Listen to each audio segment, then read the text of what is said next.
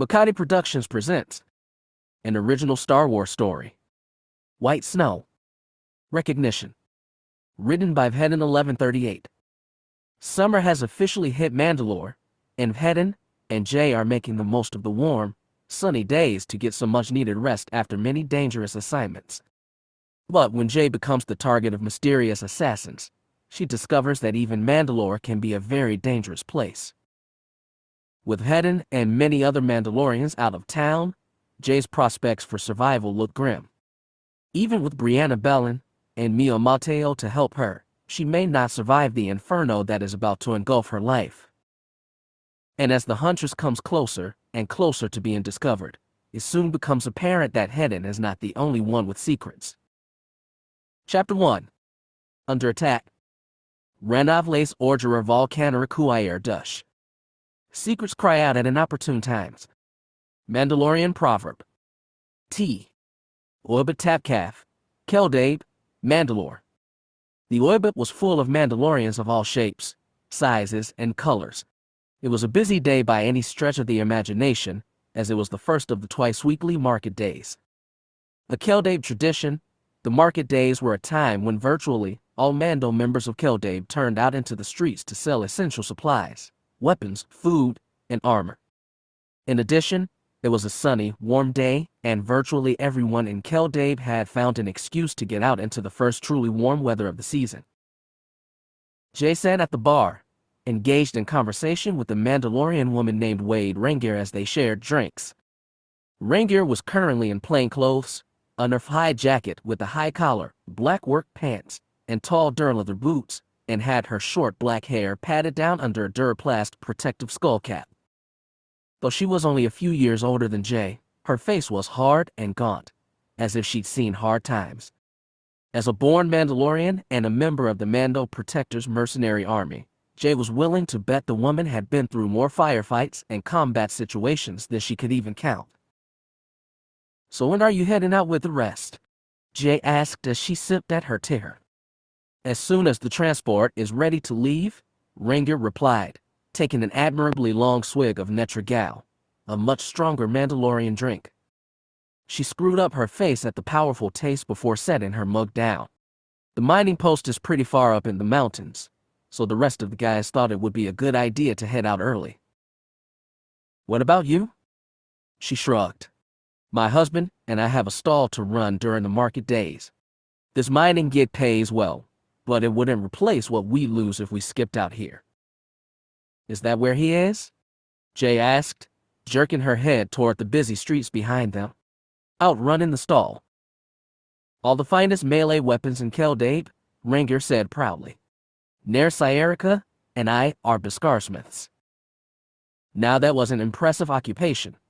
Beskar was a Mandalorian metal found only on their home planet, and it was extremely difficult to mold into a usable form. Once finished, it was near indestructible, and the Mandas, who worked with the metal, were extremely secretive as to their Beskar working techniques. Jay had even heard that they were ordered never to reveal the secret even under the threat of death. Needless to say, Mandas were very protective of the most expensive of their few exports. "How long are you guys going to be gone?" Jay asked. "Most of Keldabe has already shipped out for the mining facility, right?"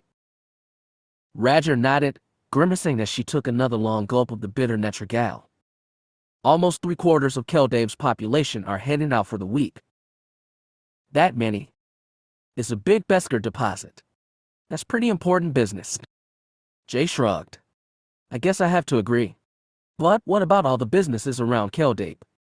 "Don't worry, Irudii," the bartender, Aramis, said as he stepped back in front of them. He had 2 dirty mugs in each hand that he quickly set about to cleaning up. "The rest of Keldabe may shut down, but the Oibit stays open no matter what. One of my many predecessors once kept business open even when a huge firestorm swept through Keldabe. The city almost burned to the ground, but several Mandoade used that soup pot over the fire there to help ferry water and douse the flames closest to the Tapcaf. The first round was on the house for the rest of the day." Jay and Rengir both laughed.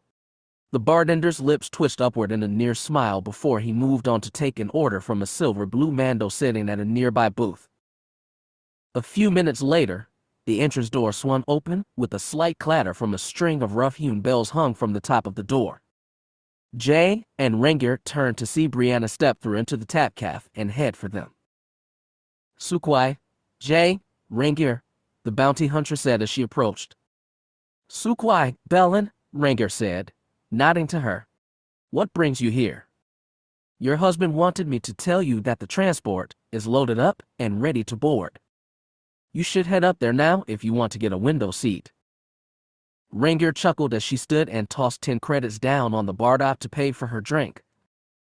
She smoothed out her jacket and picked up the rucksack that contained her armor and tools. "I'll catch up with you when we all get back, Jay," she said with a nod of farewell. Then she headed for the door and disappeared outside. Brianna slid onto the now vacant seat next to Jay. "So," she said, "making some new friends?" Jay nodded.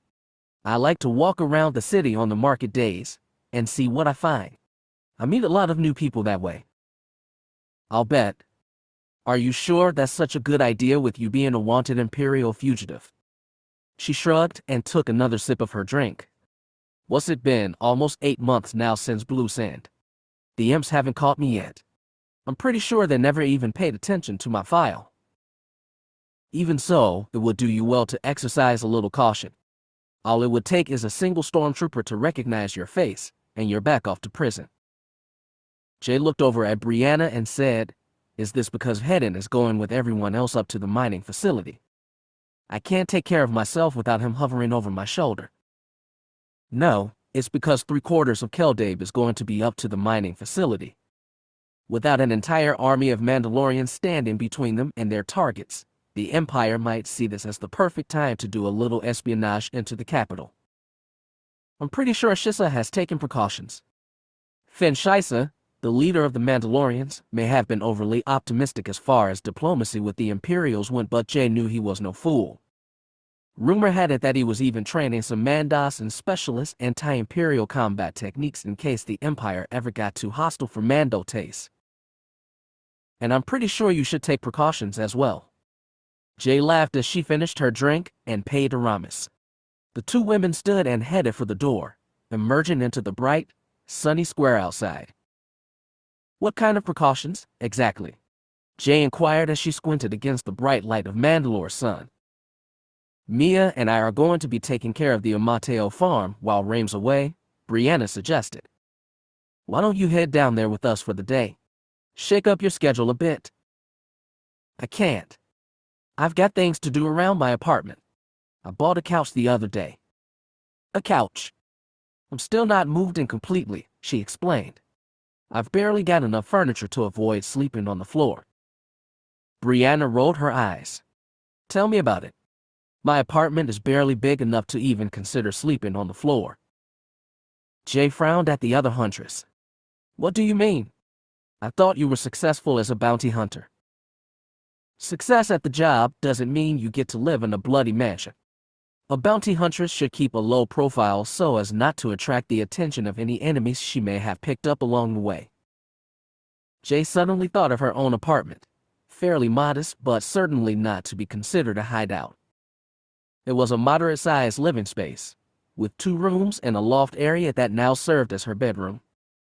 Now that she thought about it, there wasn't really anything that could serve as cover if she was ever attacked, no places where she could secretly hide weapons.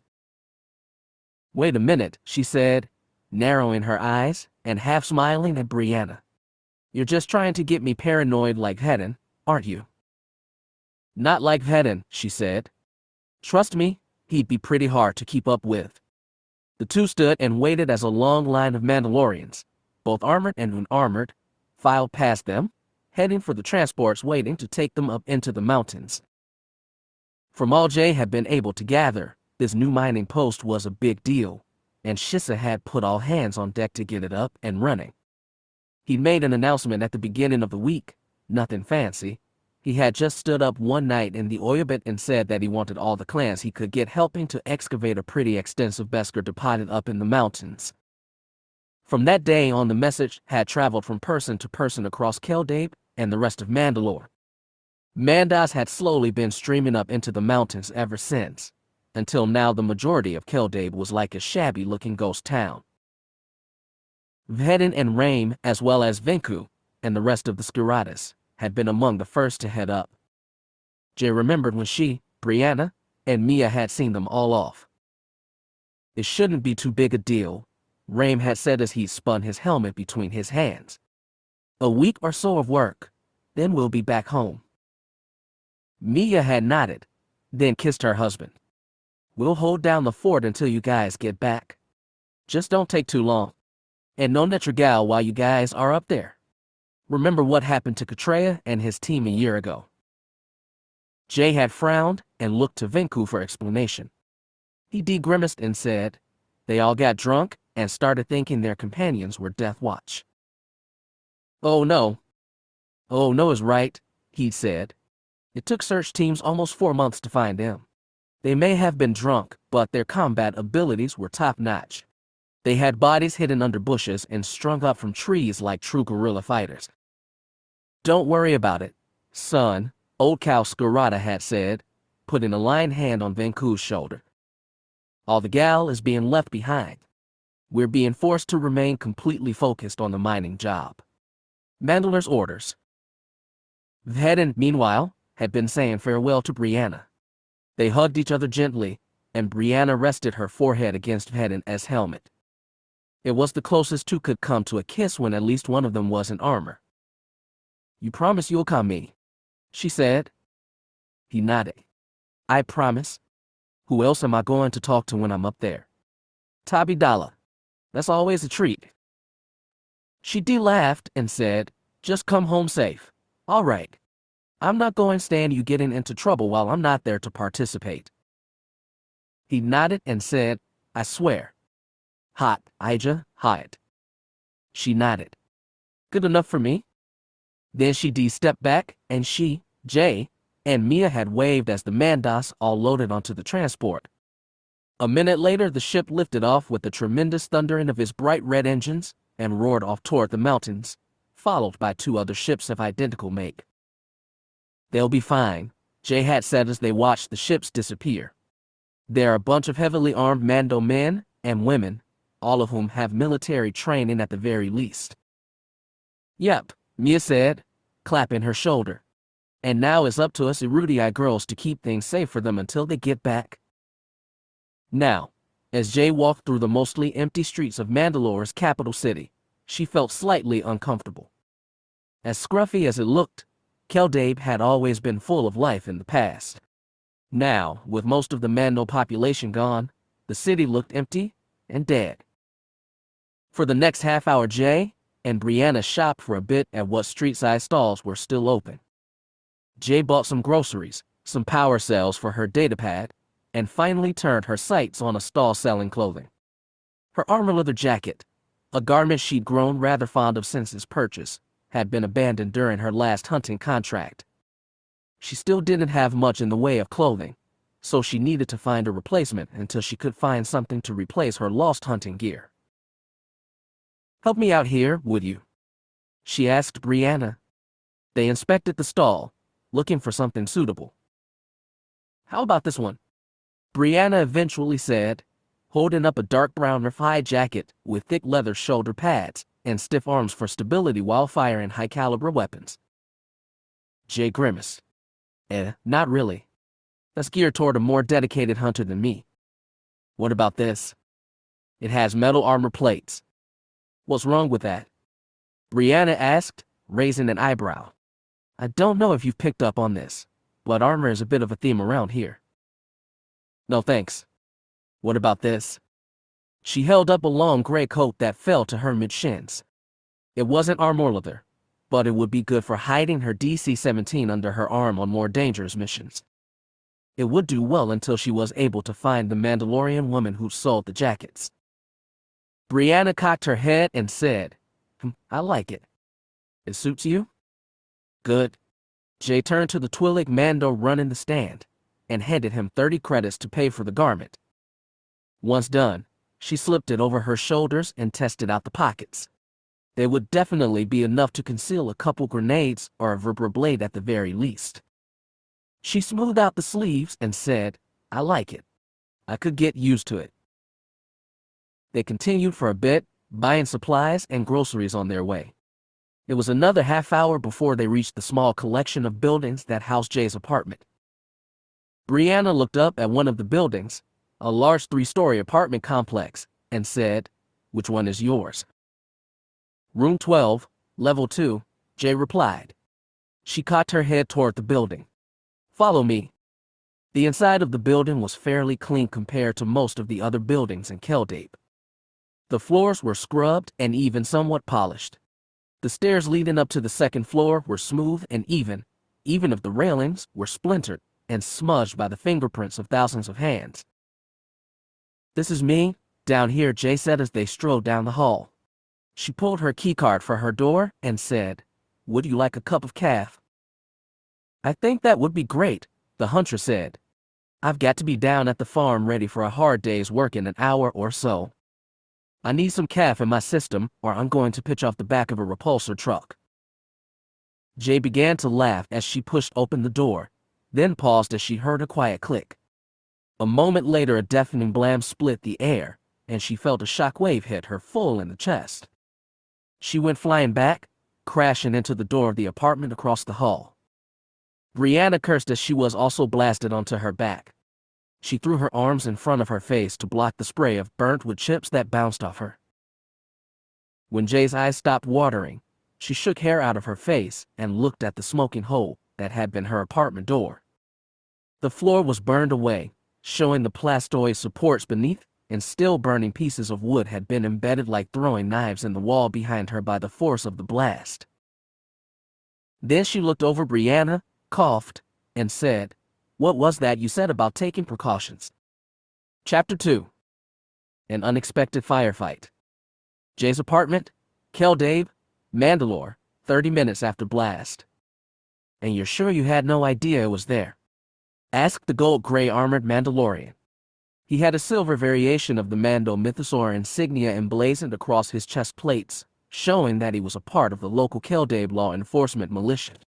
His helmet was clipped to his belt, and he ran a hand through his short blonde hair as he consulted a handheld datapad.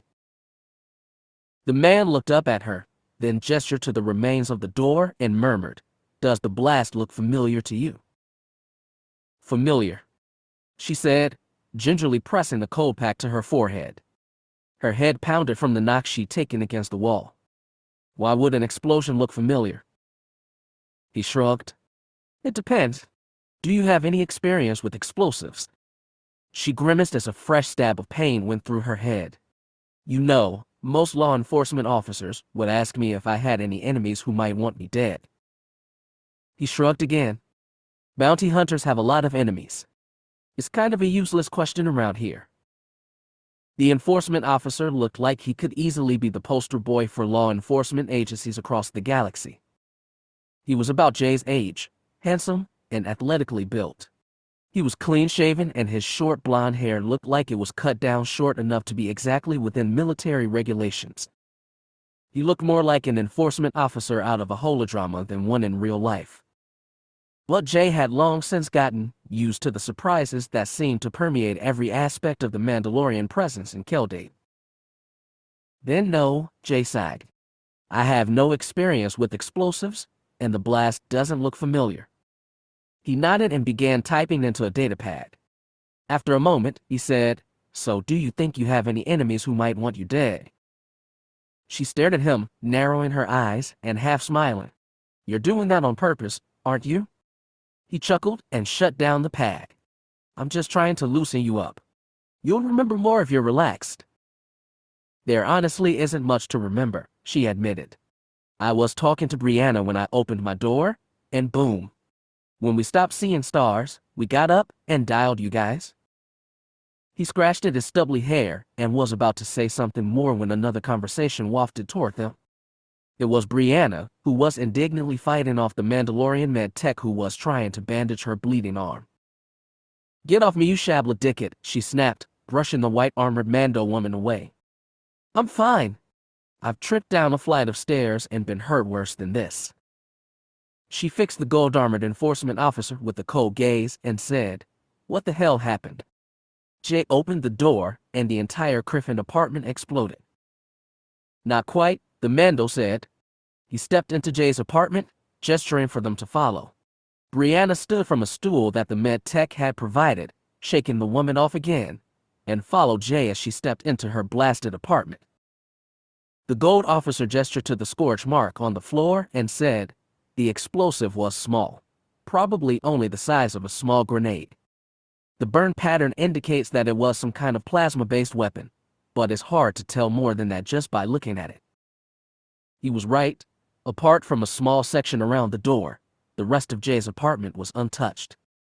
That meant the booby trap on the door hadn't been meant to cover up a robbery, which had been Jay's first thought. The officer frowned and continued. "It looks like the grenade was anchored to the floor, and the primer button was attached to a kind of tripwire mechanism designed to go off when someone entered the apartment." Brianna chuckled quietly and said, "So it's a good thing you don't have a boyfriend, Jay, or he'd be splattered across the wall." Jay blushed slightly and motioned for Brianna to shut up. The enforcement officer glanced between the two of them before continuing. Whoever did it was sloppy, though. The mechanism went off early, so most of the explosion was absorbed by the door.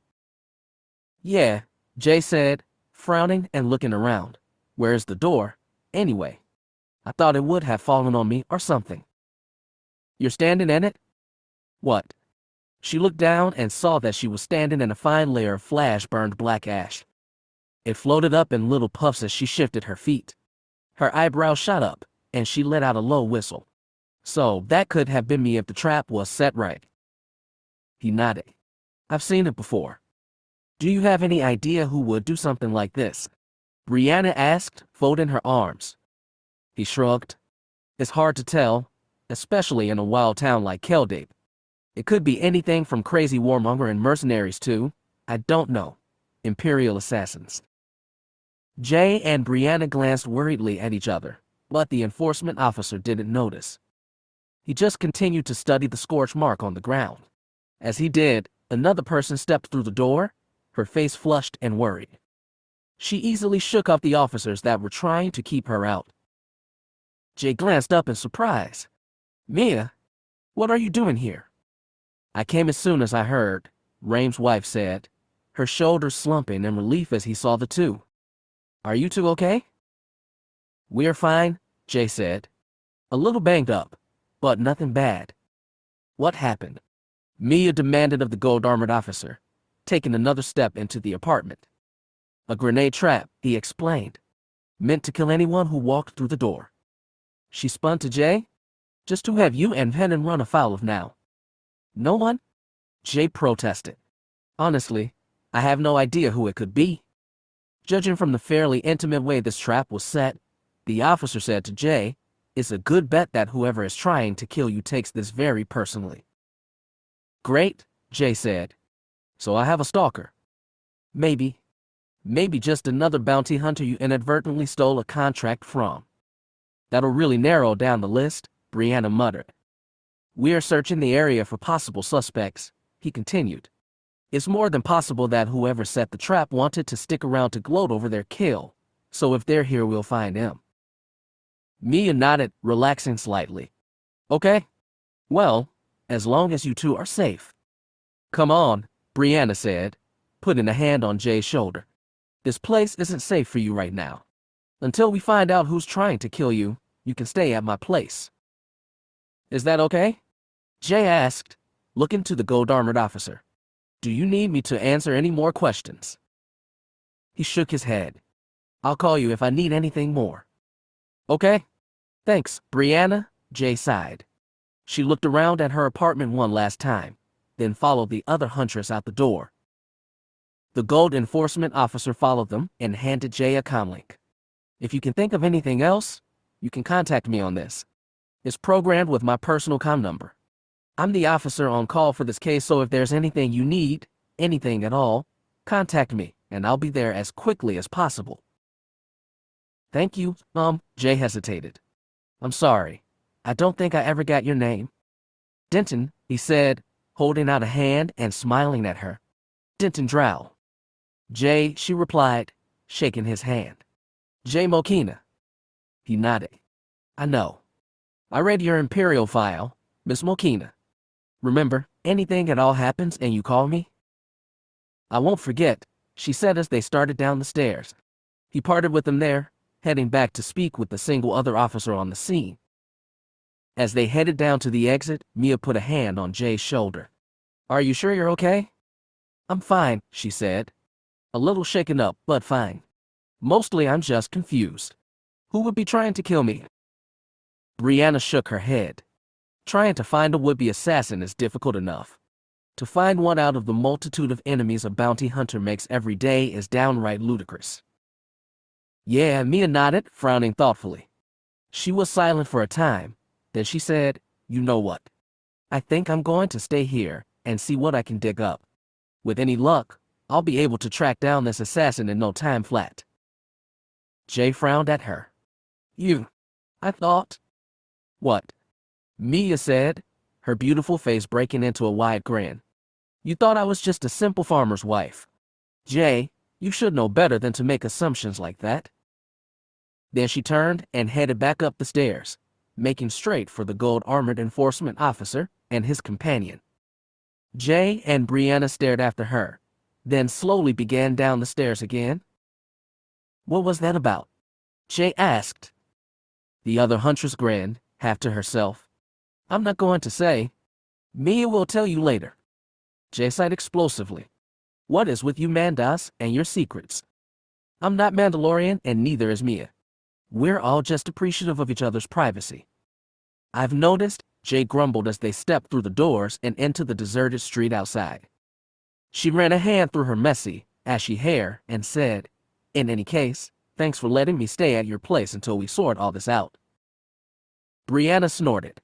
Don't thank me yet. You haven't seen the state of my apartment. We'll see, Jay said. This is all just so damn confusing, and it's good to have a friend to be able to turn to. They walked in silence for a time, heading out toward the plaza outside the Audiobook. Around them, the market day was slowly grinding to a close. As the sun set behind Mandalore Motors Tower, people were packing up their stalls, sweeping the streets where they had set up, or offering last-minute deals on their merchandise. The two huntresses leaned up against the railing that overlooked the roaring Kelida River waterfall. The cool misty spray of the water eased Jay's pounding head, and she gratefully closed her eyes and took a deep breath. It's strange, she murmured. When Brianna looked to her to elaborate, she sighed and continued. Keldabe's always seemed like the safest place in the galaxy to me. A haven from the dangers of my job. Now, I don't know, it seems wild and unfamiliar. I see all these windows, and all I see are good vantage points for snipers. I see all these buildings, and I'm thinking about who might be lurking around the doorway. You're just paranoid, Brianna reassured her. Keldabe's still the same old cesspit. It's just up one more psycho now. Yeah, just one more psycho who wants to kill me. That's just a part of the job, Brianna said, shrugging. You'll get used to it. Most of the enemies we come across don't have the resources or the resolve to go this far. You're just lucky enough to get a bad one. Or unlucky enough. She shrugged. Whatever you want to think. Right, so where do you live? Jay asked, trying to get her mind away from her mysterious stalker. The thought was sending shivers through her body, and she needed to keep her head if she had any hope of surviving all of this. It was one of the most important things Vhetin had taught her. She needed to keep focused in times of stress. Lesser beings that broke down and panicked were the first to die. Brianna turned and pointed to the southeast. That way, in an apartment complex just outside the second barrier wall. It's kind of a dump, but it works for me. She stepped away from the railing. Come on. It's getting dark, and we need to get you indoors before the real freaks of Keldabe come out to play. It was 20 minutes of walking before they reached the second barrier wall and the stormtrooper guard that was posted there. Halt! One of the troopers barked, raising a hand.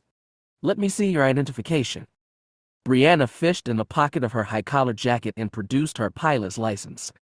Jay quickly pulled out her own license and showed it to the trooper as well. "Bounty hunters Bellan and Mokina," Brianna said. "You white jobs gonna make us stand here all night, or can we head through?" The stormtrooper took their licenses and studied them closely before nodding to himself. "All right, you can move along." Brianna shook her head and muttered a particularly fluent curse in Mando directed toward the checkpoint troopers there. If the troopers heard or understood the insult, they didn't show it. They just stood resolutely at their post, waiting for the next passerby. In a motion that had quickly become a habit of hers, Jay was compelled to look up and marvel at the sheer size of the barrier wall as she passed through it. The city of Keldave was built on top of a large hill and organized into 5 sections, each of them divided by a huge barrier wall intended to protect the city in times of siege. If enemies somehow made it into the city, the defending Mandos could fall back behind each wall. The entire city was built like a gigantic fortress, with the central circle containing Mandal Motors Tower, Mandalore's single largest hypernautics company, and the site of many of the planet's renowned Beskar workshops. The protection of these businesses was paramount, as a loss of even one of them would cause a complete breakdown of Mandalore's already shaky economy. The wall itself was at least 60 feet high, made up of simple stone blocks that were 3 meters thick and twice as tall as Jay was. Time, the elements, and graffiti from local hoodlums had worn away some of the ancient magnificence of the walls, but they still stood tall, stretching into the dark sky to where they blotted out the last remnants of sunset. "Keep up, Jacob," Brianna suddenly called from down the street. "I'm not waiting for you." Jay started and broke into a jog in order to keep up with the other huntress. "Are we close?" "Not quite," Brianna explained. "There are only 4 access points through the walls, one to the north, south, east, and west. My apartment is a half-mile from the southern access point we just went through." "And are we safe in this part of the city?" Jay asked, eyeing a group of young Mandalorian men clustered around a burning trash container. They were tossing what looked like Imperial propaganda pamphlets into the flames, muttering angrily and staring at the 2 huntresses. "Good night, guys," Brianna said, nodding politely to them. She glanced at Jay and murmured, "It's not the best place for ruddy-eyed women to be at night, so we should start walking a little faster." Jay nodded and picked up the pace, keeping her gaze away from the Mandalorians. Nevertheless, as they stepped past the young men, she heard one of them shout, "Hey, you there? Rudy eyes." Brianna's shoulder slumped and she sighed, "Ah, Shab." Then she took a deep breath and turned around to face them. "Can we help you fellas?" The 4 Mandos, all wearing silver armor decked out in greens, yellows, and reds, stepped away from their fire. A silver-green man gestured toward the 2. He had short black hair and a flattened nose that looked as if it had been broken several times before. "Is there something we can help you with?" Brianna asked, folding her arms. "Are you armed? Are you looking for a fight?" The small group laughed, and the silver-green Mando, who was obviously their leader, shook his head. "Not looking for a fight. But with Keldave empty like this, it ain't smart for 2 pretty young erudies like yourselves to be wandering off on your own. You need someone to help you to where you're headed." Brianna glanced at Jay, then turned back to the group and nodded. "That would be nice. Thanks, Vode." The silver-green man bowed his helmeted head and said, "Always happy to help out fellow bounty hunters." Brianna turned to Jay and grinned. "See? Like I said, we'll be fine. I love this town. You in some kind of trouble?" the silver-yellow Mandalorian asked as they all set off together. He had his helmet clipped to his belt, and his wide face was heavily tattooed. "We're fine," Jay said as they set off again. "Just a little trouble with." Suddenly a sharp crack split the night air, and a bright green blaster bolt flashed in front of her face. It hit the Dirkrete, vaporizing the rock in a blast of smoke and sending Jay staggering away. "Sniper!" one of the Mandos shouted, drawing a pistol from his belt. All 6 of them scrambled into action, splitting up and diving for cover. Jay scrambled as fast as she could into what looked like an empty supply shop, blaster bolt stitching the street right on her heel. Two of the Mandalorians sprinted after her, jumping away from the bright green laser bolts. "What the hell is that?" Jay shouted. "No idea," Brianna cried, covering her head as she ran for a dumpster outside the shattered main window of the old shop. A sniper round ricocheted off the durasteel, flying off into the night with a hiss. She dove behind it and quickly sat up, her back slamming against the durasteel with a hollow thud. She shook hair out of her eyes and grinned breathlessly at Jay. Looks like someone noticed that their bomb didn't quite do the trick. "Can't rely on booby traps for assassinations these days," the silver-red Mandalorian said, shaking his head. "If you want to kill someone, you gotta do it yourself. Right? In the meantime, do you have any weapons?" Jay asked them as the two Mandas pressed their armored backs to the walls. The staccato crack of the attacker's sniper rifle echoed down the street outside, and they flinched away from the bright laser bolts as they screamed through the shattered window. "What? You don't?" The silver-orange Mando shouted over the rifle fire. "What kind of bounty hunter are you?" "Just give me a criffing gun," Jay shouted. The man cursed and tossed her a field pistol before pulling his helmet over his head. The helmet's flag-like targeting rangefinder flipped down over his visor, and he flexed his grip on his own pistol. Jay quickly checked the Tabana charge and condition of her weapon before reaching up and bashing the window out to clear her firing area. "Brianna," she called. The huntress was pinned down with two other Mandas behind the dumpster. She had also borrowed a weapon from one of her companions and was frantically snapping off shots from around the edge of the dumpster. At the sound of Jay's voice, she turned and shouted back, "What? What do you want? Can you see him?" Brianna risked a glance around the corner of the dumpster, but quickly pulled back when a flurry of sniper rounds ricocheted off the dumpster. She cursed and shouted back, "No." "Damn it." Jay tensed, preparing to straighten and fire at the hidden sniper. Before she could move, however, Brianna shouted, "Don't move. He's after you. I'm not going to sit around and let us get picked off one by one." "Stay put," one of the Mandas growled, grabbing her forearm and pulling her down. He straightened and fired twice into empty space before a green bolt hit him in the throat. He was blasted onto his back, writhing and screaming. Blood bubbled out of his torn flight suit. "Damn it.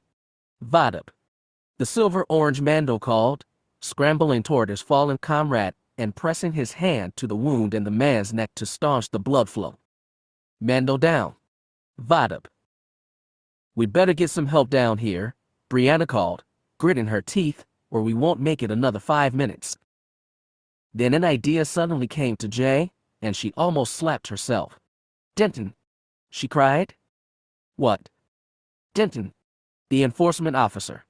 He'll be able to help us out. He gave me that comlink, remember? Then what the bloody hell are you waiting for?" She fumbled at her belt before pulling the small comlink the gold-armored Mandalorian had given to her. She keyed the transmission button and shouted, "Denton, Denton, please come in." All she got was static, and she cursed loudly. "Let me guess," the silver-orange Mando called. "No backup." "Whoever is taking pot shots at us is jamming the transmission," Jay snapped. "He's more smarter than we thought. How's your buddy?" The Mando had just finished putting a field bandage over his wounded friend's neck. "He'll live if we can get him to a med center. If we're stuck here for much longer." He let the rest of the sentence trail off, then simply shook his head. "If he's jamming our transmission," Brianna muttered, reloading her pistol, "he can't be too far away." "He's shooting at us," one of the Mandas growled. "Of course he's not far away. What's going on here?" Came a new voice from further down the street. "You there? What are you doing?" Jay's head snapped toward the new voice. She saw two black-clothed Imperial pilots walking down the street toward them, a tall silver-armored Mandalorian walking behind them. At the sound of blaster fire, the pilots drew their Imperial-issue blasters and sprinted toward the firefight, obviously thinking they were coming to the rescue. "No!" Jay shouted at them. "Stay back. We're under." It was too late. Bright green blaster bolts slashed through the darkness, flashing from a rooftop across the street. The bolts hit the two pilots with deadly accuracy, blasting them off their feet. They crumpled to the ground a meter or so from where they first stood, smoke slowly rising from their burned bodies. Something in Jay suddenly snapped. She let out a shout of rage and stood, sprinting for the door. Sniper rounds immediately lit up the darkness around her, but she fired blindly in the vague direction of their origin, making her way toward the door. "What the hell are you doing?" The silver-orange Mando snapped at her. "Hang on," Jay shouted to the fallen pilots, ignoring the Mandalorian as she ran into the street. She picked up the pace as she heard sniper bolts hitting the street behind her. She skidded to a halt next to the downed pilots, desperately trying to remember the field medicine classes she'd taken while serving in the Navy. One of the pilots was already dead, most of his chest blown away by the sniper round. The other one, however, was bleeding heavily from a wound to the ribs. The bolt had just grazed his side, but it had still done extensive damage. Blood pooled on the cement street around the man, staining Jay's pants as she knelt next to him. She pressed 2 fingers to his neck but couldn't find a pulse. Her blood ran cold. "Don't worry," she said breathlessly, knitting her fingers together and pushing against his chest. Her CPR didn't work at first, but she kept pushing against his bloody chest. She couldn't think about anything but the dying man in front of her. The rest of her mind was blank. She pushed against his chest harder, trying to beat his heart back into its proper function again. "You're going to be fine," she muttered, brushing hair out of her face with a bloody hand. She resumed her work, shoving her clenched fist against his chest in a steady 1-2-3 beat. "Just stay with me, damn it." The man didn't move, and Jay suddenly felt a fiery rage fill her heart. She couldn't explain it, but she needed this man to survive. "Stay with me," she shouted at him, pushing against his chest harder and harder. A note of desperation had entered her voice as she cried, "Don't leave me." "Jay." Brianna's voice suddenly snapped. Jay suddenly came back to reality, looking around and blinking quickly. She looked down and saw a wavering laser sight dancing over her chest. "Oh," she muttered. Her training suddenly kicked in and she threw herself back, flattening herself against the street. There was a deafening crack, and another green sniper bolt flashed over her, only centimeters from her head. It was only then that the silver-armored Mando jumped into action from where he'd stood impassively in the street several meters away.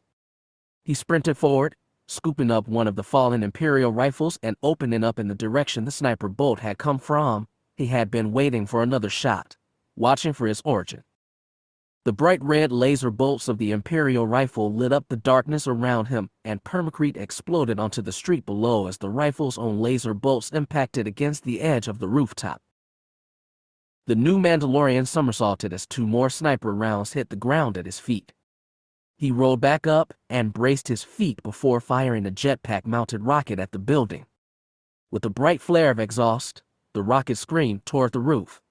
Moments later, the entire rooftop erupted in a wash of fire and shrapnel, and a concussive shockwave sent bits of the roof flying several meters into the dark air.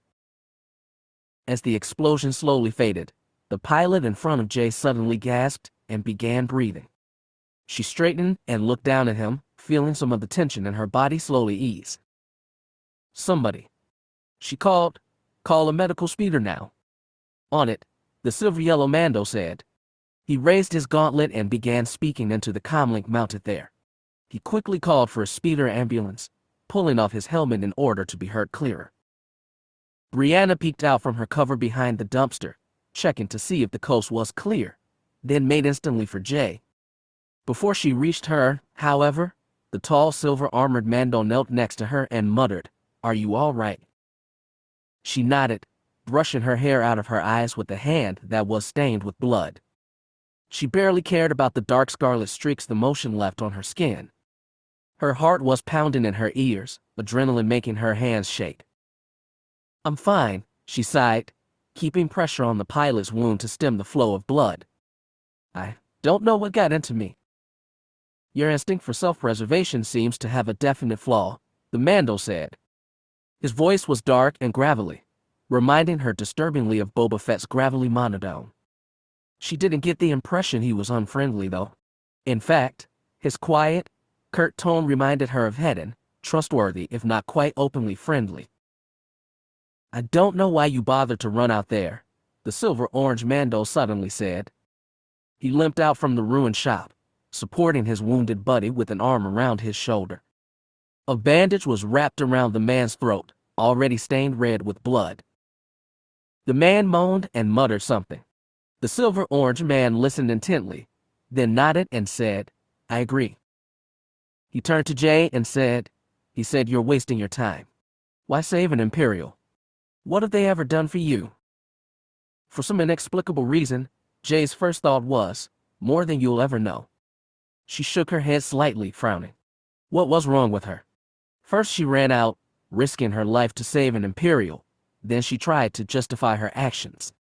The imps had branded her a traitor, taking away everything she'd ever loved, while the sudden change of heart. The Mandalorian was right. She had wasted her time trying to save him. But, did I? She thought. I don't feel like I did. She shook her head and racked her mind for an excuse. Maybe I did waste my time, she eventually said. But this guy wasn't trying to hurt us. He was just an innocent bystander. The silver-armored Mando said, tipping his head slightly. Then he turned to Brianna and murmured, "So I see you're still getting into more trouble than you can handle."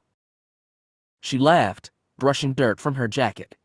"And you're still causing more collateral damage than you can stand to pay for, Mac." The Mando craned his neck to look at the building. The roof was little more than a sheet of flames. Smoke wafted up into the night sky, and Jay could hear the distant wailing of fire control sirens. "I think you're right," the silver Mando, Mac, said eventually. Then he turned back to the huntress and said, "It's good to see you're still alive. I was sure your ego was going to get you killed before long." She grinned. "It's good to see you too, Vod." Wait, Jay said, looking between the two. "You two know each other?" "Old friends, yeah," Brianna said, nodding. "We used to work together, but we cut off the partnership when he got me shot." "You ran headfirst into a firefight," Max said. "Of course you got shot. That doesn't make it my fault." "Sure. Whatever you say," Brianna shrugged and turned her gaze back to Jay. "Anyway, I was shot when he was supposed to be watching my back, so we went our separate ways. And now, I work alone." "As much as I hate to interrupt this interesting conversation," said the silver-orange Mando, still carrying his wounded friend, "when are the medics gonna get here?" Jay looked down at the street, seeing the approaching flashing blue-white lights of the speeder ambulances racing toward them. She sighed and looked down at the pilot, whose pulse was beginning to beat more steadily. "Don't worry, flyboy," she whispered. "You're going to be okay." Chapter 3. The scene of the crime. Jay's apartment, Kel Dave, Mandalore, 1 hour, 30 minutes after the blast. Mia frowned as she knelt in the blast zone for what felt like the 100th time, tracing her fingers along burnt wood and plastoid. She looked at the ashy residue the motion left all over her fingers and sighed. She was glad Jay was safe, but she got the feeling that the young woman wasn't out of danger just yet. Something about this scene screamed at her that this was a planned, organized strike, not just a random thug trying to get back for some grievance Jay had caused him. This had been thought out, and thought out well. Who else but a serious attacker would rig an explosive so it would detonate as soon as someone opened the door? An attack like that was planned, not miraculously thought up on the spot. The rest of the apartment was very humble. Past the front door was what apparently was going to become a living room, as there was a medium-sized hollow monitor set up on the floor, and a ratty-looking chair about a meter away. Mia vaguely remembered Jay mentioning something about buying a couch, and she assumed it would have gone somewhere in this area. Past the living room was the kitchen, also fairly frugal. Jay had set up several of the utensils that Mia and Raim had given her for her surprise apartment warming party about a month before. Mia could see a calf maker, a water condenser, and a handheld flash heater for cooking. There was really nothing that gave her a hint as to who would want to hurt Jay. The small fresher was just as simple, a tiny adjoining room with an equally tiny sand steamer and a mirror over the wash basin. There was little in the room besides necessary toiletries. Mia shook her head as she walked back into the main room. Jay's would-be assassins had somehow managed to get into the room, set the explosive, and get back out without being seen. No one could be that careful and not make some kind of mistake or leave something behind. No one was that meticulous. There was something here, she knew it. She was missing something, and she just needed to concentrate in order to find it. Whatever it was might lead to Jay's attacker, and end this whole mess before it barely began. The gold-armored enforcement officer, Denton, appeared in the doorway, helmet still clipped to his belt. "The rest of the officers are heading home for the night," he said. "There's really no reason for you to stay." She shook her head and sighed again. "There's something here. I can't feel it." He chuckled and stepped into the room, folding his gauntleted arms across his chest. "So you're a GDI now suddenly?" She shook her head. "Former Imperial Intelligence." His eyebrows shot up, and all trace of humor vanished from his voice. "Oh, a spook." "Yeah. I caught over 30 names on the Empire's most wanted list. Alone." He let out a low whistle, looking at her with newfound respect. "So you think there's something still here? We've been over the area time and again. It looks like random attack." She shook her head and stood up. "No, see the burn mark here? It almost looks like a shape. And if it was a shaped charge, the explosion would have been only to send a message. That's why Jay wasn't killed." He stared at the burn mark, then fixed her with a skeptical look. Right? Look, you've been working on this for a while now, eh?" "You spend more time if Jay was dead," Mia snapped. "If her body was lying in the middle of the floor, you sure as hell spend more than an hour and a half looking through this OSSIC." "But there isn't," he said, his voice quiet but firm. "There is no body, there's no murder, and there's nothing here. Just a burn mark in the ground from the explosive. These guys didn't leave anything behind." "No, I know there's something we're missing." He sighed and said, "You're remarkably persistent for a spook. I thought everything had to fit into your little timetables, and there was no time for anything else to fit into your investigation." She ignored the half-hearted insult and turned back to the interior of the apartment. There wasn't really anything else in the place except for the small loft that served as Jay's bedroom. She frowned and stepped toward it, her boots thudding on the middle great stairs. There wasn't much in the loft. The only furniture was a modest cot, the covers tucked flat with military tidiness, and a small bedside table featuring a framed jalopnik of Jay's little sister, Arian. As she looked closer, however, Mia noticed that there were slight scuff marks on the surface of the bedside table. She frowned and looked closer, seeing that they were caused by the jalopnik being shifted often. The stands that kept the pick upright dragged on the table, scuffing the wood slightly. The picture had obviously been moved around a lot. But it was just a still image of a young woman, bearing a close resemblance to Jay, smiling at the cam. What was so special about the picture? Jay obviously missed her sister, and had said so on several occasions. But Mia's gut told her that there was something else about the picture, and she had always trusted her instincts in the past. She picked it up, turning it over in her hands. Sure enough, there was a button on the back. She frowned and pressed it, then jumped slightly as the jalopnik began to speak. More accurately, the picture had simply switched from a still image to a full-blown hologram complete with audio. Mia flipped it over, seeing a sputtering, shaken image that was little more than a blur of motion. "What are you doing up there?" Denton called, but she ignored him, listening intently to the sound coming from the video. "What? Where's the button?" Came a recorded voice. It was a man's voice, and not one Mia recognized. Maybe one of the beings who tried to kill Jay. "Is right okay? Stop moving, and I'll show you," came Jay's voice, amusement evident in her tone. "Will you stop messing around? You should have more respect for your superior." "Superior my ass," Jay laughed. "You can't even work a simple holocam?" Okay, the male voice said. "I think I got it."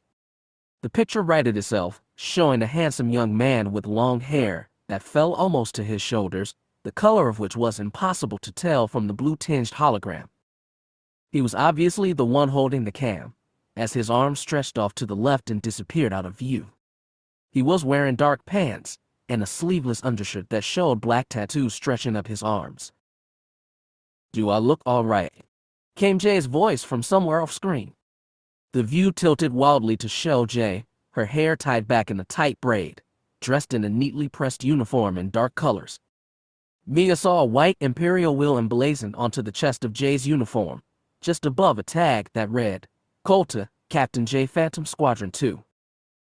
The image shook a bit, then the man's voice said, "You look beautiful." She glared at the cam and said, "I'm serious. If this is ever discovered and we get court-martialed, I at least want to look professional in the evidence that's going to send us to the stockade." "Come on. We're just doing this for a gag." "It doesn't matter." The man laughed from off-camera. "You look very professional, like you're dressed to greet Lord Vader himself." Mia frowned. What was this? Some memento from Jay's past. She'd never spoken of her time with the Empire before, and Mia had never thought to ask. After all, the Imperials had betrayed the young bounty huntress, and she'd shown nothing but contempt for their minions now. So what was she doing with a vid recording from her Navy days? "Okay," Jay said, smoothing out her uniform and letting out a long breath. "I'm ready." "You sure?" "As sure as I'll ever be." "Okay," the man said. The cam view tilted to face him again. He grinned as Jay sat down next to him on what looked like a military regulation cot. Mia could see a dark starscape outside a viewport behind them. That meant they were on board a capital ship or space station. The man looked into the cam with dark eyes and suddenly adopted a curt, military tone. "Here follows the official transcript of Nessun Shade," he said, "Captain First Class, serial number TA 2334A, and Colta Jashia, Captain Third Class, serial number OC 9871Q. He looked over at Jay and said, "You want to start?" "With pleasure," she said with a nervous grin. She looked into the camera and said, "As per Imperial Regulation TT-38, no military personnel may have personal relationships for as long as their tour of duty lasts. But I am officially stating that I have broken that rule." She looked over at the young man and took his hand. "For whoever may discover this message, I am officially stating that I love Captain Shade Nessun." "And I am officially stating that I love Captain J. Colta," he said, grinning widely. "And that no matter how many court-martials someone threatens to slap on my sorry hide, I'll still love her." He looked at the cam and suddenly said, "So take that and choke on it, you bureaucratic Imperial criffers. How about that?" Jay laughed, her face lighting up with the joy that Mia had never seen in all the young woman's time on Mandalore. "And just to speed along our trial should we be court-martialed," Jay said, "I give you Exhibit A." Then she reached over, grabbed the young man's face, and kissed him deeply. He murmured his approval, then pulled back after a moment. The two broke into laughter again, and the vid stopped there. The image froze, showing the two's faces lit up with loving smiles. Mia slowly hit the stud on the back of the pic again, switching it back to the picture of Jay's little sister. She frowned as turned the framed picture over in her hands again, more confused than enlightened. Who was that young man? Some ex-boyfriend that Jay had long ago left behind? If so, could he be angry enough about her leaving to try to kill her? It wasn't impossible. Most murders were committed by someone the victim knew, even if it was someone they'd known intimately for decades. She shook her head and called, "Denton, I've got a holopic I want you to run through facial recognition. There's a man in a vid recording here, and I want to know if he's a possible suspect." "Is that all?" Denton asked, resting his hands on his hips. Mia looked around one last time, then leaned over the railing and looked down at the apartment below her. As soon as she did, she clapped her hands and cried, "Ha! Told you so." "What?" "Get up here and see for yourself." Denton was immediately sprinting up the stairs, taking them two at a time. He stopped at her shoulder and looked down. Once again, his eyebrows shot up as he leaned against the railing. "Okay," he eventually said. "I can admit when I'm wrong. It was a message after all." Burned into the floor by the heat of the explosion was the scorched shape of a cross. Chapter 4. Brianna's home. Downtown Keldabe, half a mile from Brianna's apartment. It had taken a surprisingly short time for the medics to treat the wounded Imperial pilot and the Mando who'd been shot in the throat. They had applied field dressings to their wounds, quickly loaded them onto the ambulances, and sped off toward the nearest med center. After some worried pacing and waiting, the 3 remaining young Mandas had received a confirmation call from the med center that both the pilot and their friend were in stable condition. After some relieved conversation, Jay, Brianna, and the Mandas parted ways. Strangely, though, Mac decided to accompany the 2 women to Brianna's apartment. When Brianna asked him why he was following them, he replied with a cryptic answer of, "You're going to need my help." After walking in silence for an uncomfortably long period of time, Jay leaned over to Brianna and cast a nervous glance at the tall, silver-armored Mando. He was walking in silence, his gaze kept unwaveringly on the road ahead of him. His silver armor was painted with bright highlights as they passed underneath glowing halolamps mounted over the street. "Hey, what's his deal?" she whispered. "He talks even less than Vhetin does." "If you're worried about him being trustworthy, don't," Brianna whispered back. "He's a Mando through and through. He'll probably actually be helpful before this is done." "Yeah, but why is he even coming with us?" "This is my problem, not his." Brianna shrugged. "Mac likes a challenge. He lives to test himself in combat, and I guess he thinks mysterious assassins and a damsel in distress all but screams his name. He's not going to, try and mug us, right?" Jay asked, casting another nervous glance at the Mando. "He seemed pretty violent during that firefight."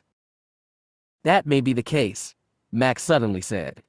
Like Vhetin, he had the strangest habit of speaking up when one had no idea he was even listening to the conversation. "But at least I'm not the one smeared with blood." Jay rubbed at the crusty smear of dry blood on her forehead. "It's not my blood. That's my point. At least I was trying to save a guy instead of blowing him up." He shrugged, not looking at her. "I may have saved your life. You should be more thankful.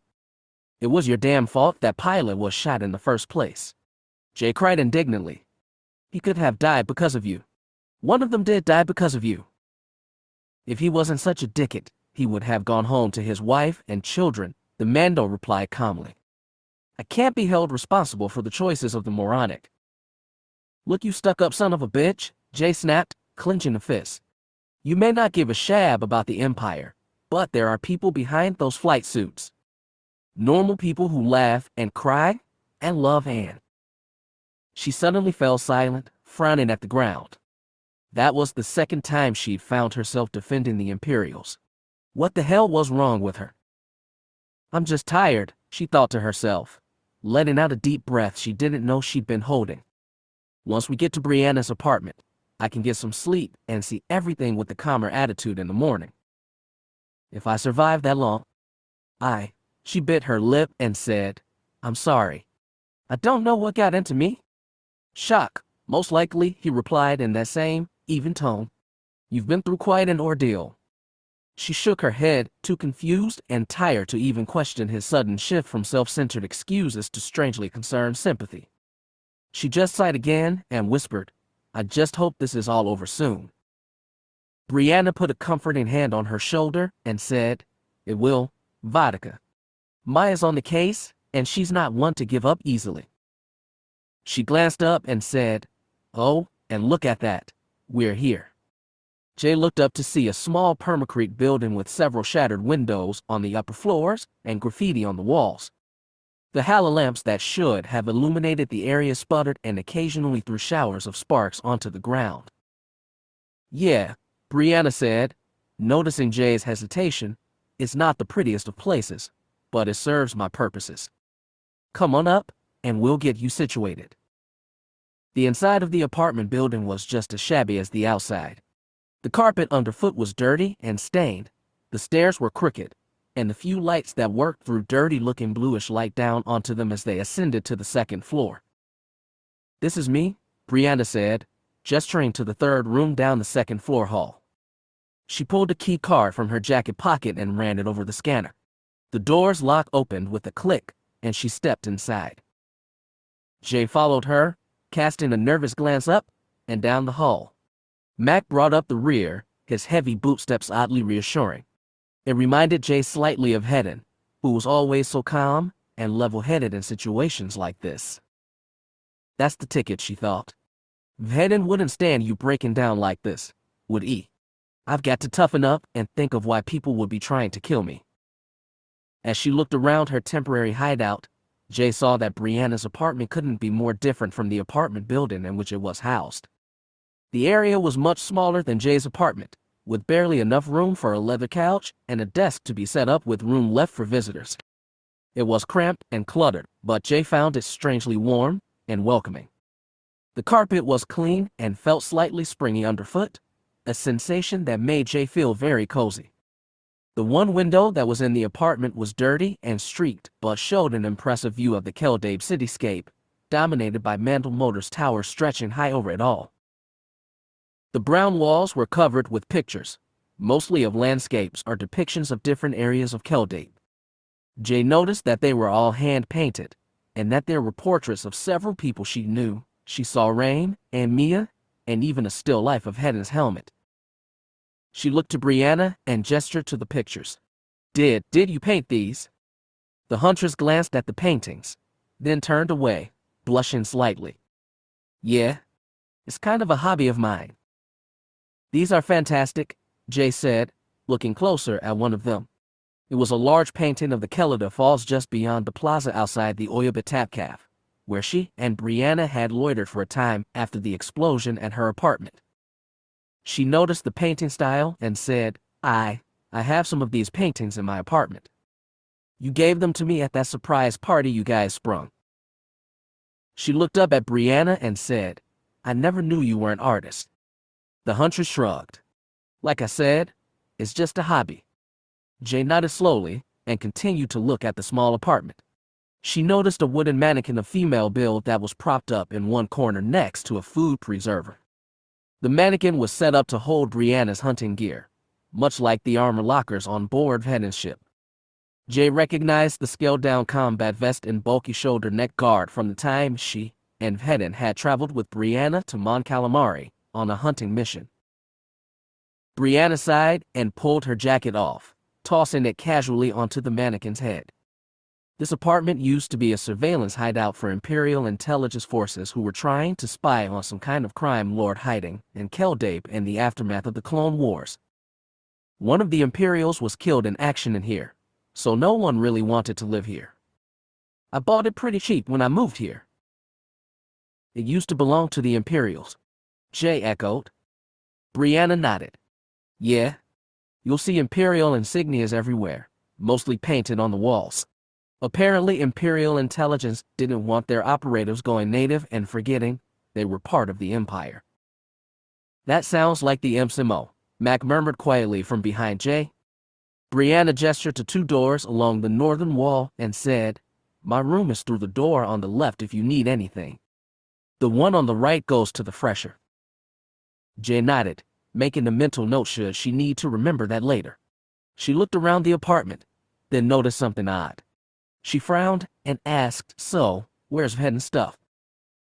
Brianna cocked her head. What do you mean? Jay frowned deeper and said, Well, I assumed that since you and Vhetin were together that you'd be, and that he'd be, living here. Brianna stared at her, then threw her head back and burst out laughing. So let me get this straight, she said. Chin and I can barely carry out a civilized conversation without biting each other's heads off 3/4 of the time, and you think he and I are living together. Jay, I'm disappointed in you. I didn't mean to pry, she said quickly. I was just confused. No, Brianna said, still laughing. Chin is most definitely not living with me. I don't think we could stand to be in the same room with each other for more than an hour without finding something to fight about. I'm pretty sure that's a sign that you two should go your separate ways, Max suddenly piped up, standing impassively just inside the door. The expressionless T-visor of his silver helmet tilted slightly as he cocked his head and said, "You two have been struggling for years to get this relationship going. Don't you think it's time to move on?" All trace of amusement in Brianna's expression instantly vanished, replaced by a dark scowl. She took a step forward and said, "You're in no place to voice an opinion like that, Mac. My relationship with Vhetin is none of your business." He tilted his head toward Jay and said, "Is none of her business either." "She was asking an innocent question," Brianna snapped. "You're just being an ass." "Look," Jay interrupted, "I don't want any trouble." "Mac's right. It is none of my business, and I shouldn't have asked in the first place." She looked to Brianna and asked, Is it okay if I use the sand steamer? I need to get this blood off me." The huntress nodded, still glaring at Mac. "Go ahead. Just a warning, though. The building doesn't have a flash heater, so you only have about 10 minutes of hot water." Jay thanked her, then hurried for the door to the fresher as she heard Brianna begin to argue with Mac again. She quickly slipped through the door, closing it firmly behind her and letting out a long breath. She closed her eyes and rested her back against the door, feeling a sudden wash of sadness wash over her. The last thing she needed right now was to start a fight between Brianna and her Mandalorian friend. She needed a place that was quiet, someplace she could think through this whole mess. She turned the knob to get the water running in the sand steamer before undressing and putting her burned, dirty clothing on the edge of the wash basin. She let out a relieved sigh as she stepped into the hot stream of water, glad to be able to wash the dried blood off her face and hands. As she washed the blood out of her hair, she noticed a dark imperial wheel carved into the porcelain of the steamer's wall, bordered by the words, "Long live the Empire." She remembered Brianna saying that the apartment used to belong to the imps, but was still unprepared to see the insignia of the Empire's navy literally millimeters from her face. She sighed and rested her forehead against the cool surface of the porcelain, closing her eyes as a man's voice drifted into her mind, remnants of an old, cherished memory. "It's propaganda," the voice said. "It's all just there to keep people in line." Jay's fingers slid up the wall, brushing over the contour symbol carved into the wall as her own voice entered the memory. "I get that," she said, "but they don't need to beat people over the head with it.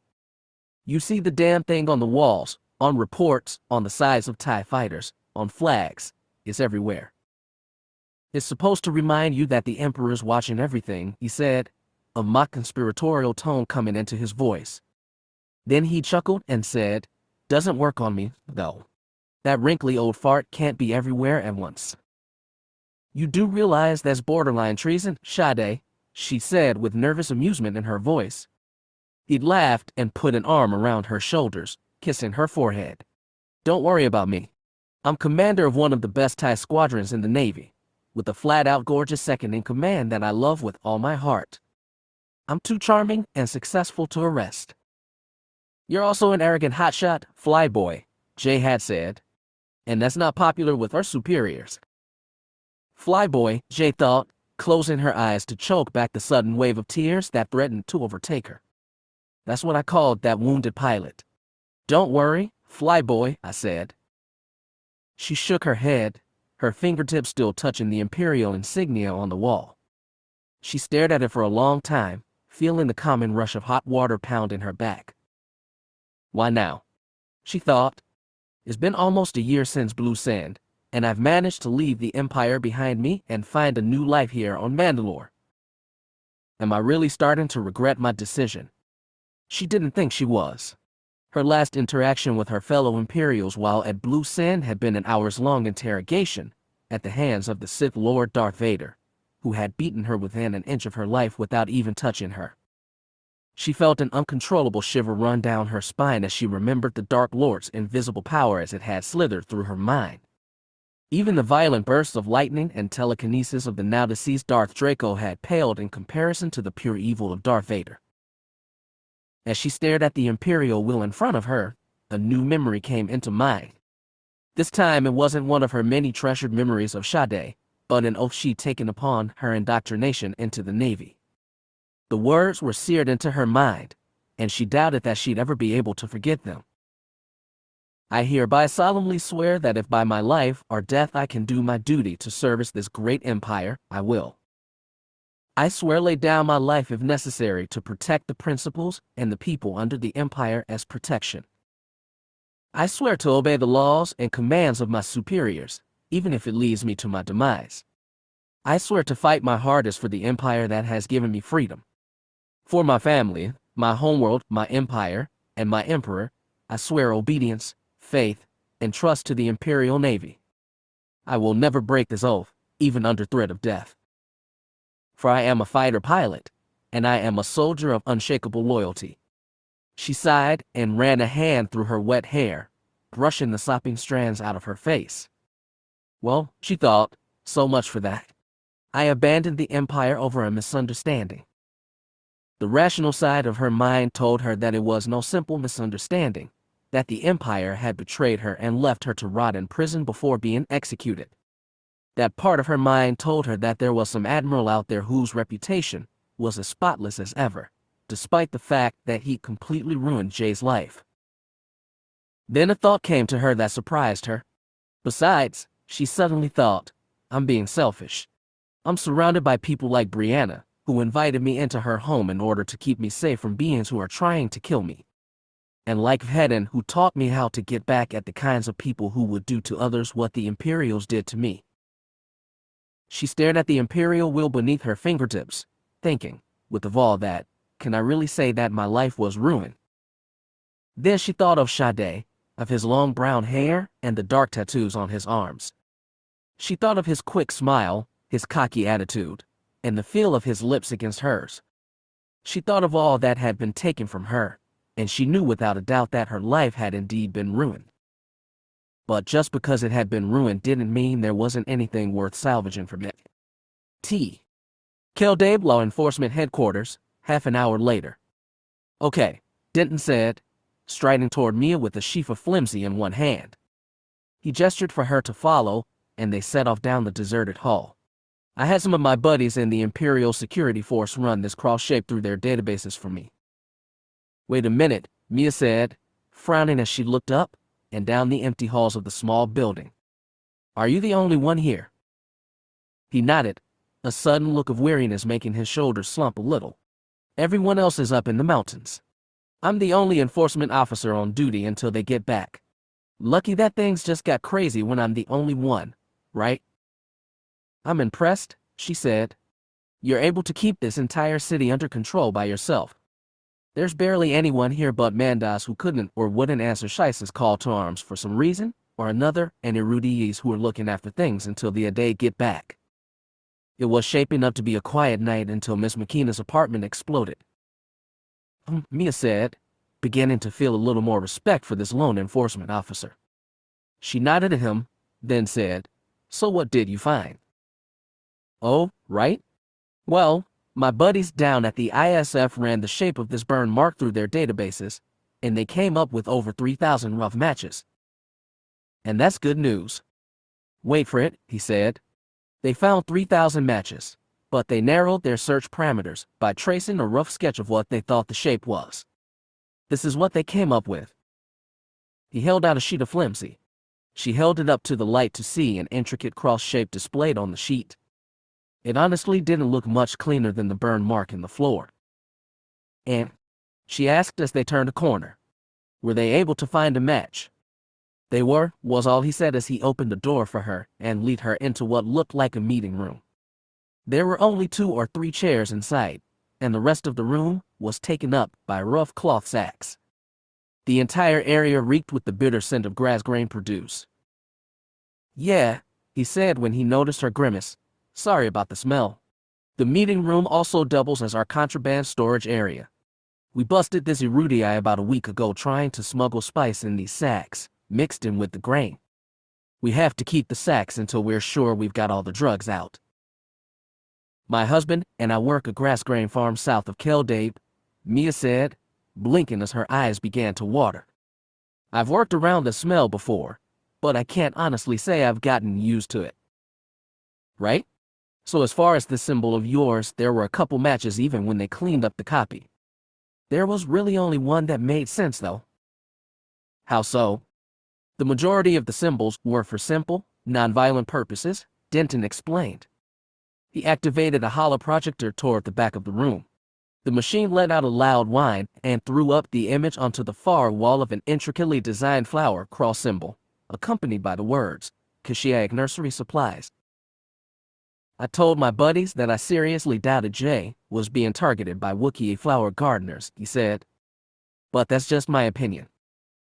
Point taken, Mia said. But you said there was one possible match. Yes, he said, pressing the button. The projector clanked and projected a different cross symbol. Unlike the Kashyyyk Nursery insignia, this cross appeared violent from the start. Comprised of angular lines and sharp angles, the symbol looked more like a blueprint for an ancient combat knife than the symbol. It was colored a dull orange and black. This, Denton explained, is what's known as a Seleucimi cross. That doesn't sound good. It's not, he said, thumbing through the sheets of flimsy in his hand. Apparently, it's used as a ceremonial death threat by a Seleucimi street gang who call themselves the Torch Bomb Gang. And get this, they're fond of assassinating enemies by booby-trapping doors with Plamsa grenades. Our attackers' MO, Mia said. Exactly?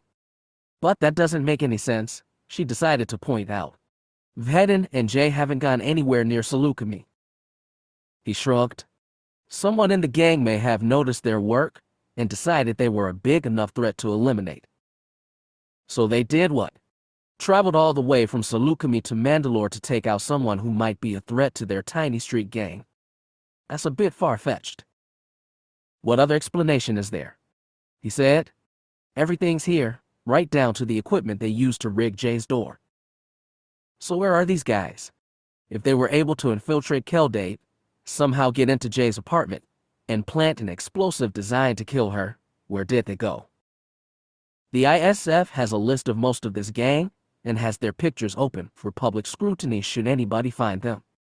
I used those files and got alerts running at every nearby Mandalore spaceport.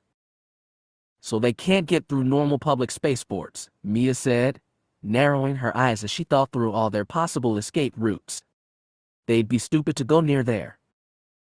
She sighed and continued, public transportation off-planet is impossible, since they're wanted criminals with their faces archived, just waiting for any bounty hunter or vigilante in the Empire to pull them in.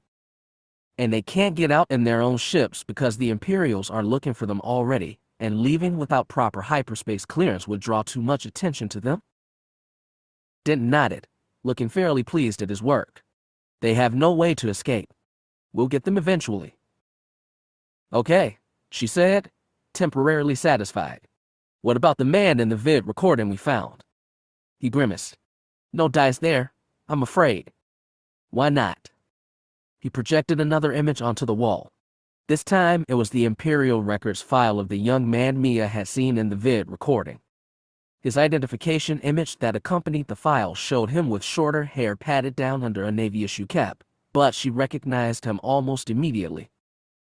This is Shade Nesson, Denton explained, Captain, First Class, also known as Phantom 1. He was the commander of a division of TIE interceptors known as Phantom Squadron. Jay's former division, Mia thought. So that's what they meant in the recording, when they said according to Imperial Regulation TT-38, they were having a prohibited relationship that would have gotten them both in trouble if they were ever discovered. If they had been discovered, and punished accordingly, that would be pretty good incentive for this Shade man to want retribution for his pains. But if he'd truly been in love with Jay as he'd claimed in the recording, would he have the jetsy to try to kill her? The records show that he was busted by Imperial enforcement officers twice for insubordination, once for disobeying a direct order. But they eventually gave him his own command, and at a pretty young age too. Psych reports list him as responsible, but also prone to unnecessary risks. The evaluator's exact words were a surprisingly reliable daredevil lunatic. Exactly what the Empire needed as a TIE pilot. Pretty much. He struggled with command of Phantom Squadron for a while, though. His fellow pilots couldn't see him as someone in an authoritative position since he was so reckless in the cockpit. So what happened? A woman named Jay Shiakota happened, Denton said, whose records file image looks remarkably like Miss Mokina, if you ask me. Maya's stomach dropped. She suddenly remembered that Jay had used her real name in the recording. Here follows the official transcript of Nessun, Sade. The recorded Sade had said, and Kolta, Jashia, Captain 3rd Class, serial number OC 9871Q. By giving the recording to Denton, she had inadvertently given the enforcement officer everything he needed to blow Jay's cover, literally her name, rank, and serial number. Damn it, she thought to herself. You're getting sloppy, Mia. You've been out of this game for too long. Since any matter of clever ruses or lies wouldn't solve the situation, she decided that threats would have to do. She pointed a finger at Denton's chest and narrowed her eyes. If you've gone to the Imperials with this information, she growled, I'll string your guts from the top of Mandalore's tower.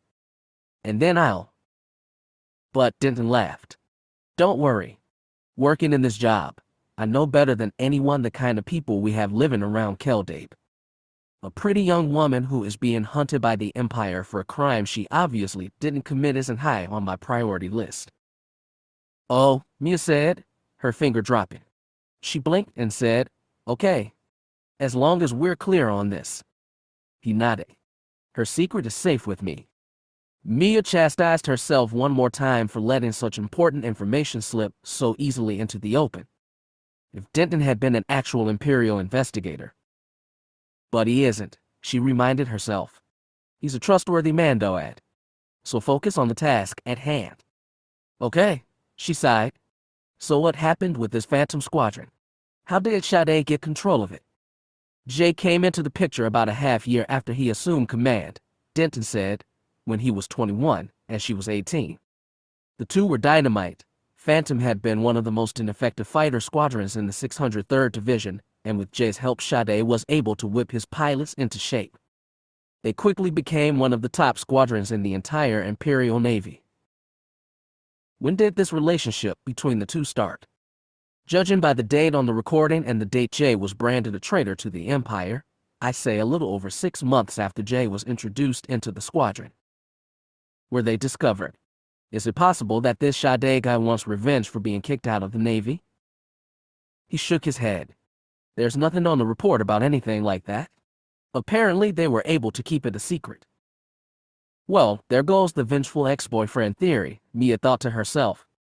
She rubbed her eyes wearily. Okay, where is this Sade guy now? We might need to contact him before long. That might be hard. Or impossible. Why?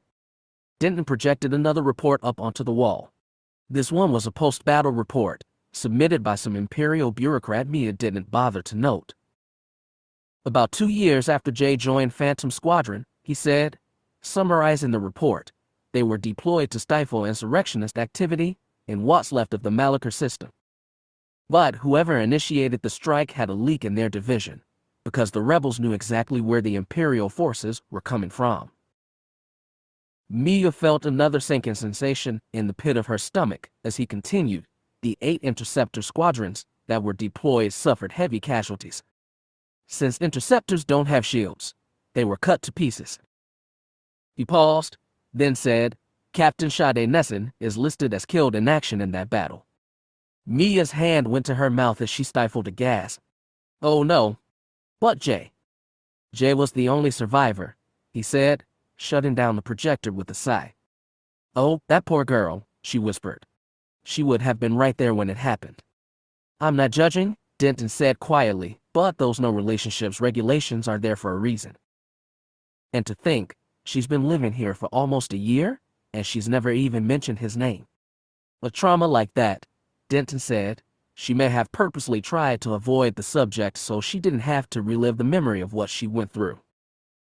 I just can't believe she didn't tell someone, she said. I can't get Vhetin keeping quiet about his past, but Jay. Not a chance. Just goes to show you, he said, shrugging, no matter how well you know someone. Yeah, Mia said.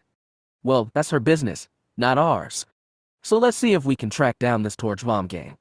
Are there any members in Keldabe? I sent a call to Aramis at the Audiobook. He says that he saw 2 of the guys on the wanted list this afternoon in the plaza outside the Tap Cafe. I'm sure someone around there saw where they went. Then what are we waiting for? She said, a grin tugging at her lips. Let's go introduce ourselves. Chapter 5. Origin Stories. Brianna's apartment, downtown Keldate. After Jay had washed the blood out of her hair and off her face, she shut off the water and stepped out the sand steamer. She saw with some surprise that Brianna had left her a freshly folded stack of clean clothes on the edge of the wash basin. There was a note resting on top of the pile, written in Brianna's hand, heading out to get something to eat. Found this stuff in the back of my closet. Might be a little small on you, but it's better than nothing. Jay was thankful, as her own clothes were stained with blood and ash and dirt. She quickly toweled herself off and double-checked in the steamy mirror that she'd managed to wash all the blood off of her. Brianna was a few inches shorter than Jay, so her evaluation that the clothes would be a little small was right. She quickly pulled on a pair of gray work pants, loosening the waistband a little, and pulled a dark blue tank top over her head. Luckily, Jay's new gray jacket was mostly unaffected. The seemingly lightweight cloth was more durable than it looked, and it seemed to have shed most of the ash and blood away from its surface. After she had dressed, she stepped back out into Brianna's apartment and saw that the huntress was nowhere to be seen. Mac, however, was still standing just inside the door, his helmet clipped to his belt.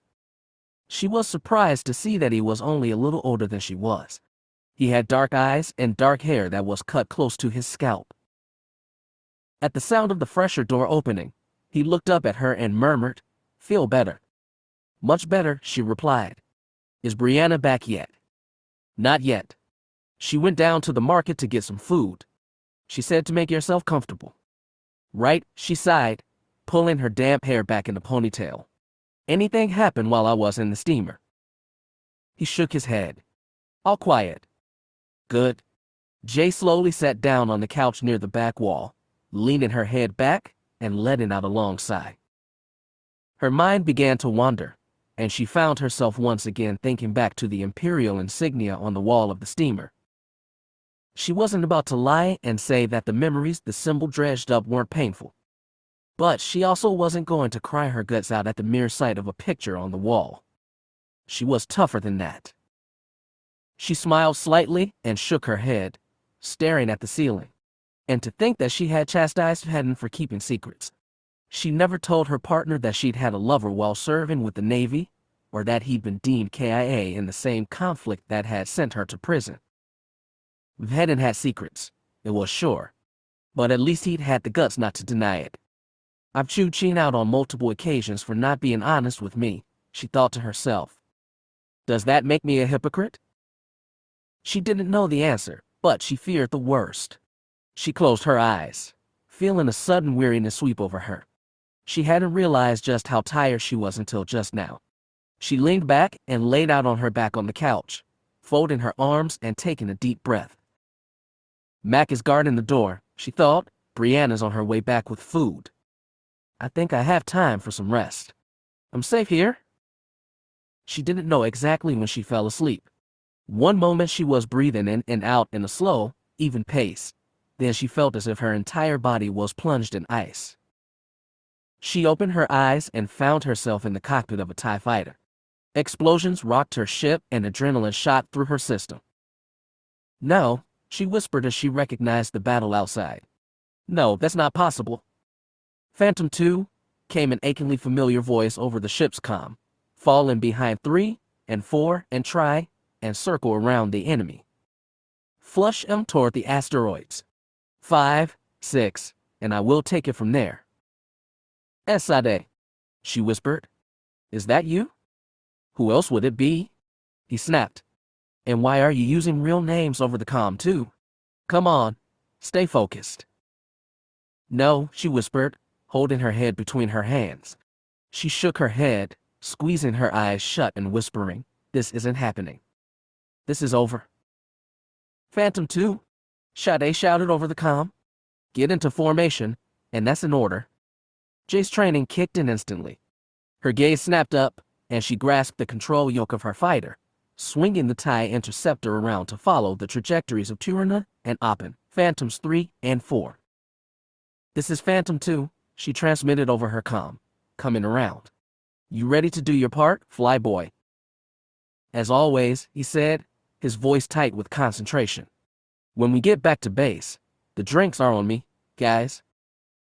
There had been a chorus of cheers over the comm, and Jay's blood once again went cold. Events were unfolding just as they had almost a year ago at Malachor. Any moment now. "New contacts." "Yes, sir," Phantom 5 suddenly shouted. "New contacts coming out of the asteroid field."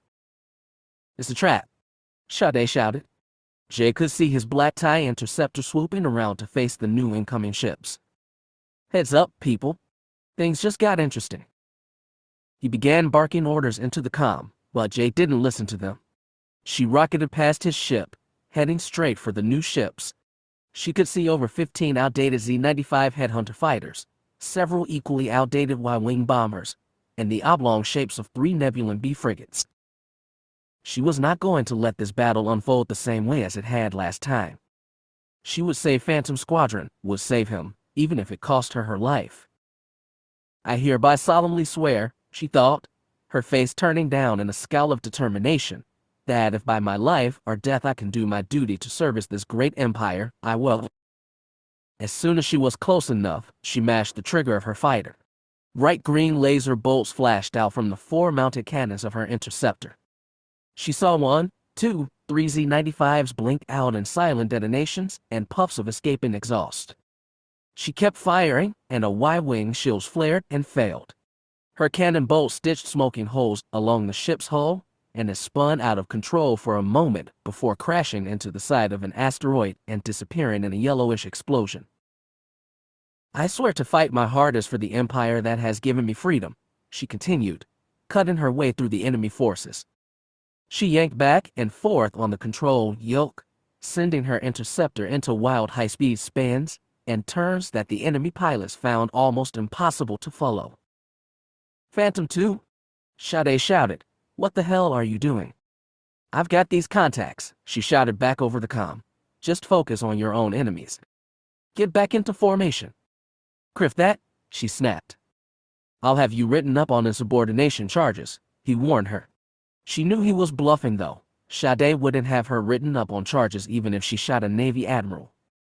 He loved her too much to do something like that. "I'm not going to lose you again," she whispered. "I love you too much, Sade." "What the cark are you talking about?" "I'm..." Then she shut off the comm, cutting off his words now. She knew she'd be fine, that she would rip these enemy contacts to shreds. After all, she was in her element now. She was one of the best pilots in the Navy. Her place was here, in the cockpit, racing into the heat of battle. "For my family, my homeworld," she thought as more and more enemy ships exploded into flame, "my empire, and my emperor, I swear obedience, faith, and trust to the Imperial Navy. I will never break this oath, even under threat of death. For I am a fighter pilot, and I am a soldier of unshakable loyalty." She had shot her way through almost half of the new forces when Oppen's gravelly voice came on comms again. "More contacts, Baron 20 Bantha Bravo." "What?" Jay said, whipping her gaze toward her ship scopes. That wasn't right. The bulk of the enemy contacts were here. These were the ships that had torn Phantom Squadron apart, ambushing them from behind the asteroids. "Contact incoming," Tyranna cried. Jay saw her interceptor streaking toward a slower Z-95. As she opened up with her cannons, however, another ship swooped behind her and began hassling her with laser fire. Yesir's interceptor swung around and opened up at the enemy fighter, but it dodged out of the way. His bright cannon bolts exploded against Tyranna's hull instead. The ball-like cockpit vented atmosphere for a moment, spraying grayish gas into the void of interstellar space. Friendly fire. Tyranna as her ship began to drift, powerless, away from the battle. Friendly. A moment later her ship disappeared in a bright blue-white detonation of overloading ion engines. "Phantom 2? Oppen shouted. "Damn it. Yes, sir, you killed her. You bastard." "I didn't know that fighter was going to." "You killed her?" She's dead now because Alpin's fighter exploded next as a Y-Wings missile streaked through space and punctured his ship's front viewport. Shrapnel went rocketing through space, and his interceptor's contoured wings fluttered away into the blackness. No! Jay screamed, frantically swinging her fighter around and racing toward the new battlefield. No, no, no, she thought, her heart racing. It's happening all over again, just like last time. No, no, don't let this be happening. Don't make me go through this all over again. She saw the rest of Phantom go down as she raced back for the battlefield, one by one being overwhelmed by the forces attacking them. She was dimly aware of the battle raging all around her as other TIE squadrons moved to assist the outnumbered Phantom squad, but had eyes only for her friends as they slowly succumbed to enemy fire. No, she muttered, jaw clenched in a mixture of fear and hatred for the enemy fighter pilots. No, this isn't going to happen again. I'm not going to lose him again. Then she let out a cry of horror as she saw Sada's fighter take fire for the second time in her memory. Bright red cannon bolts exploded along his starboard collector wing, and it spun away in a glittering cloud of superheated gas and shrapnel. His ship began to spin wildly out of control. Sade, she screamed. Sade, come in. Talk to me. His voice came over the comm, tight with concentration. I can't hold her. I'm losing control. Stay strapped in, she cried, increasing her ship's engine throttle well over safety level. She heard her interceptor's engine screaming as she flashed through space toward his stricken fighter. I'm coming to get you. No! He shouted as his ship began to spin faster. His other wing was ripped from his housing by the velocity, spinning off into space. No, fall back. Get reinforcements. We're going to lose this battle, but we can't let these guys get away. No, she said, shaking her head. I'm not leaving you. You have to, he said, his voice shaking as he struggled to get his mangled ship right. There's no other choice. No, I'm not leaving you, she said, tears running down her cheeks. She knew how this was going to end. She'd lived through it once before. Not again. I'm sorry, Jay, he said. Then a Z-95 swooped in and opened fire, blasting his ship into a cloud of gas, twisted viewport pylons, and flame. Jay had screamed his name, frantically reaching for the viewport of her ship, as if she could reach out and pluck her lover from the cold void of space with her bare hands. Sade, she sobbed. Sade, baby, come in. Please don't leave me. Then the Z-95 that had killed Sade swooped around again and pounded Jay's ship with cannon fire. She hadn't moved, still screaming his name as she felt the bulkheads tear apart. Then she screamed in fear as she felt an ice-cold storm surround her as she was sucked out into the endless emptiness of space and... Jay, come on, wake up. Jay frowned as she heard a smooth Coruscanti accent. She sat bolt upright on the couch, instinctively reaching for her pistol. But her weapon had been abandoned on her previous contract, and her fingers touched only her belt. She blinked and looked around, momentarily confused as to where she was. Then she saw the walls covered with paintings, and relaxed. Sorry, she murmured, sitting back on the couch, and wiping sweat from her forehead. Brianna fixed her with a sympathetic look, setting down an armful of groceries. Are you okay? You were having one hell of a dream. A nightmare, she corrected, closing her eyes and trying to banish the image of Sada's fighter exploding, tearing her heart apart as well as his ship. You kept muttering Sade, Brianna said, opening her food preserver and beginning to unload food containers inside. What's that? What? Jay frowned, then said, Oh, it is nothing. It didn't sound like nothing, Mac observed, still standing at the door. If I had to guess. It's none of your business, she snapped. Stay out of it. He raised an eyebrow but fell silent. Well, Brianna said, I convinced the market manager to stay open a little longer, and I brought back everything I managed to get my hands on. Are you hungry? Not really, Jay said, sitting up and putting her face in her hands. In truth, her stomach was rolling, and she felt like she was going to throw up. She hadn't had a dream like that in a long time. At least not since those early days at Blue Sand, she thought. But deep within the bowels of the Imperial prison, she'd quickly learned that dwelling on the past was one of the quickest ways to become a target. So she had shoved the memory of the Malachor battle to the back of her mind, struggling furiously in her moments of solitude not to allow her mind to wander back to that horrible day. She had adopted a ruthless, no-nonsense mindset, convincing herself that she couldn't under any circumstances think about it because she knew it would destroy her if she let it. So why were the memories coming to the forefront of her mind now? She sighed and looked around the apartment. As her gaze moved over the array of paintings hung on the walls or propped against the walls, she noticed there was one unfinished picture sitting on the desk along the northern wall of the tiny apartment. She slowly stood and stepped toward it, studying it closely. It was a portrait, and Jay instantly recognized Brianna's light brown hair and somewhat revealing hunting gear. But there was a second figure in the painting that Jay couldn't see clearly, and the two were embracing each other. The painting faded away into long streaks of paint toward the bottom of the canvas, as if all the life was draining out of the painting.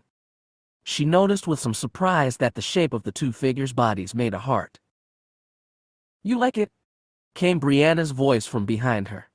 Jay jumped and spun, blushing guiltily as she saw the other woman looking at her with an amused expression, a thin eyebrow raised. "I'm sorry," she said. "I wasn't trying to be nosy. I just saw the picture and thought it was kind of interesting." Brianna set down the grocery bags in her hands and stepped past Jay. She picked up the painting, looking at it with affection. "I was experimenting with artistic overtones on a realistic portrait," she said. "I'm pretty proud of this one." She fell silent for a moment, then quietly said, "It's Chin." "I'm sorry." "The other person in the picture," she said, setting the picture down again. "It's supposed to be Chin." "That's romantic," Jay began, but then noticed again the messy streaks of paint that ran down the bottom of the page, as if the picture was melting away in front of her eyes. "I think." She chuckled, though there was little humor in the sound. Instead, Jay sensed a sadness she knew all too well, a despair caused by loss. But she and Vhetin maintained a steady, if tense, relationship. Who had Brianna lost when she openly admitted that she loved Vhetin? "It's symbolic of my relationship with Chin," she said, still staring at the picture with a distracted gaze. "Loving and romantic on the surface, but hollow and empty in reality." "Come on," Jay said. "That's not true. I've seen the way Vhetin looks at you." "What?" Through his helmet visor. "Well," she hesitated, then said, "whenever you two fight, it really tears him up." "I know it does," Brianna sighed. She set the painting down and rubbed her eyes wearily. "I know. But he's done something to himself since I first met him.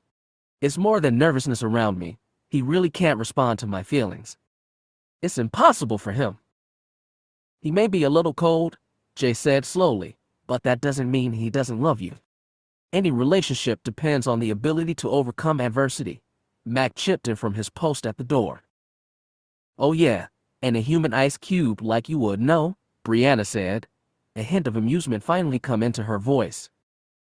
Jay frowned, sitting back down on the couch and staring at the floor. She took a long time to sum up the words. Then she said, You're an incredibly lucky woman, Brianna. I know of a lot of people who would give anything to have what you have." "What?" "To have Chin," Brianna said. "Jay, have you been inhaling spice? Chin isn't exactly the best boyfriend in the galaxy." "But you love each other," Jay insisted. "Many beings would kill just for that." The huntress stared at her, then slowly nodded. "I guess." She sat down next to Jay and said, "He may be cold, but he's always there when I need him. I guess he can be thoughtful on occasion. And yes, I know he loves me, even if he finds it hard to say so sometimes." "Exactly?" They fell into silence, all lost in their own thoughts. Eventually, Brianna broke the silence by clapping her hands on her pants and saying, "That reminds me, I need to call Vhetin and tell him what's going on. He'd blow a nut if he was the last one to find out that someone tried to kill his partner." Trying? Brianna turned to Mac and said, "What did you say?" "That someone was trying to kill his partner," the silver-armored Mandalorian said quietly. "I get the feeling this whole mess isn't over yet." "You blew the roof off that building," Jay said, relieved that the conversation was slowly drifting away from the subject of troubled love. It struck too close to painful memories for her to be comfortable. "What makes you think it's not over?" "Just a Baroya's hunch," was all the Mando would say. Then he folded his arms and stared at the floor, pointedly refusing to say more. Brianna stared at him, then said, "Whatever. I'm going to call Chin and tell him what the hell's going on." She grabbed her comlink from the edge of the desk and retreated into the privacy of her room. Jay heard the quiet beeps as she typed in the transmission code. Several long minutes passed. Signal reception was spotty up in the mountains before the huntress finally got through to him. Jay tried not to eavesdrop, but the call did pertain to her, and she had to concentrate on something to take her mind off her dream and the fresh wound it tore in her already broken heart. The conversation started out similar to what Jay remembered of Minicom calls between herself and Sade. Brianna toyed with her boyfriend for a bit, told him that she loved him and couldn't wait until he got home. Jay thought about what Brianna had said about Vhetin being physically unable to return her feelings. Jay truly believed that Vhetin loved Brianna, but his behavior toward her was certainly odd. The two had been going out for almost 5 years. Many people would have been married by that time, and the two bounty hunters seemed to still be in the early stages of their relationship. She shook her head slightly as she listened to Brianna's muffled voice. Vhetin wasn't exactly the galaxy's gift to social tradition, but 5 years and he still had trouble saying "I love you" in public. No wonder Brianna was getting frustrated. Sure enough, as Jay continued to listen, Brianna's voice took on a definite tense edge. "No, I'm not overreacting," she said. "Yes. Jay, stand with me until we can sort this whole deal out." She paused a moment, then said, "Of course I've taken the appropriate precautions. I'm not trying to pick a fight. Maybe if your attitude wasn't so pissy we'd be able to carry out a halfway civilized conversation." Another pause. "Well, if I'm so obviously inept, why don't you get back down here? She's your partner, not mine. Don't try and turn this all on me. I called to warn you that someone tried to blow up your partner's apartment, then ambushed her in Criffin Keldabe, and you bit my carking head off." She was actually shouting now. "Fine then. You're welcome, you brainless son of a bitch." The door to her room flew open, and Brianna appeared in the doorway. She threw the comlink across the room with a livid shout. It bounced off the back wall and shattered with a loud crack. The pieces skittered across the carpeted floor. "I take it that conversation didn't go too well," Matt calmly observed. He'd obviously been listening to the conversation. Brianna sighed and sat down on the arm of the leather couch. She buried her face in her hands and murmured, "He's just so damn frustrating. Everything about him. One minute he's the perfect boyfriend, caring, considerate, funny, and the next he doesn't even want to talk to me." "He sounds like quite a catch," Max said. "Have you considered poisoning him in his sleep?" Both Brianna and Jay glared at him. He looked between the two and said, "What?" "Vhetin may not be the most friendly guy in the universe," Jay said, "but he's an honorable man. I've known him for almost 7 years," Brianna added. "I love him more than anyone else in the world. So don't even joke about stuff like that or I'll kick you out now." "Fine," Max sighed. "Don't listen to me?" He suddenly turned his dark gaze on Jay and said, "So, who is Sade?" Jay's heart skipped a beat at the sound of the name spoken by someone other than herself. It had been a very long time since she'd heard his name out loud. "What?" she swallowed, her mouth suddenly very dry. "What are you talking about? You were repeating the name over and over while you were sleeping. Who is he?" "Mac," Brianna said in a cautionary tone. "Play nice." "I'm just curious," Mac said. "Who is he? He's an ex-boyfriend, isn't he?" "Not exactly." "Oh," he said, a half-smile tugging at his lips. The plot thickens. "Might he be someone who's trying to kill you?" "No," Jay said forcefully. Sade would never have hurt me. Brianna frowned. You referred to him in the past tense. Jay sighed, not enjoying all the attention on her. She stared at the carpet and thought, I guess that's what I get for dwelling on the past. Again? He was my brother, she lied. The last thing she wanted to do was relive those painful memories again. Max saw right through the falsehood, though. He fixed her with a skeptical gaze and raised an eyebrow. That's a load of Osik. People don't cry out for their brother like you did for this Sade guy. I'm guessing he was someone very close to you. Jay shook her head and laughed a little, though there was little humor in the sound. Damn your bounty hunter logic. You don't have to tell us, Brianna said quietly, if you don't want to. No, she said, her mind already made up. I have to tell someone, I guess. It's not doing me any good just stewing inside me. She took a deep breath, then said, he was my boyfriend, while I was serving with the Navy. But he was more than that, We were inseparable almost from the moment we first met. Brianna nodded. I know the feeling. What happened? Did he leave you? No. He died.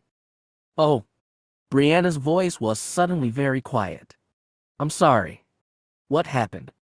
Killed in action, Jay said, avoiding the gazes of both Brianna and Mac.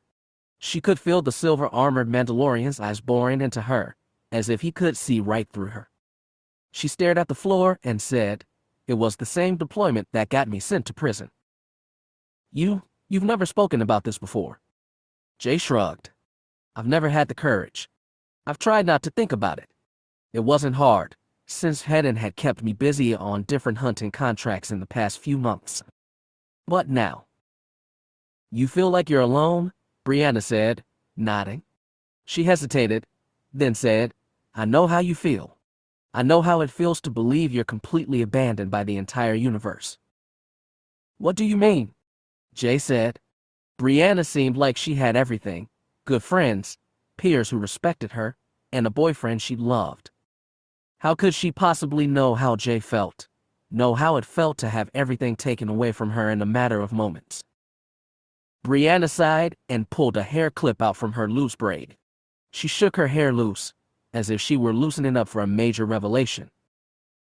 I don't talk about it much, she said quietly, mostly because I try not to think about it. I'm like you in that way, but... She shrugged and said, I'm a runaway. A runaway. The huntress nodded. I ran away from my parents when I was just a teenager. I'm sorry, Jay said. That must have been hard. What happened? I was born on Coruscant, Brianna said. My parents were major real estate moguls. They made millions of credits every week, and we had more money total than some poor planetary governments. Interesting way to start your career, Max said, folding his arms across his chest. Running away from all that money. It wasn't the money, Brianna said. It was the principle of the entire thing. My parents had no problems exploiting beings under their income level. They reveled in it, like it was a game for them. She shrugged. From a very early age, it was apparent that I was a rebellious spirit. I secretly snuck out at nights, creeping down into the underworld.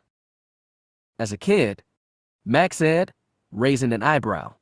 That took some jets. I would sneak down to a cantina in the underworld near where I lived, trying to get a glimpse of the world outside that of my parents, she said. I befriended a group of mercenaries that kept me from getting kidnapped or killed. They taught me how to fight, how to defend myself. She stood, walking over to her hunting gear and pulling her twin pistols from the holsters on the suit's belt. She spun the weapons around her fingers for a moment and turned back to Jay. My favorite teacher, a Twi'lek bounty hunter named Passaius, gave me these. They were his pride and joy, and he presented them as a gift when he admitted that I had nothing more to learn from him.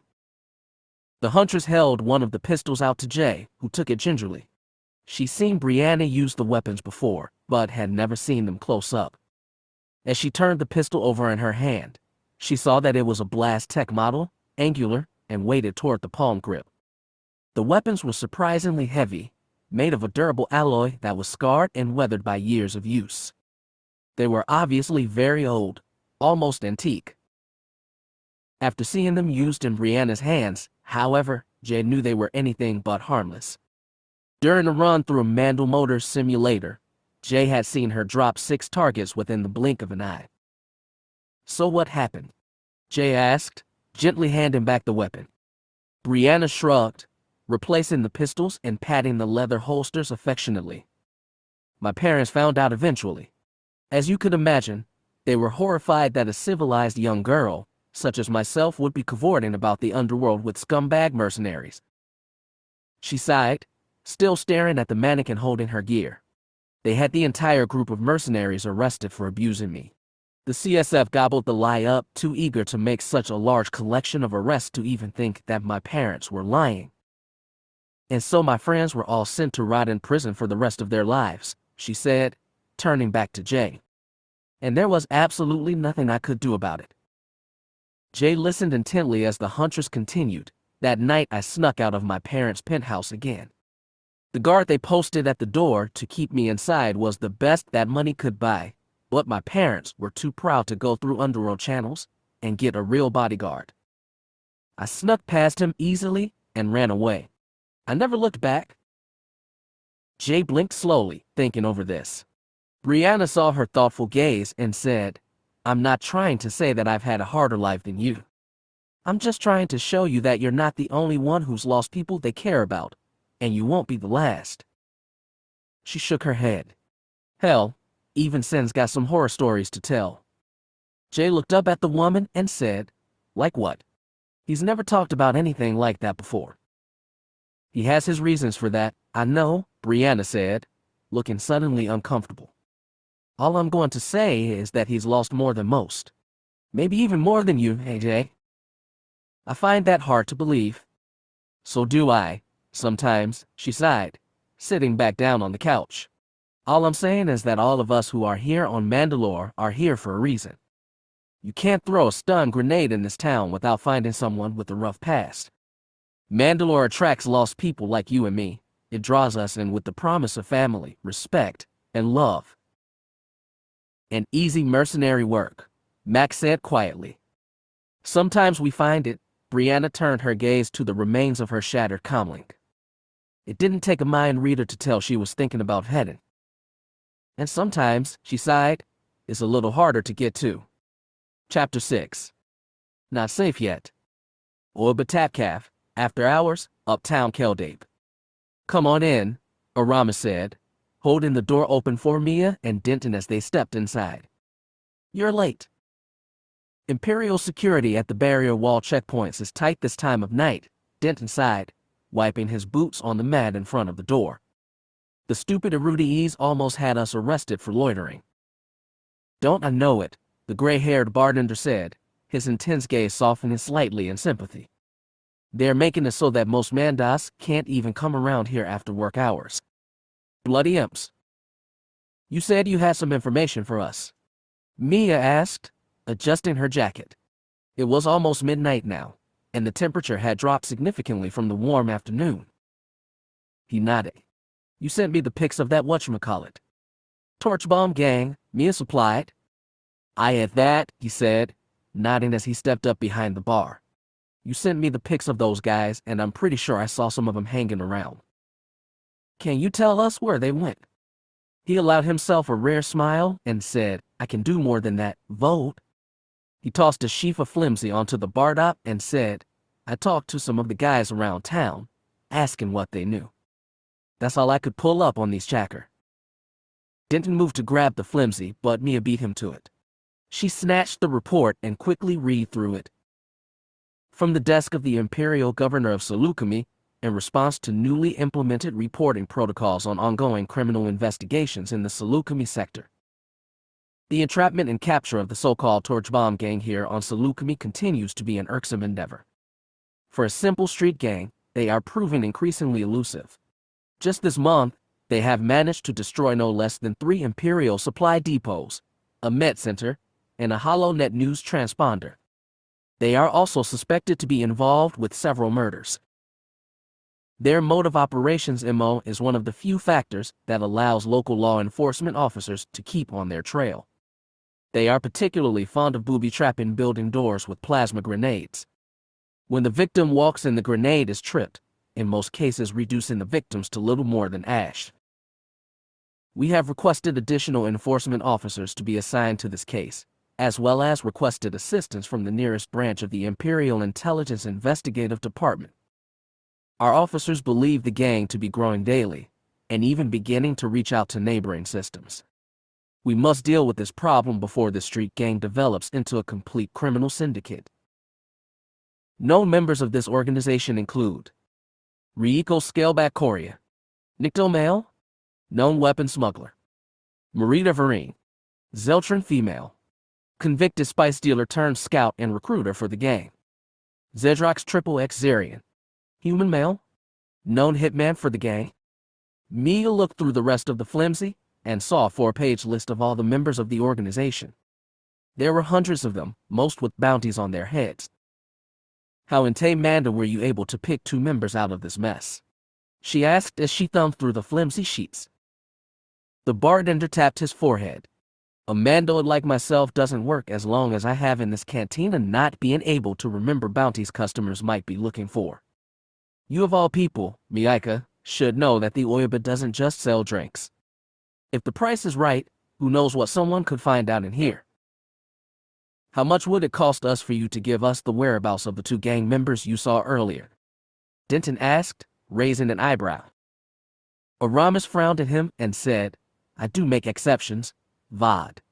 I happen to like Mokina. She's a well-behaved customer who pays well. That gets people far with me, so this one's on the house.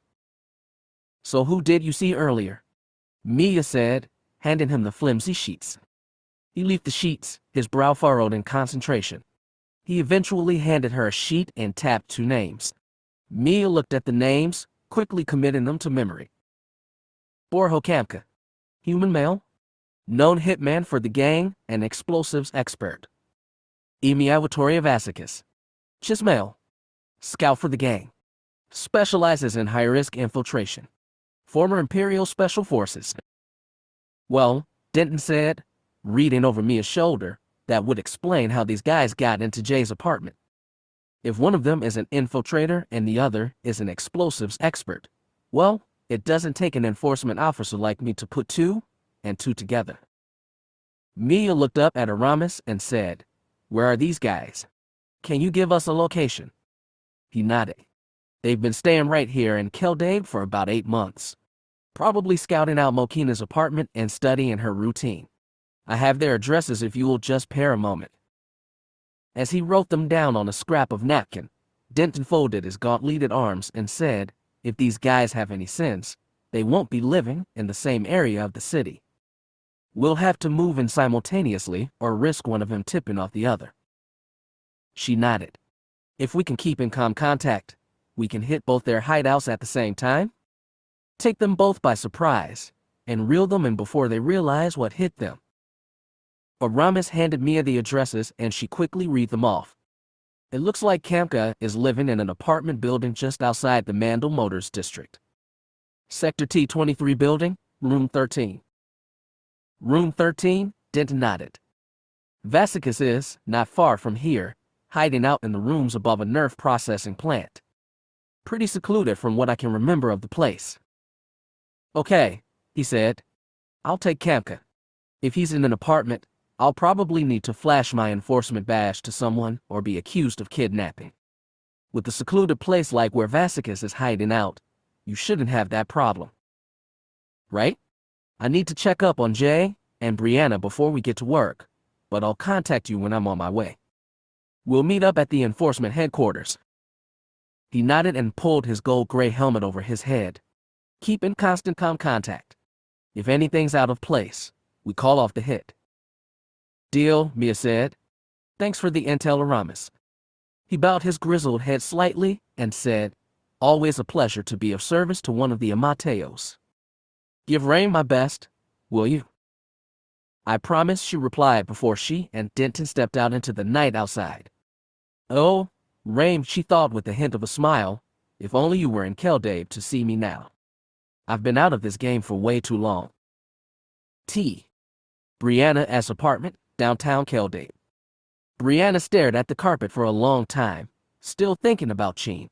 Her conversation with Jay had meant to comfort the other woman, yet it had surprisingly brought back only troubled memories to her own mind. It seemed so long ago that she had met Sheen, yet it sometimes still seemed like just yesterday. 5 years, there was no denying that it was a long time to be involved with someone. She wasn't about to lie to herself and say that marriage had not crossed her mind, but she was satisfied with her relationship with him. After all, Mandalorians were supposed to be flexible with stuff like that, right? She had been flexible all right, going along with every pitfall or problem Sheen had. She'd always been there for him, to repay him for the faith and loyalty he showed her. But as the years wore on and he grew more and more distant from her, she began to realize that he had changed. He would never go back to being the quiet, thoughtful man she'd fallen in love with. "You're an incredibly lucky woman, Brianna," Jay had said to her earlier. "I know of a lot of people who would give anything to have what you have." Jay was right. She could do a lot worse than Sheen, and she was lucky to have a man who loved her, even if it was hard to see sometimes. She thought of what Jay had gone through, falling in love only to have it snatched away from her. She couldn't imagine what that would feel like. If Vhetin were killed on some hunting mission, she didn't know how she'd be able to go on. She smiled slightly, one of the first times in a while that she'd done so while thinking of him. She still remembered that moment when she first met him. His eyes were what she remembered most. She had been standing over him, watching him as he lay unconscious, more or less in her arms. Then he'd opened those dark blue eyes, looking up at her with a confused stare. He hadn't said anything, and he hadn't had to. She remembered her heart skipping a beat when that gaze had fallen upon her. She hadn't been able to help herself, and had smiled at him. They hadn't been romantically involved at first. They had just been friends. But she had been attracted to him from the start, and he'd been drawn to her from almost the moment he had arrived on Mandalore. She smiled a little wider as she remembered their first date. It had been her idea. Vhetin had just gone through a rather rough combat simulation in which he'd sustained several minor injuries. She had suggested that they share dinner together so Vhetin wouldn't have to return to his room at the Omotao farm and nurse his injuries like a wounded cat hound. They'd had their meal here, right in her apartment. They'd sat together on this very couch, mere inches from each other. He'd accepted her invitation, but had spent most of the date in thoughtful silence, staring at his plate of simple fried nutbush wings with a frown on his face. She'd been a little confused by his attitude, but didn't think much of it. She'd been on worse dates, after all. Their first kiss she remembered even better than the date. It had been months later, and she remembered she had been crying, as Vhetin had been going through a rather rough period of deep depression. She had yelled at him to pull himself together and think of someone other than himself, that there were other people who cared about him no matter how strongly he believed to the contrary. As she had started to turn away, ready to storm out of the room, he touched her shoulder gently and kissed her ever so softly on the lips. She remembered the surprise and shock she'd felt. A kiss from Vhetin, who had never so much as purposely touched her hand before. She had almost broken off the kiss just to ask him about it. For the next year, her relationship had been all but heaven. Vhetin became an ideal boyfriend. He was caring, considerate, and was always there for her. No matter what problem she was confronted with, he was always the one person she could count on no matter what. What now?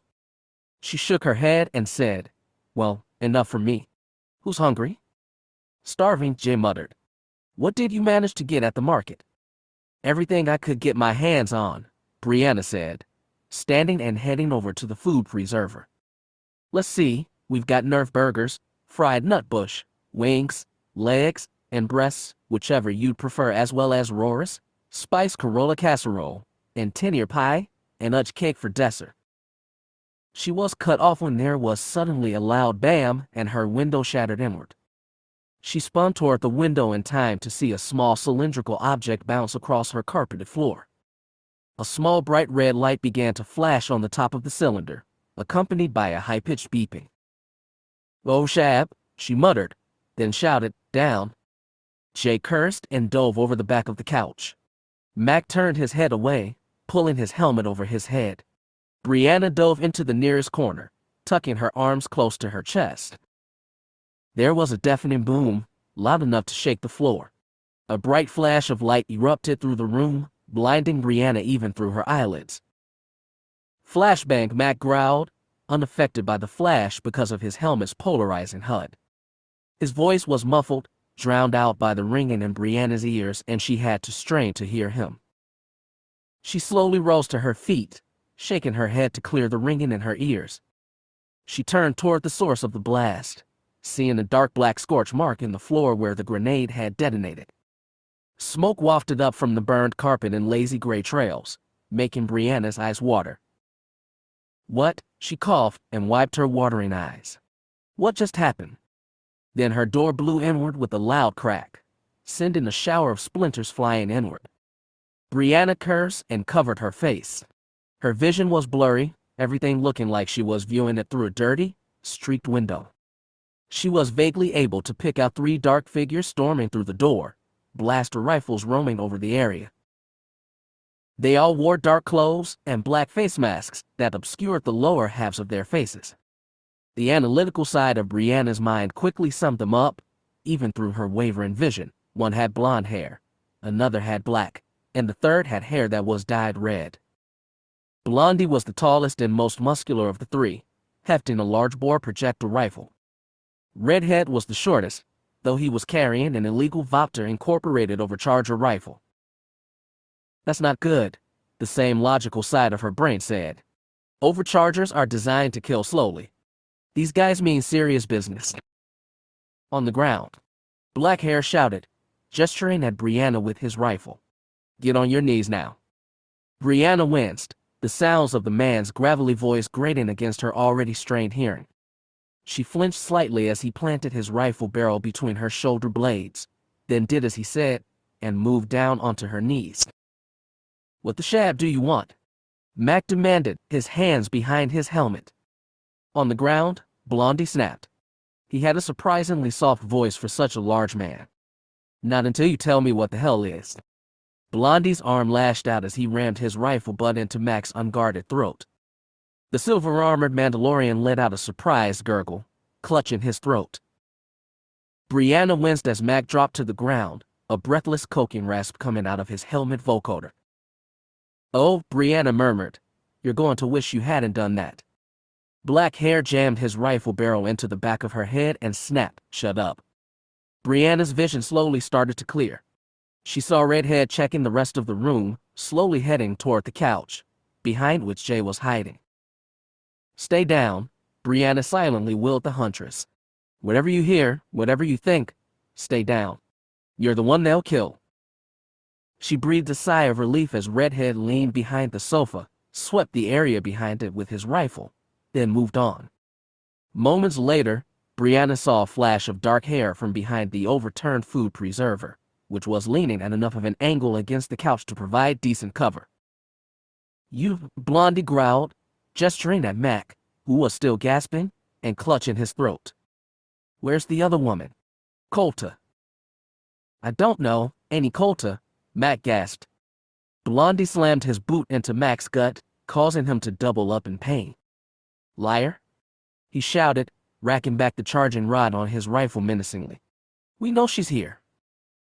A low growl sounded over Mac's vocoder, and Brianna winced again. "Yeah," she said to her attacker, "you definitely shouldn't have done that." "Now," Blondie growled, "tell us where the girl is."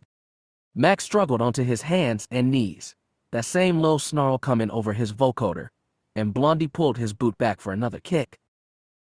Before he could land his blow, Mac's hands lashed out and caught Blondie by the foot.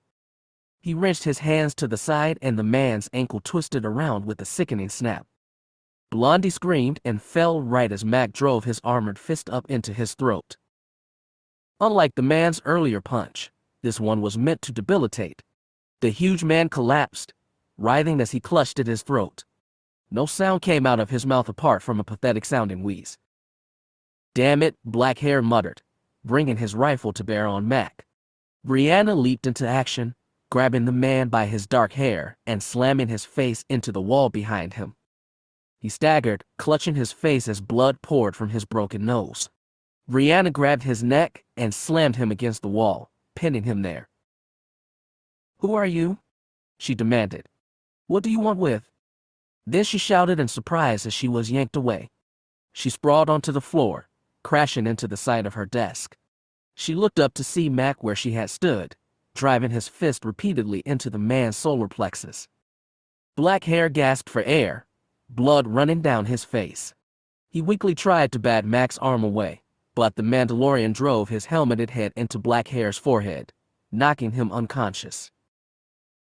With a shout of rage, Mac tossed Black Hair into the wall and turned just in time to meet Blondie's next attack. The man was limping on one foot, his rifle raised as he prepared to squeeze off a shot. Mac ducked just as a blinding scarlet bolt flew from the barrel of Blondie's rifle. The bolt exploded into the wall, leaving a large burn scar through one of Brianna's paintings. Mac grabbed the man's arm, wrenching it around, and planted a boot in his back. He shoved forward, sending Blondie staggering into the wall. Redhead heard the commotion, emerging from the fresher and saying, "What?" Brianna quickly opened up the drawer of her desk and pulled out a small throwing knife. Grasping it with 2 fingers by the blade, she rose to her feet and hurled it with all her might. Redhead shouted in pain as the blade pierced his thigh. He grabbed the handle with a curse and yanked the knife out, throwing it back in the direction where it had come. Brianna ducked, barely able to dodge fast enough. The knife blade sliced along her cheek, leaving a thin gash in her skin before embedding in the wall. Mac was still laying into Blondie, slamming his head into the wall and knocking paintings from their hanger. Brianna ducked as Blondie attempted to shoot at his attacker. Red blaster bolts flashed around the room, and the air was sun-thick with iron burn. Redhead, meanwhile, was making his way through the apartment toward Brianna, his eyes blazing with fury. As he passed the couch, and the overturned food preserver leaned against it, Brianna again saw a flash of dark brown hair. The food preserver suddenly fell over onto Redhead's boot, pinning his foot. He shouted and fell, his overcharger rifle clattering across the floor. Jay leaped over the preserver and landed on top of Redhead, driving her knees into his shoulder blades. He grunted as he was pinned further to the ground. Jay grabbed him by his hair and slammed his face hard into the floor. When the blow didn't knock him unconscious, she scooped up one of Brianna's pistols lying on the floor next to her, switched the energy setting over to stun, and fired point blank at Redhead's back.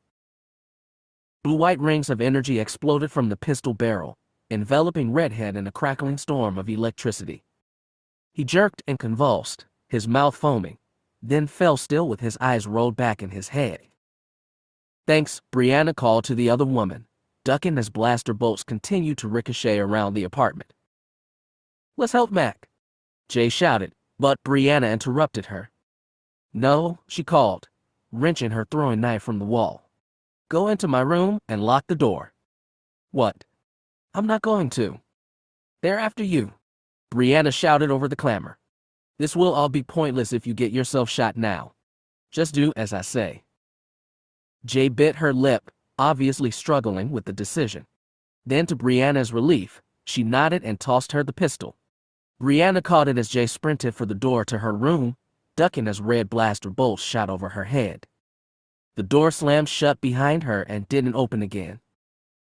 "Mac," Brianna shouted, turning to her friend. "Let's take this fight outside." If the silver-armored Mando heard her, he made no notice. He had Blondie pinned up against the wall and was slamming his fist across the man's face over and over again. Blondie was long since unconscious, but the Mandalorian was in a frenzy. Black Hair was groggily beginning to come to, and he reached out and grabbed Redhead's fallen overcharger rifle. He staggered to his feet, racking back the charging rod. Brianna moved quickly, barreling into him and carrying them both through the door and into the hall beyond. Black Hair was thrown into the wall, his head hitting the surface hard. His eyes rolled back in his head and he crumpled to the floor again. Brianna slowly got to her feet, her muscles screaming in protest. As she straightened, she saw 2 other dark-clothed figures standing guard outside her door.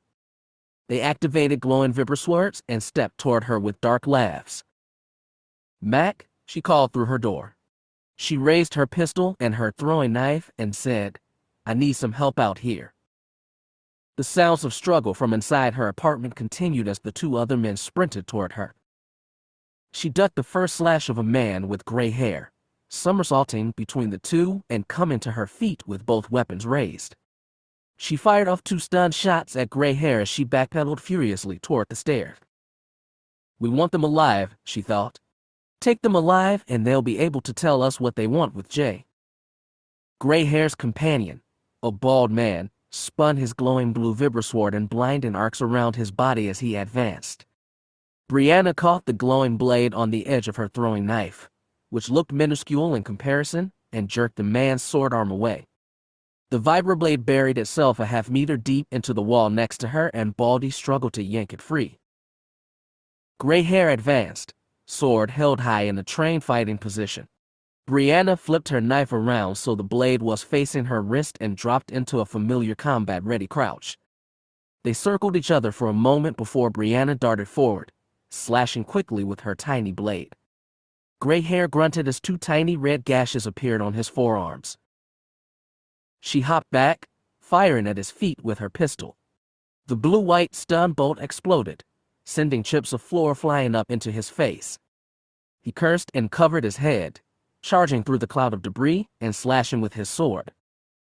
She struggled to turn the heavy blade away, then cried out in pain and surprise as he backhanded her across the face. She staggered away from the sheer force of the blow, then lost her footing on the uneven floor. She grunted as she fell hard onto her back, her pistol flying from her grip and bouncing down the stair. Gray hair stepped forward, a triumphant look in his eyes as he raised his sword blade. Baldy, meanwhile, had finally succeeded in wrenching his sword from the wall and stepped up to Gray hair's shoulder. In a last-ditch attempt to buy herself time, Brianna threw her knife at Baldy. The blade sunk into his shoulder and he screamed and fell back. Gray hair, however, just came closer and closer, now well within sword reach. Brianna closed her eyes and thought, "I'm sorry, Chin. I'm sorry you're going to have to come back to a dead girlfriend." Then she heard a loud explosion of cracking wood and her eyes flew open to see Mac ripping himself through the wall of her apartment. He barreled through the thin wall, using the weight of his Piscargum as a kind of wrecking ball. He slammed into Gray hair's side and sent them both flying into the railing over the stairs. The wooden railing shuddered and gave way, and both combatants tumbled over the edge and out of sight. Chapter 7. Complications. Mia knew something was wrong the moment Brianna's apartment building came into sight. There was a speeder ambulance outside, and 2 white-armored Mandalorian medics were racing for the door. She frowned and picked up the pace. That a team of medics was camped outside Brianna's apartment wasn't a mere coincidence. Something had happened while she'd been gone. She pushed through the doors and saw that the small atrium of the building was a mess. With chips littered the floor, crunching under the medics' boots as they crowded around a silver-armored figure sprawled face down on the floor. Dark red blood pooled on the Duracrete floor around him. "Mac," she gasped. If one of them had died when she hadn't been here to help them? She caught one of the medics by the arm and said, "What happened here?" "Sorry, ma'am," the man said, his voice crackling through his white helmet's vocoder. "We need to get this man to a med center now." The other medic, a woman, gingerly rolled Mac over. Mia grimaced as she saw a blood-stained foot-long splinter of wood protruding from his side. He groaned and muttered something that Mia couldn't hear. The female medic passed a handheld scanner over the wound, then said, "He needs minor surgery to get the splinter out from between his ribs, but he'll be fine." "Thank Tay Manda," came Brianna's voice from the stairwell. Mia turned to see the woman sitting on the stairs, a sealed pack of frozen vegetables pressed gingerly to a newly forming black eye. Her lip was cut, she had a thin gash on her cheek, and her clothes were torn and dirty, but she looked otherwise fine. A nervous-looking Jay stood on the step behind her, staring at Mac as he was loaded onto a stretcher and carried out to the ambulance. "I'm going to go see how he's doing," she said. She silently slipped past Brianna and jogged after the medics. Mia watched her disappear through the front door, then turned back to Brianna and snapped, "What happened?" Brianna winced as she pressed the frozen pack against her bruised eye. "We were ambushed. I don't know how." "By who?" She shook her head. "All 5 of them wore masks, so we couldn't identify them. And after Mac fell, they disappeared." "Disappeared?" Mia echoed skeptically. "Yes," Brianna said, scowling and looking at her with her good eye. "The other was covered by the vegetable pack. They bugged out, taking their wounded with them. By the time I got down to the first floor to see what happened to Mac, they were gone." "You said you weren't followed.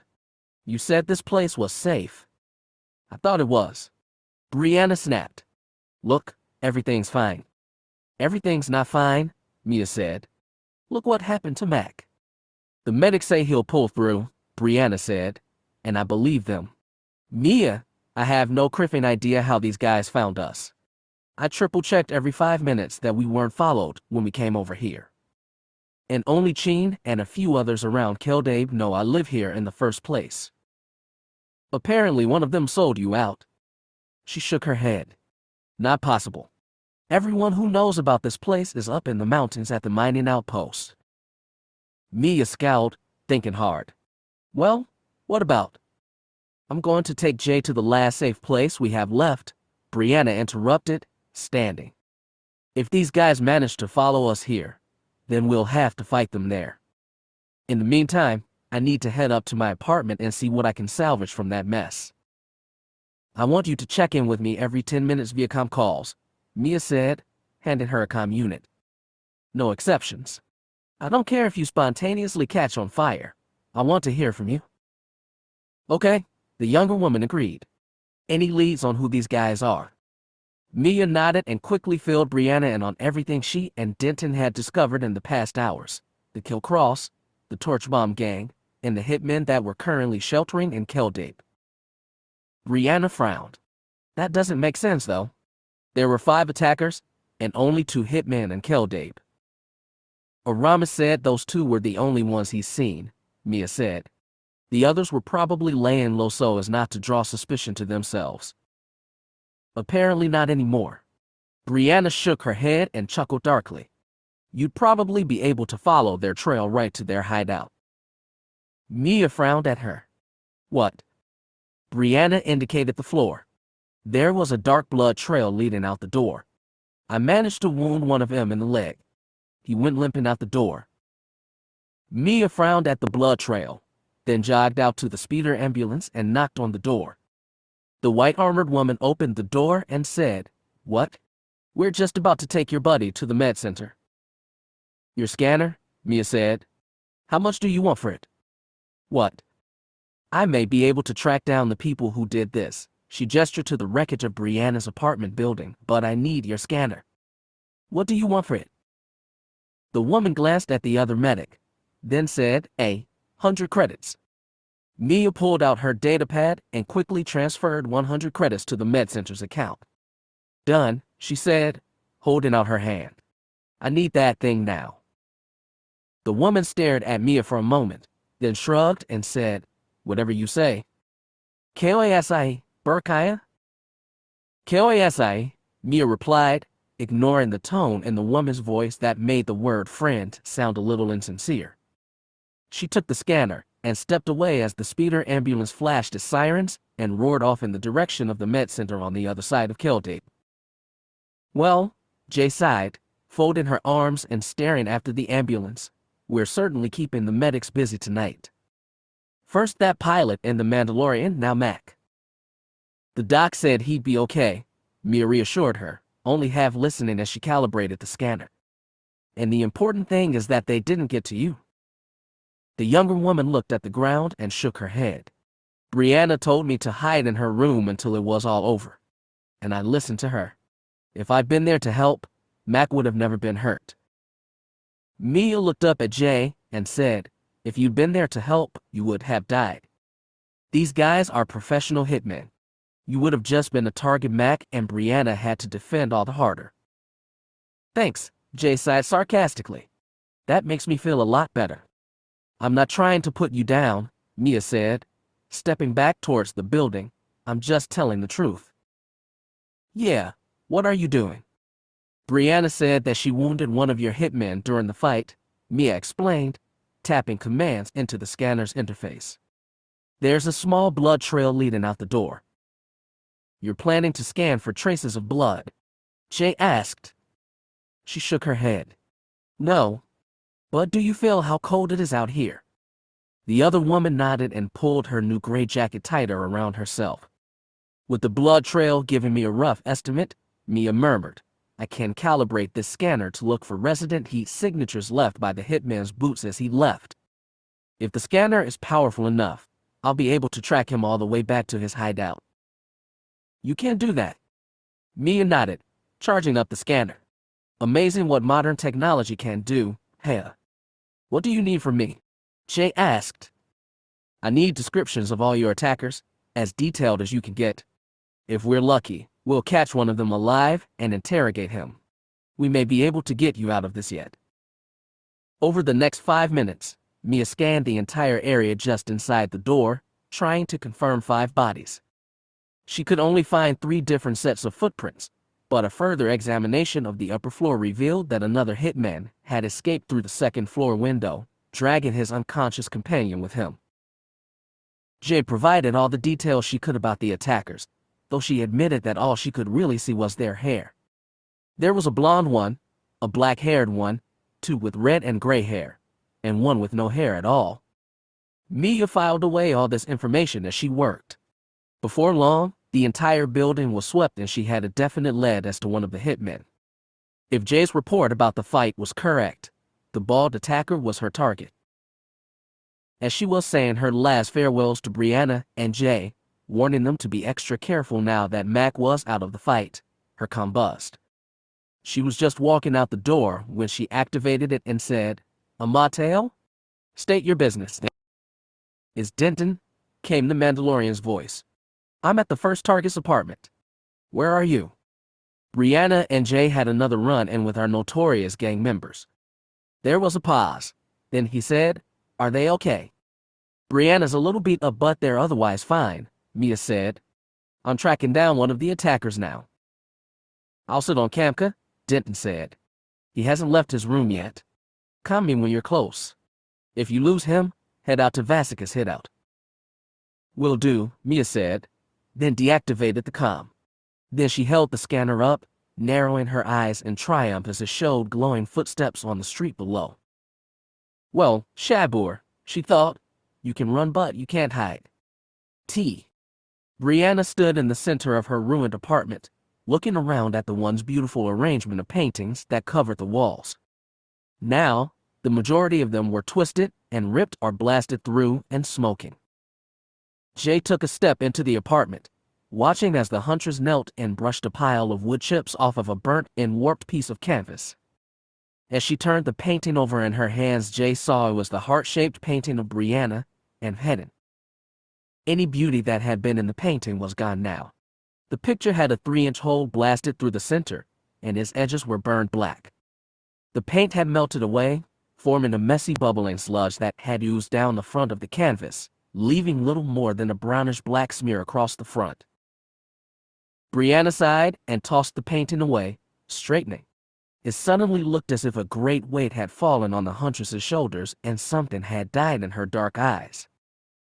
I'm sorry, Jay said, knowing the words couldn't undo what had happened nor would they ease Brianna's pain. I shouldn't have brought this mess into your home. Brianna let out a quiet laugh, though there was little humor in the sound. They are just paintings. I can't always paint more. I didn't want any of this to hurt you, Jay insisted, or Mac. It's all just a huge car cup. There was some amusement in Brianna's laugh now that I can agree with. She turned to Jay, rubbing her tired eyes, and said, We have to move out. Look through the preserver and see what food and water you can find and pack it up. I'm going to change into my hunting gear, and I'll meet you outside. Where are we going? Jay said as she stepped toward the overturned preserver. You said we had one secure place left. Brianna nodded as she began pulling pieces of her gear off the mannequin, which was toppled over in the corner. She gathered up her kit and stepped toward her room. "We do," she said as she closed the door behind her. "Vhetin's bastion." "Vhetin's what?" "What is?" But Brianna interrupted her as her door swung shut. "Get your stuff together, Jay. I have a feeling those assassins will be back before long." Mia wasn't surprised when she found that the blood trail she was following led straight for Vasika's hideout above the nerf packing plant. The sun was beginning to rise over the city when the building finally came into sight. The sign hung in front of the building promised the best nerf steaks in Keldabe, but Mia thought otherwise. The plant was a squat, grayish-black building made of rough-hewn permacrete, and it looked filthier than the hut's backside. There was graffiti painted onto the walls, most of it vulgar anti-imperial messages. She also saw that there were 2 stormtrooper guards standing post outside the front entrance. She wasn't surprised. Since arriving on Mandalore at the beginning of the Clone Wars, the Empire had quickly made a habit of sticking their thumbs into every legitimate Mando business planet-wide. Suddenly, air control towers had Imperial overseers, Mando motors had monthly Imperial inspections, and even Aramis had to beat imps away from the Audiobook to keep them from seizing control of the tap calf and turning it into a local cantina for off-duty stormtroopers. It wasn't an uncommon sight these days to see stormtroopers hanging around virtually every corner of the city. To combat the swift decline of public privacy and freedom to travel through the city as they wished, many Mandoade had adopted offensive strategies, ranging from passive-aggressive attitudes toward the Imperials to all-out brawls when an imp officer looked sideways at them. Mia, however, had long since known how to deal with bureaucrats like the Imperials. Everything was procedure and paperwork with them, and that was a weakness easily exploited. As she approached the 2 stormtroopers, she pulled her pilot's license out of her pocket. If she played this right, she should meet little resistance here. "Halt," one of the troopers said as she approached. "State your business here." "Pirine Batorsky," Mia said, flashing her license just fast enough to look as if she were an important official in a hurry to get somewhere. "Imperial Intelligence Officer, SIB.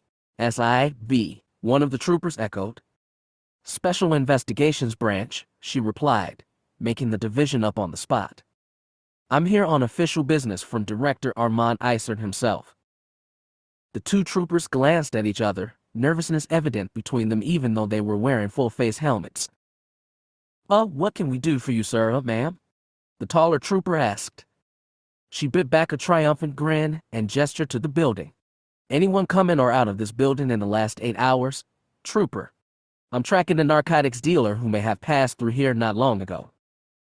He shrugged, his white armor creaking slightly as he did. "No one but the regulars, ma'am." She pretended to ponder over this, then said, "I'm going to need to take a look inside." The troopers glanced between each other again, and the shorter one said, "Ma'am, the sergeant told us to deny access to anyone who isn't authorized." "Oh," she said, raising an eyebrow. She adjusted her jacket with feigned self-importance and said, "Well, a single call to Director Isard will change that." "No!" the trooper almost shouted. He cleared his throat and said in a quieter tone, "No, ma'am. That won't be necessary. Just don't steal anything, please." "I wouldn't dream of it," she said, stepping past them. "Have a good night, fellas." She heard the 2 troopers bickering with each other about bloody spooks and how they were always nosing into other people's business. She found it rather hypocritical since they were standing guard over a processing plant that wasn't theirs on a planet that wasn't technically part of the Empire to begin with. But she had more important things to worry about, and she kept her focus as she cautiously walked through racks of skinned, butchered nerfs. Reactivating the scanner, she saw that the heat trail from the wounded assassin continued through the plant and up the stairs to the 2nd floor. As she followed the trail, she pulled her comlink and dialed in a calling code. Denton picked up on the 2nd dialing tone. "Officer Drow here. This is Mia. I'm at Vasika's hideout. Are you ready for your part?" "I have been for the last half hour," he said. "Kamka hasn't left his apartment. Heat signature show he's sleeping." Tell me when you're in position, Mia whispered, stepping carefully up the stairs and trying to keep as quiet as possible. She deactivated the scanner and tucked it into her jacket pocket, drawing her small field pistol from his holster on her belt. There was a slight pause. Then he said, "Okay, I'm outside the door." "Me too," Mia whispered, pressing her back to the wall next to a rotted wooden door. "Waiting for your word." In 3, 2, 1.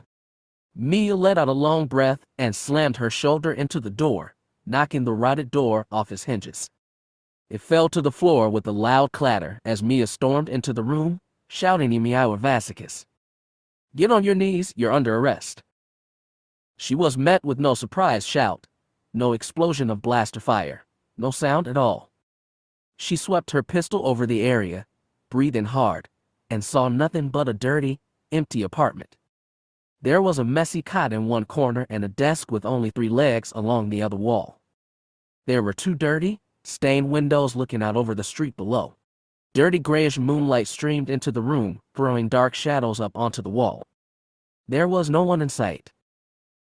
She slowly made her way toward a door near the end of the cot, a refresher if she didn't know better, and noticed that the door was partially open. She slowly pushed it open, making sure to keep out of the line of vision of a potential ambusher. Once again, there was only silence.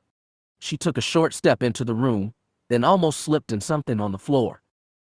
"What the?" she muttered, throwing her hand out and grabbing the door handle to avoid pitching forward into the floor.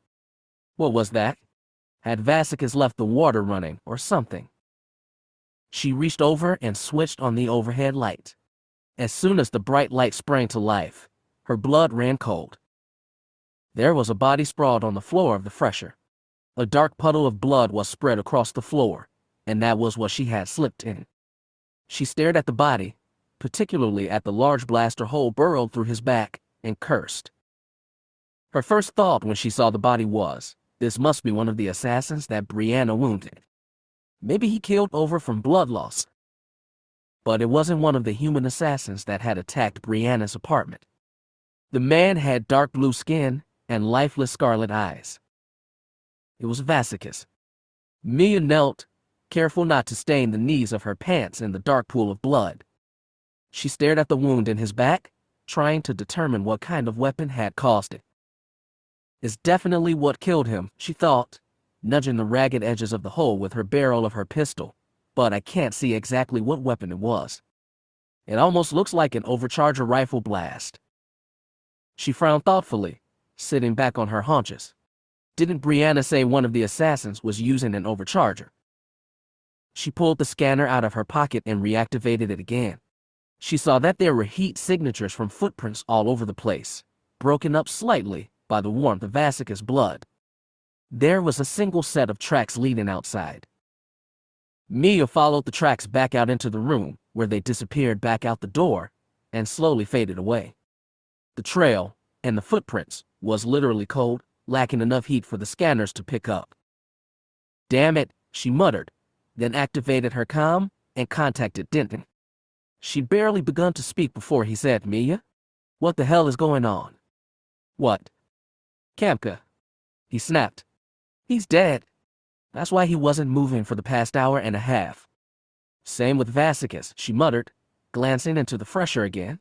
"Jay's would-be assassins must have gotten to them before we could get here. But these guys are members of the Torch Bomb Gang. Why would they want to kill their own members?" "I don't know," she said. "But I do know one thing." "What?" "You're going to want to change the paperwork for this investigation," Mia said. "This is now officially a double homicide." Chapter 8. To the mountains.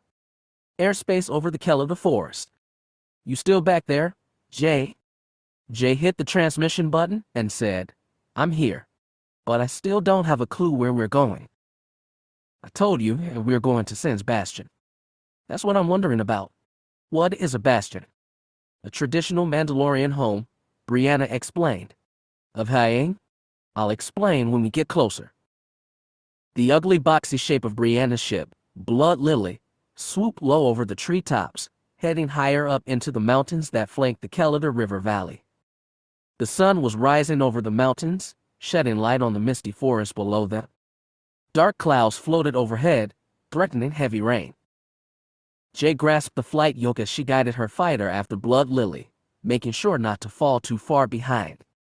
She still wondered why they had left Keldabe in favor of this mystery hideout in the mountains. Maybe this was where the Beskar deposit, and the mining outpost staffed by hundreds of heavily armed Mandalorians, was situated. Jay would feel much safer in the midst of an army of mercenaries than out on her own against these mysterious assassins that were undoubtedly still hunting for her. Jay and Brianna had received word just as they'd taken off that Mac had pulled through his surgery and was resting comfortably. Apparently, he tried to walk out of the med center almost the moment he'd woken up, and the med techs had been forced to sedate him. Thinking of him, Jay frowned thoughtfully and hit the comm button again. "Hey," she said, "I have another question." "About Mac?" "Oh," Brianna said. "What about?" Jay followed as Blood Lily swerved to the port side, heading to the northwest. "When those assassins attacked us, Mac just, I don't know, went crazy. What happened to him?" Brianna chuckled quietly. "Yeah, I guess I forgot to tell you about that. Mac is part of a small group of Mandalorians who are trained in berserker tactics." "Berserker what?" "They're trained to go completely crazy in battle," she said. "They kill everything in sight. And the more you hurt them, the angrier they get." "Mandos actually teach that?" Jay asked. "Isn't that a little barbaric?" "I was actually going to say archaic. I guess it can be seen that way to most people. But you saw how well it worked for Mac." "Yeah," Jay said. "He got himself stabbed with a foot-long splinter of wood." "He almost single-handedly saved your life," Brianna pointed out. "You should be more thankful." "I'm not saying I'm not thankful. I'm just thinking there's got to be better combat tactics than that." "Don't bet on it. In battle, sometimes what you need to do is just go psycho like Mac did. I personally don't think it should be your only form of combat training, but lots of Mandos use it to great effect. Even Cheen?" "What? Since when does Vhetin go crazy in battle? Have you ever seen him get hit in the hands?" Jay hesitated. "No." Brianna laughed again. "Yeah, I'm pretty sure you don't want to. When he gets smacked hard in the knuckles with something, it's like it flips a switch in his brain. He goes insane." "But that I can understand," Jay said. "Getting hit in the hands with something hurts. There are different ways of using it to your advantage," Brianna said. "But most Mandos who use berserker tactics are either completely insane or have some kind of bottled-up internal rage that they need to let loose. When they get the chance, it all just comes out in a flood." "Which kind is Vhetin?"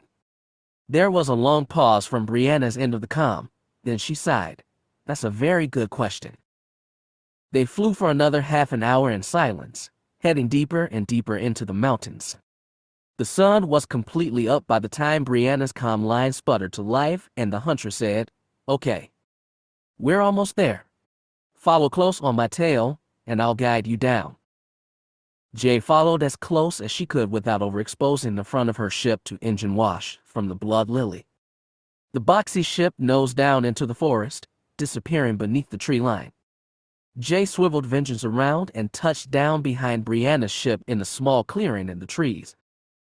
As she popped the cockpit canopy, she saw that the clearing looked small from the air, but was actually much larger than it appeared.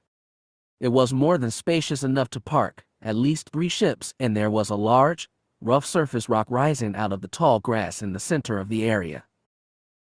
Brianna strode down the exit ramp from her ship, hauling a supply pack over her shoulder. Before leaving her apartment, she had changed into her hunting gear, comprised of a heavy leather jerkin cut at the arms and neck for increased mobility, a utility belt with supply pouches and holsters for her pistols, and a pair of rough black work pants. She also had a dull dursteel neck guard strapped to her right shoulder and a quiver of arrows slung across her back. Her pistols were holstered on her belt, and she'd brought along her full complement of throwing knives, sheathed on a belt above her first. She was carrying her compound bow set in one hand. "We're a little exposed," she said, frowning at the clearing, "but it shouldn't be too much of a problem. I'll get down here a little later, and see if I can camouflage the ships. So, Jay looked around the clearing. Where are we heading? Vhetin's bastion is hidden about a mile away. It's a 15-minute hike through the woods to get there. She gestured for Jay to follow her and said, just one warning, keep an eye out for Kala wolves.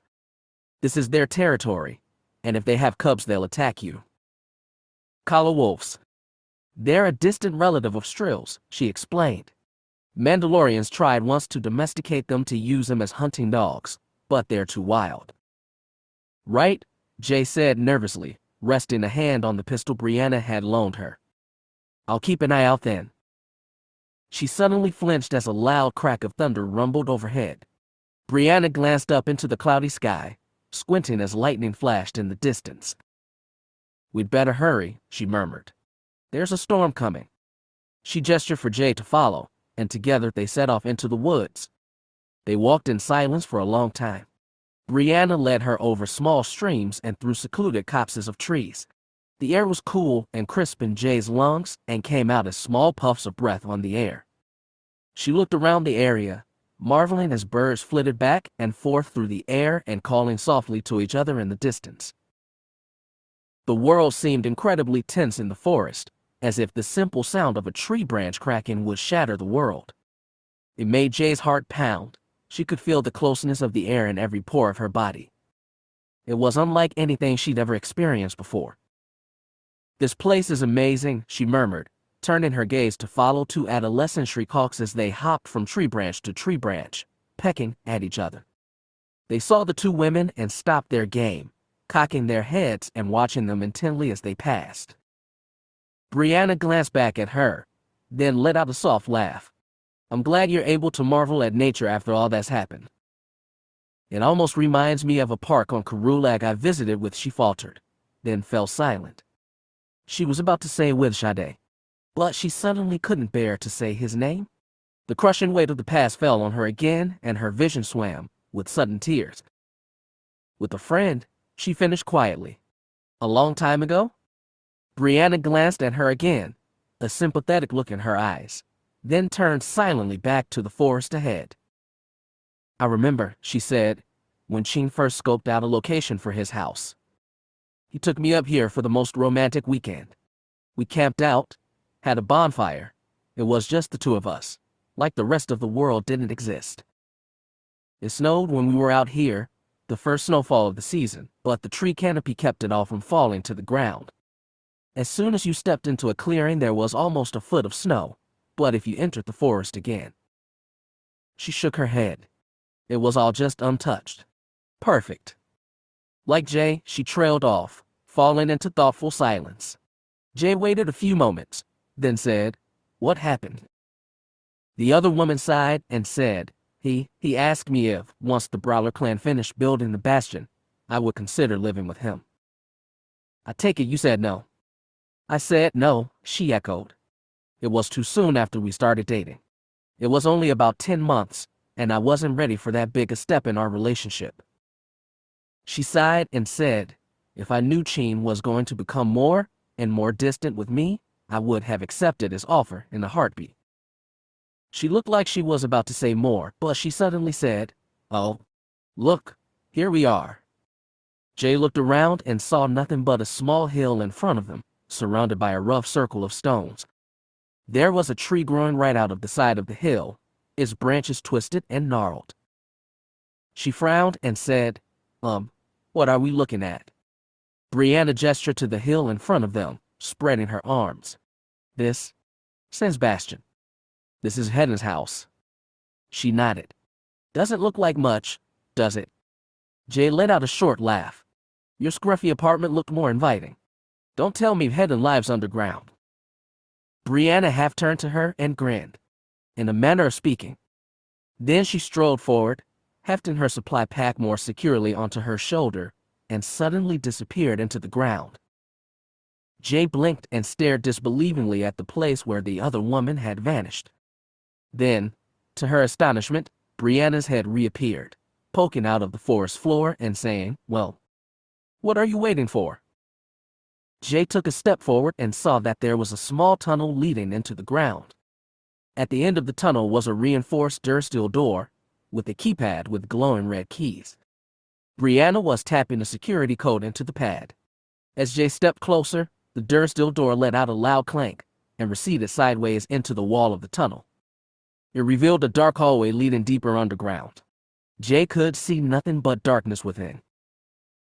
Brianna let out a sigh of relief. Welcome to the Vhetin, the traditional Mandalorian house. Built to maximize stealth and camouflage as well as designed as a fallback fortress for bounty hunters in trouble. Like me? Brianna nudged her arm. Like us. Those thugs shot up my apartment too. Like it or not, we're in this together now. Right? Sorry. Brianna stepped forward into the darkness, and Jay hesitated before following her. As soon as she crossed the threshold, the door behind her slammed shut with a resounding boom. She found herself immersed in total darkness. Like the forest outside, the slightly stale air seemed very tense. She found herself feeling slightly claustrophobic until Brianna said, "Ah, here we are." There was a quiet click and overhead lights flickered on. Jay found herself standing in a short entrance hall that looked like the interior of any other house. The walls were smooth and beige colored and the floor was carpeted under her feet. The hall led out to a spacious circular room with several halls branching off deeper into the bastion. She slowly stepped into it, looking up, and the curved dome ceiling above. This must be the center of the bastion, she thought. What do the Mandas call it? The Carrier. Brianna tossed her supply pack on an old gray couch in the center room and threw herself down onto it with a familiar ease that suggested that she'd visited the bastion many times before. Jay followed at a more sedate pace, looking around at the room and the halls that undoubtedly led to other rooms in the house. She saw that despite the welcoming layout of the house, there was a fine layer of dust on virtually every surface: the table, the hollow screen, even the couch. Brianna noticed her curious gaze and said, "Yeah, as you can see, Vhetin doesn't spend much time here. It's technically his house and his fallback position if he ever gets into trouble, but he prefers to camp out in void." Jay wasn't surprised. Vhetin's Starship Transport, a mid-sized stealth ship, offered more than enough room to live in. Jay had even slept in the crew's quarters herself on several occasions while out hunting contracts with her partner. "Go ahead," Brianna said, gesturing to the house with a vague sweep of her hand. "Explore a bit. We're safe up here." Jay glanced at her uncertainly as the bounty huntress brushed the dust off the couch and settled back, resting her hands behind her head. Then her curious side began to gnaw at her, and she took a closer look at the center room. The carrier seemed to be the most used room in the entire house, and even that was fairly Spartan. The only furniture was the old couch along one curved wall, the table in the center of the floor, and a mid-sized hollow screen set mounted on the curved wall opposite. Further perusal revealed that the bastion was built with two sets of circular halls, all built around the center carrier. It looked as if there was enough room to house at least 20 Mandas, but most of the house was deserted and empty. Still, it seemed that Vhetin had found a use for some of the rooms. As she pushed open one door marked with the sign that read training room, she found a large sparring chamber, the walls covered with pale blue padding. There were a variety of sparring weapons set up along one wall. Jay found several swords, melee staffs, and boxing gloves in a crate near the door, and there was a padded sparring dummy set up in the center of the room. Its wooden arms and head were marked and scarred with hundreds of pockmarks from countless sparring sessions in the past. Vhetin had obviously spent a lot of time training here. A little down the hall was another room set up as a shooting range. There was a stack of paper targets arranged neatly on a bench stretching across the room, as well as a number of holographic targets that could move and run around the range for a greater challenge. Did Vhetin build all of this? She asked as she continued her explorations. Vhetin. Brianna laughed. He's no architect. No, he hired the Brawler clan to build it. He obviously thought he needed a lot of room, Jay observed. He actually complained at first that it was too big for even two people to live in, but Rav Brawler replied that she builds only one kind of Vhetin and she's way too old to try other designs now. Jay laughed. Why doesn't that surprise me? She hesitated. If this Brawler clan built the place, that means a lot of people know where the bastion is. Are you sure we're safe here? Not as many as you would think. The Brawlers are one of the most respected clans on the entire planet. Only 3 of them helped build the bastion, and Vhetin made them swear never to reveal the bastion's location. That doesn't put me at ease. It should, Brianna said. A Mandalorian's word is her bond. To break a promise of that magnitude is punishable by exile. Mandas still exile people. Jay couldn't say that she was surprised. Again, that's a little archaic. It's a ceremony. The Darmanda is one of the greatest public punishments a Mandalorian can receive. Darmanda, Jay echoed slowly. That means no longer a brother. No longer Mandalorian? Brianna corrected. It's pretty severe. That I can believe. Jay couldn't even imagine the shame that came with being stripped of identity, especially to Mandalorians, like Vhetin, who took their adopted culture so very seriously. Many Mandalorian converts adopted the culture because of their rough past, because these small clans of mercenaries and bounty hunters offered a fresh start to anyone who asked for it. To be rejected by such a forgiving culture would be the height of humiliation. She wondered what kind of crime a Mandalorian would have to commit to bring such a punishment down on his head. The muffled sound of thunder rumbled from outside, and Jay glanced up as she heard the first quiet patters of rain against the wood and thatched grass roof above. Storm's finally here, Brianna observed. Even if all of Keldabe knew the location of this place, those assassins aren't going to be flying up here anytime soon. Jay nodded, finally convinced that she was able to relax. She was safe here, hidden away up in the mountains. At least for the moment. Chapter 9. The first flashback. The next morning, Jay opened the door from the guest room, looking up and down the long hallway before making her way toward the carriage, where she heard Brianna's quiet voice. She stepped into the circular center room just as the bounty huntress was deactivating her comlink. Mia, Jay guessed, rubbing her eyes wearily. Brianna nodded, adjusting her heavy Durasteel neck guard and settling back on the couch. She had refused to change out of her hunting kit since arriving at the bastion in the name of combat readiness. I was 15 minutes late for the morning report, she sighed. So naturally Mia thought we were both dead. Jay chuckled quietly as she leaned against the gently curving wall. What did you tell her? Just a rundown of the situation. Everything's quiet. The storm is still moving in, and we're both still in one piece. She seemed too busy to get caught up in every little detail. And how are you doing? Jay asked. I'm sorry your apartment was trashed.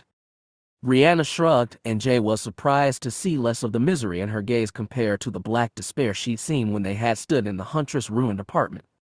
It was home to me, she said, but the truth was that it was a cesspit. And if Cheen has taught me anything about Mandalorians or bounty hunters, it's that we need to be adaptable. She shrugged, then turned her dark gaze on Jay and said, What about you? Feeling better? She nodded. It's amazing what a couple hours of sleep can do for an overstressed psyche. Brianna sighed and brushed a strand of hair out of her eyes. So tell me more about Sade. Jay shook her head. I'm not exactly up to it right now. Come on. It'll pass the time until your next near-death experience. You really think those assassins are going to be able to track us up here? I think they've managed to pull off some weird stuff so far, the huntress said, shrugging. Like tracking us to my apartment when only a select few in the city know I live there. It'll help if you can take your mind off thinking about stuff like that, and you'll be that much calmer when they try to kill you again. I'm not sure ignorance is bliss applies to this situation, but I am sure you need to loosen up. Mandalorian combat techniques teach that a soldier who is tense all the time is going to lose their edge in battle.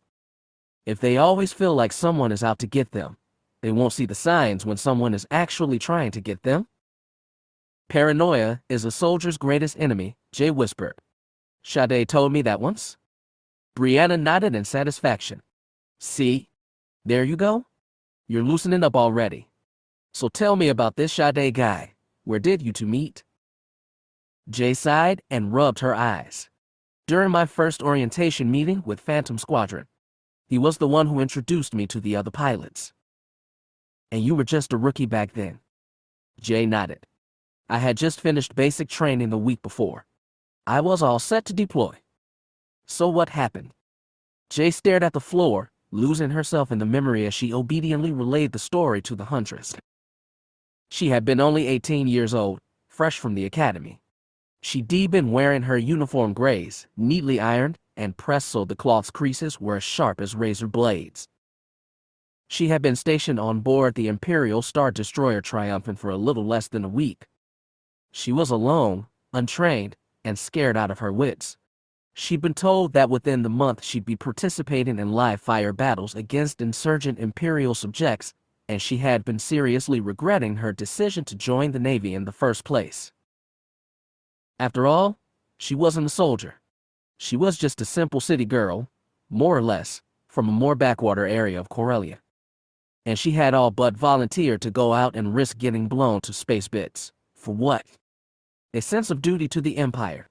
A need to please her family. She hadn't had a clue. She'd been sitting alone at a Duraplast table in the mess hall, staring at the plate of Imperial regulation rations in front of her. Her stomach had climbed into her throat at the prospect of meeting her fellow pilots, and she hadn't had the stomach for the bland, grayish-looking food. "Hey there," a voice had suddenly said. She had jumped slightly and looked up as a man in a disheveled pilot's uniform had slid into the seat next to her. He had long light brown hair and dark green eyes that sparkled with amusement. The sleeves of his rumpled uniform jacket were rolled up to his elbows, revealing angular black tattoos on his arms that curved across the backs of his hands. In all, he was certainly attractive, but she nevertheless sighed and prepared to brush off another brainless man who had an eye for her body. "You look lost," he said. "Do you need help?" "I don't need help from the likes of." She paused as she saw the red-blue double bars on his uniform chest, accompanied by the battalion number 603. This man was her commanding officer. Her blood had run cold and she instantly straightened in her seat. She snapped off a crisp salute and said, "No, sir, Captain. I'm not lost, sir." "You're new here, aren't you?" he had asked, narrowing his eyes. His lips had twisted up in the first hints of a smile. "Yes, sir." "Okay," he sighed in mock exasperation. "You obviously have some things to learn.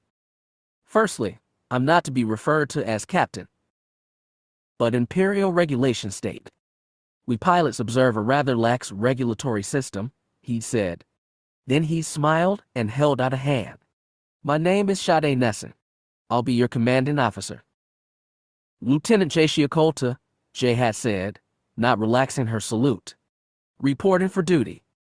"When did you get out of the academy, Jay?" he had asked, raising an eyebrow. "5 standard days ago, Captain Nesson." He laughed, an open, cheerful sound that Jay had found hard not to like. "Rookie, you can call me Sade. Everyone else does, even the fighter techs." "Yes, sir, Captain Sade." She had hesitated, then said, "You can call me Jay." He smiled at her again and said, "Jay? I like that. It's a lot easier name than Jay." "I thought so too," she had admitted sheepishly. He stared at her for a moment, then clapped his hands and said, "Well, Jay, what would you say if I offered to introduce you to the troops?" She stared at him for a moment, then said, "I'd like that, Sade." He grinned and beckoned for her to follow. He had led her out of the mess hall and into the twisting hallways outside, toward the barracks. He'd explained some of the details of Jay's new position as he went, little more than what she'd already been told, but her training forced her to pay close attention as he spoke. "I can imagine that being the rookie tossed into the middle of a cohesive group is a pretty intimidating task, especially if you haven't had any live combat experience," he had said. "But I promise that I'll try to make the transition as painless as possible." He keyed open the door to a gathering room for the barracks section and gestured for her to step inside. The small room had 4 occupants, 3 men and a woman, who had all looked up at the sound of the door hissing open. Sade had tossed the group a lazy salute as he stepped inside behind Jay, which they had all half-heartedly returned. Guys, he had said, say hello to our newest recruit.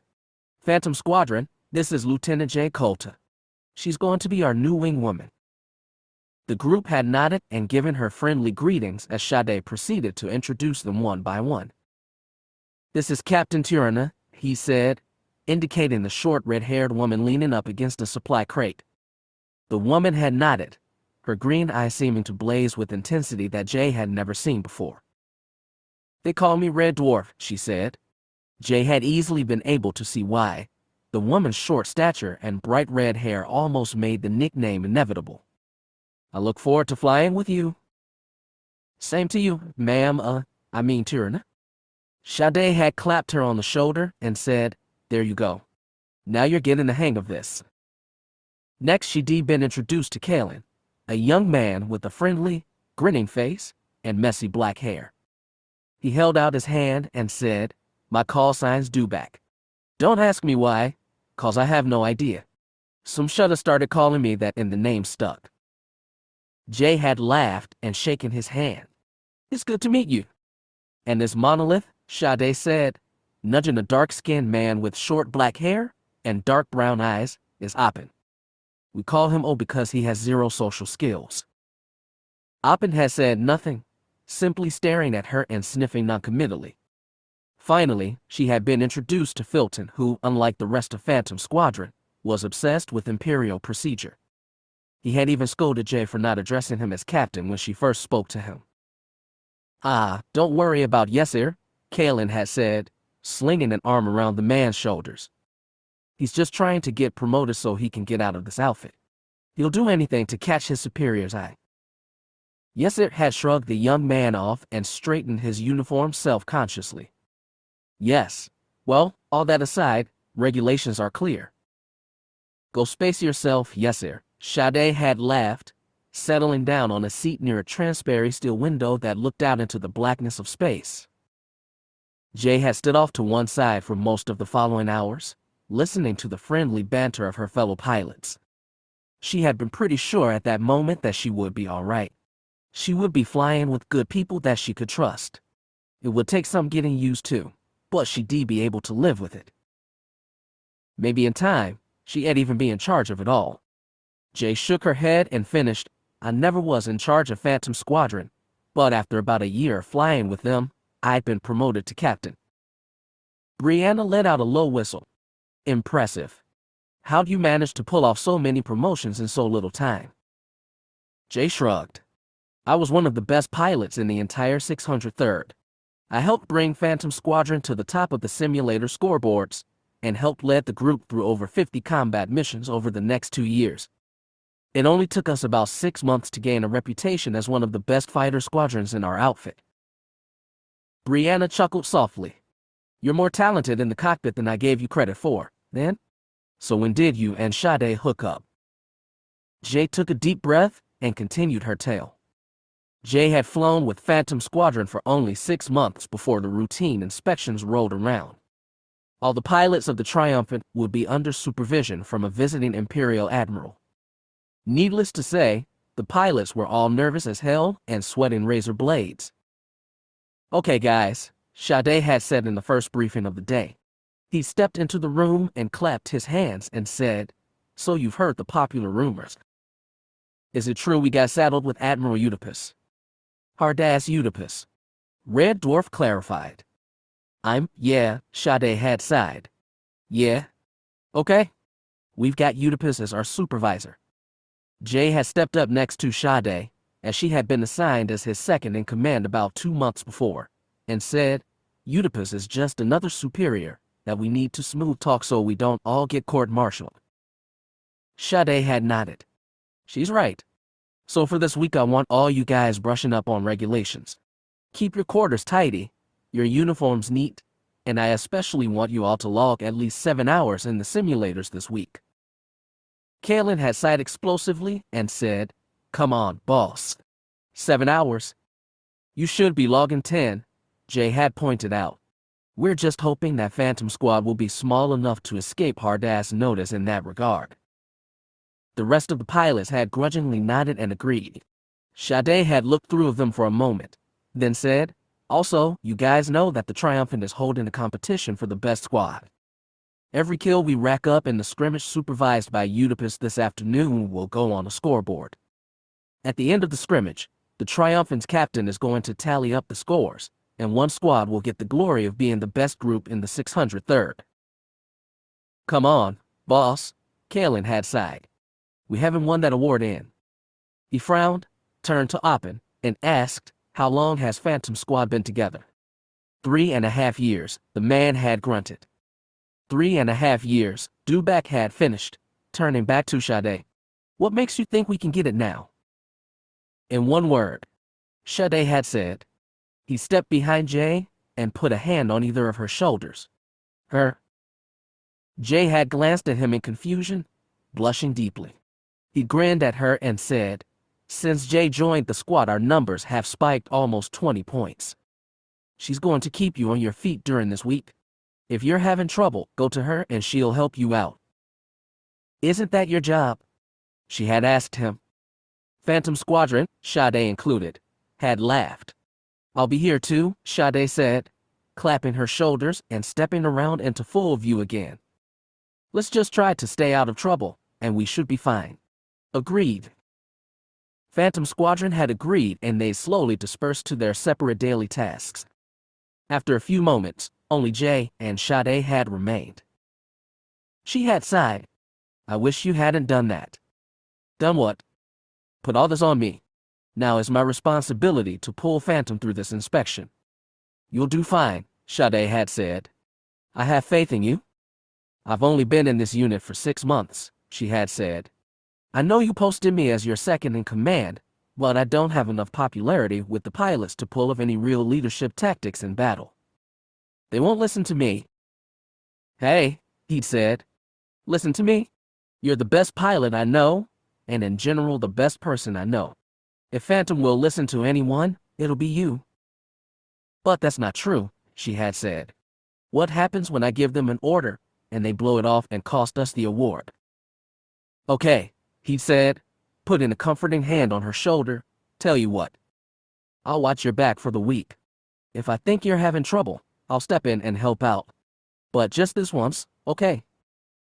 She had nodded, feeling slightly comforted, and said, okay. I'll give it a try. No, he corrected, you're going to succeed. If you say I'm going to try, you leave it open for failure. So go into this knowing that you're going to make it and you'll do fine. I hope you're right, she said, then followed him as he left the room.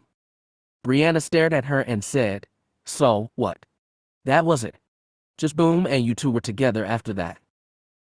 No, Jay said, it was after the week was over. It was one hell of a week. Hard-ass Oedipus certainly lived up to his name.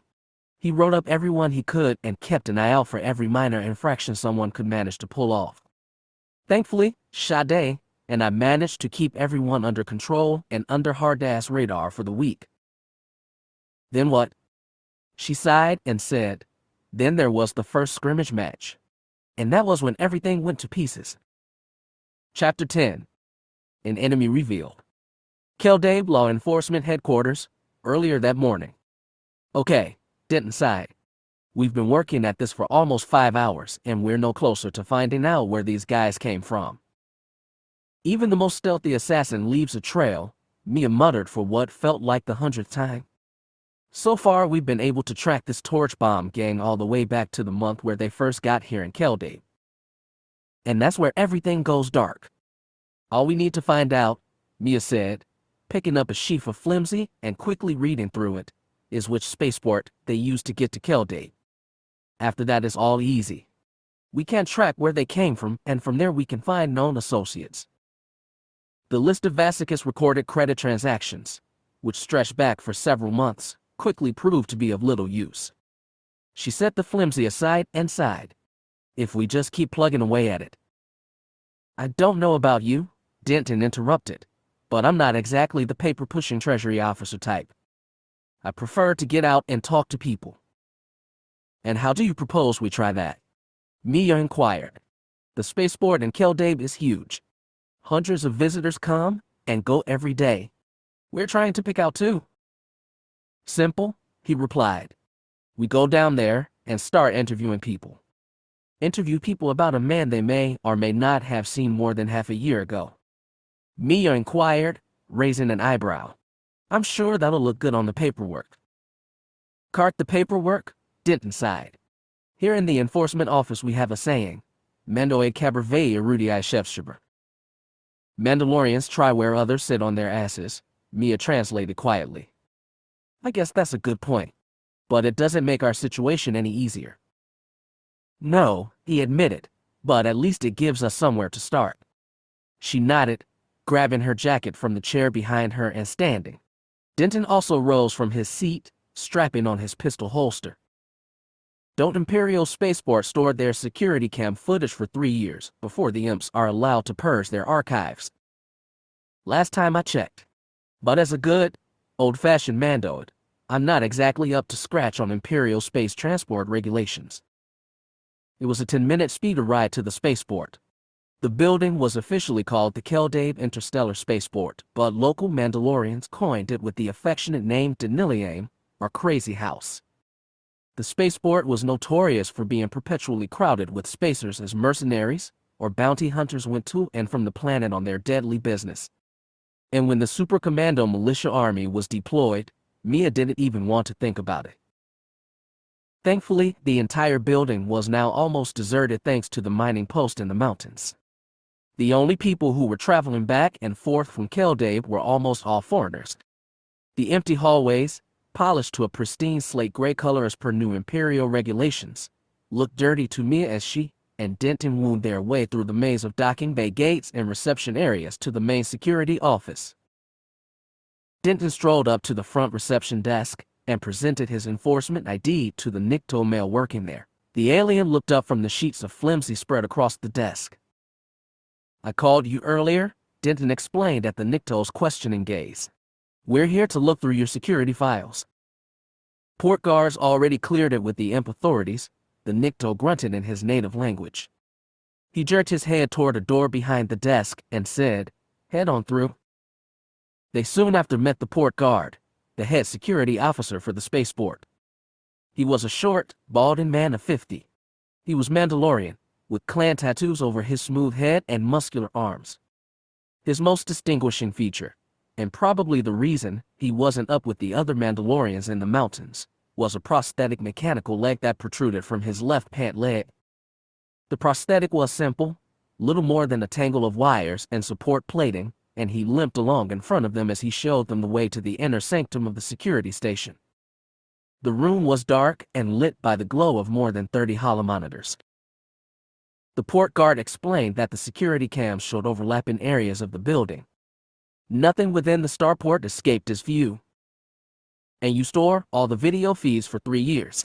Denton inquired. The port guard nodded and explained that the files were stored on a lockdown database in the 3rd sub-basement. Only I have the access codes to bring the files up here, the port guard growled. Which I assume is the reason I've been called up here on my day off to deal with you. We appreciate your time, Denton quickly said, and we'd be more than happy to pay you for. Keep your creds, the man grunted.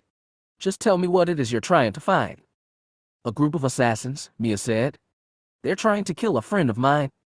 An erudii. Mia narrowed her eyes. Does it matter? Mandacarla? Without a doubt. The port guard seemed to debate with himself for a moment, then nodded and said, all right. I'll help you. Just give me a minute to pull up the right files. Denton nodded and pulled up a seat near the central monitor as the port guard set himself to work.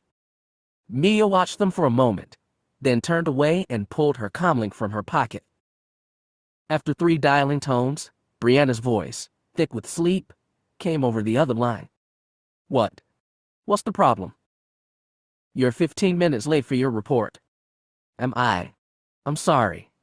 I've been kind of tied up with all the OSIC that's been going on. I don't know about you, but repeated assassination attempts aren't my idea of a peaceful criffing weekend. Watch your language? Is there anything to report? All quiet here, Brianna muttered. Storm's coming, but apart from that. Are you watching the forest? Mia asked. Do you have defenses set up? I washed up on the roof of the bastion for a while, Brianna said, but it was a lost cause. The lightning from the storm is going to screw with everybody's short-range instruments. No assassin is going to try and fly up here, and it's a 4-day hike on foot. Mia nodded, satisfied that the two women were safe at least for now. Brianna's claim made sense. Any assassins would wait until the storm passed to try anything. The young woman was a bounty hunter after all, and knew the mind of killers. "How's Jay holding up?" she asked. "Better than I initially expected." She explored the bastion a bit, then I offered her the guest room. She's been sleeping ever since. "And you sure you weren't followed up to the bastion?" "I made sure when we were flying up here that there was no one nearby," Brianna reassured her, "and I triple-checked once we landed to make sure there were no tracking devices on the hull. We're safe." "Okay. I'm at the local starport in Keldabe trying to see where these fear effects came from. I should be here for the next few hours. If anything looks out of place, I'll call you," Brianna finished. "This isn't my first run around the battle circle, you know." "Okay," Mia sighed. "Then I'll leave you to it. Keep an eye on Jay. Right now I'm keeping 2 on her. What do you think Chin would do to me if he came home and his partner was dead? He'd flay me alive." Mia closed her eyes and let out a long breath as she deactivated the comlink and tucked it back into her pocket. Then she turned back to Denton and the port guard, resigning herself to many more hours of long, boring work. They worked without pause for the next 3 hours, using information provided by Aramis, who joined them in the second hour through Mia's comlink. They managed to narrow down the torch bomb gang's arrival time to a single week 8 months ago. But even with that narrow time window, there was still a lot of security footage to comb through, and the KISS was a busy spaceport. Several times, they had to look over a single second of footage for almost a quarter of an hour, studying every face in the multitude of beings. Mia and Denton must have burned through almost 10 cups of caf as the hours wore on, desperately trying to keep fatigue from numbing their senses. "Wait," Denton said halfway through the second hour. "Go back a bit. Is that Vasicus?" "No," Mia sighed. "Just a Duro. Keep looking." "Damn it," Denton muttered, taking a long swig of caf. "Blue skin, red eyes. So close to a chiss, but still so far."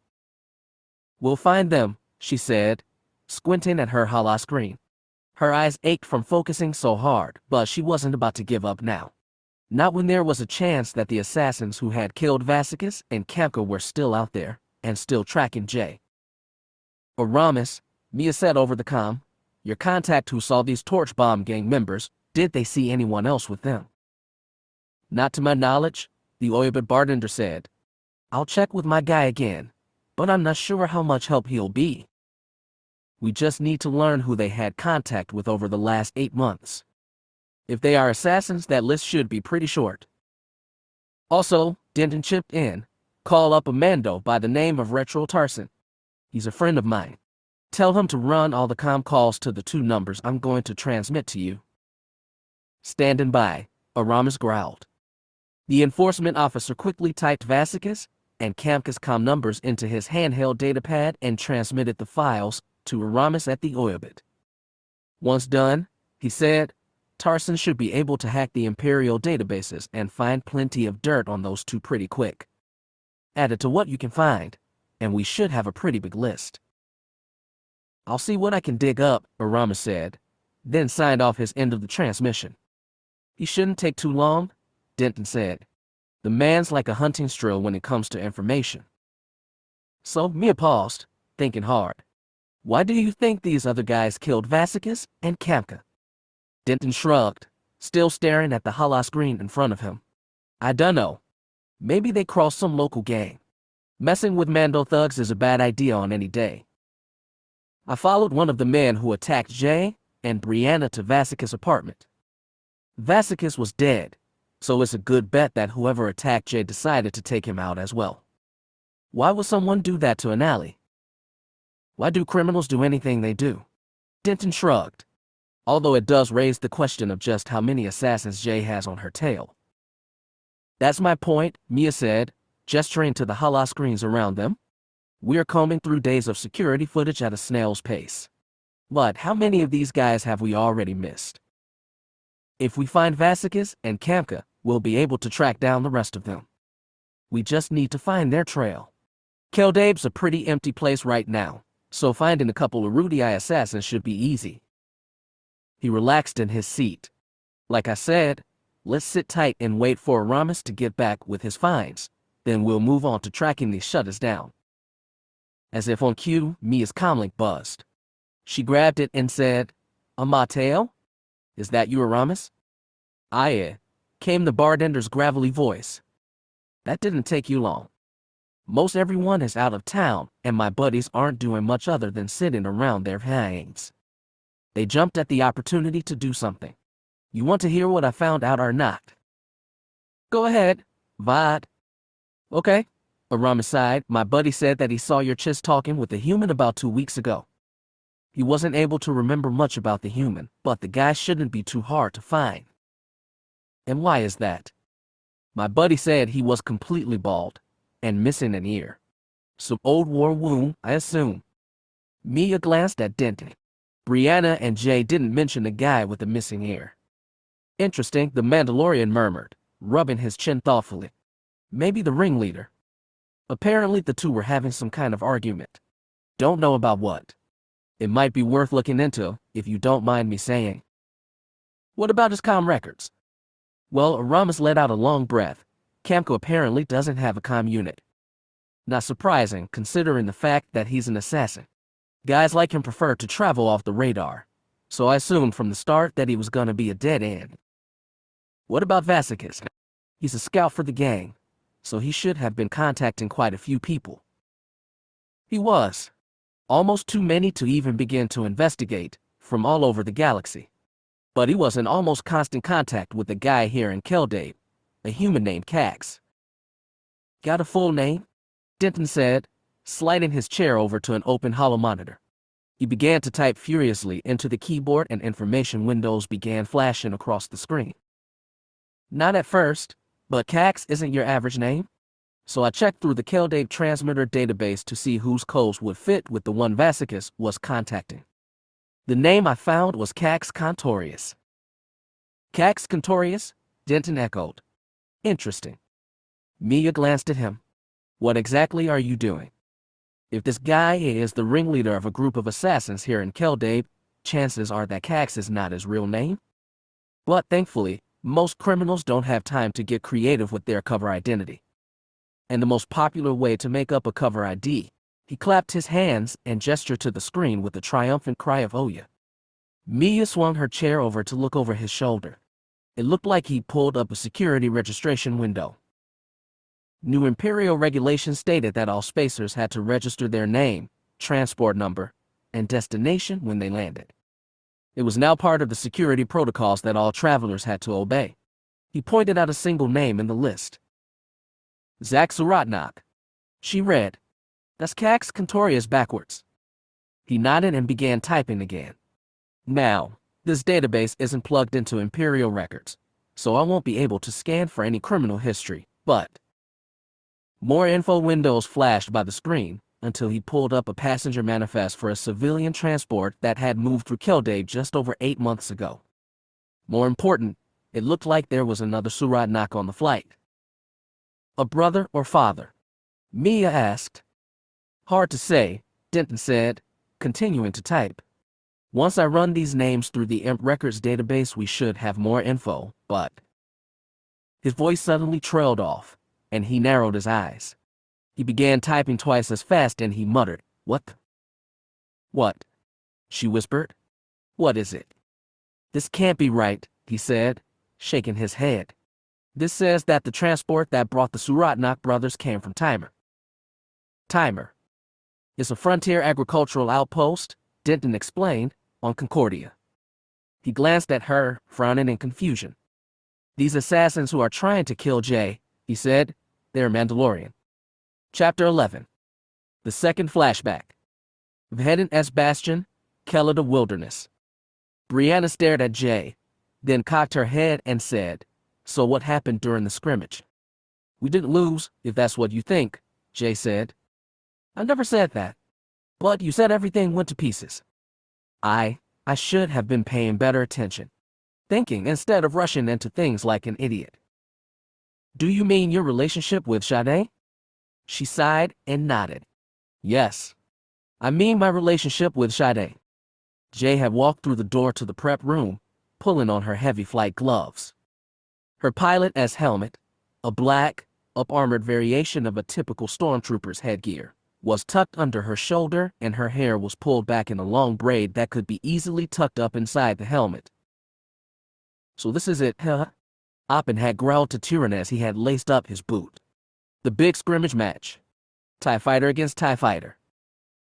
It's just another drill, Red Dwarf had replied as she had calibrated the oxygen scrubbers on her flight suit's chest-mounted control panel.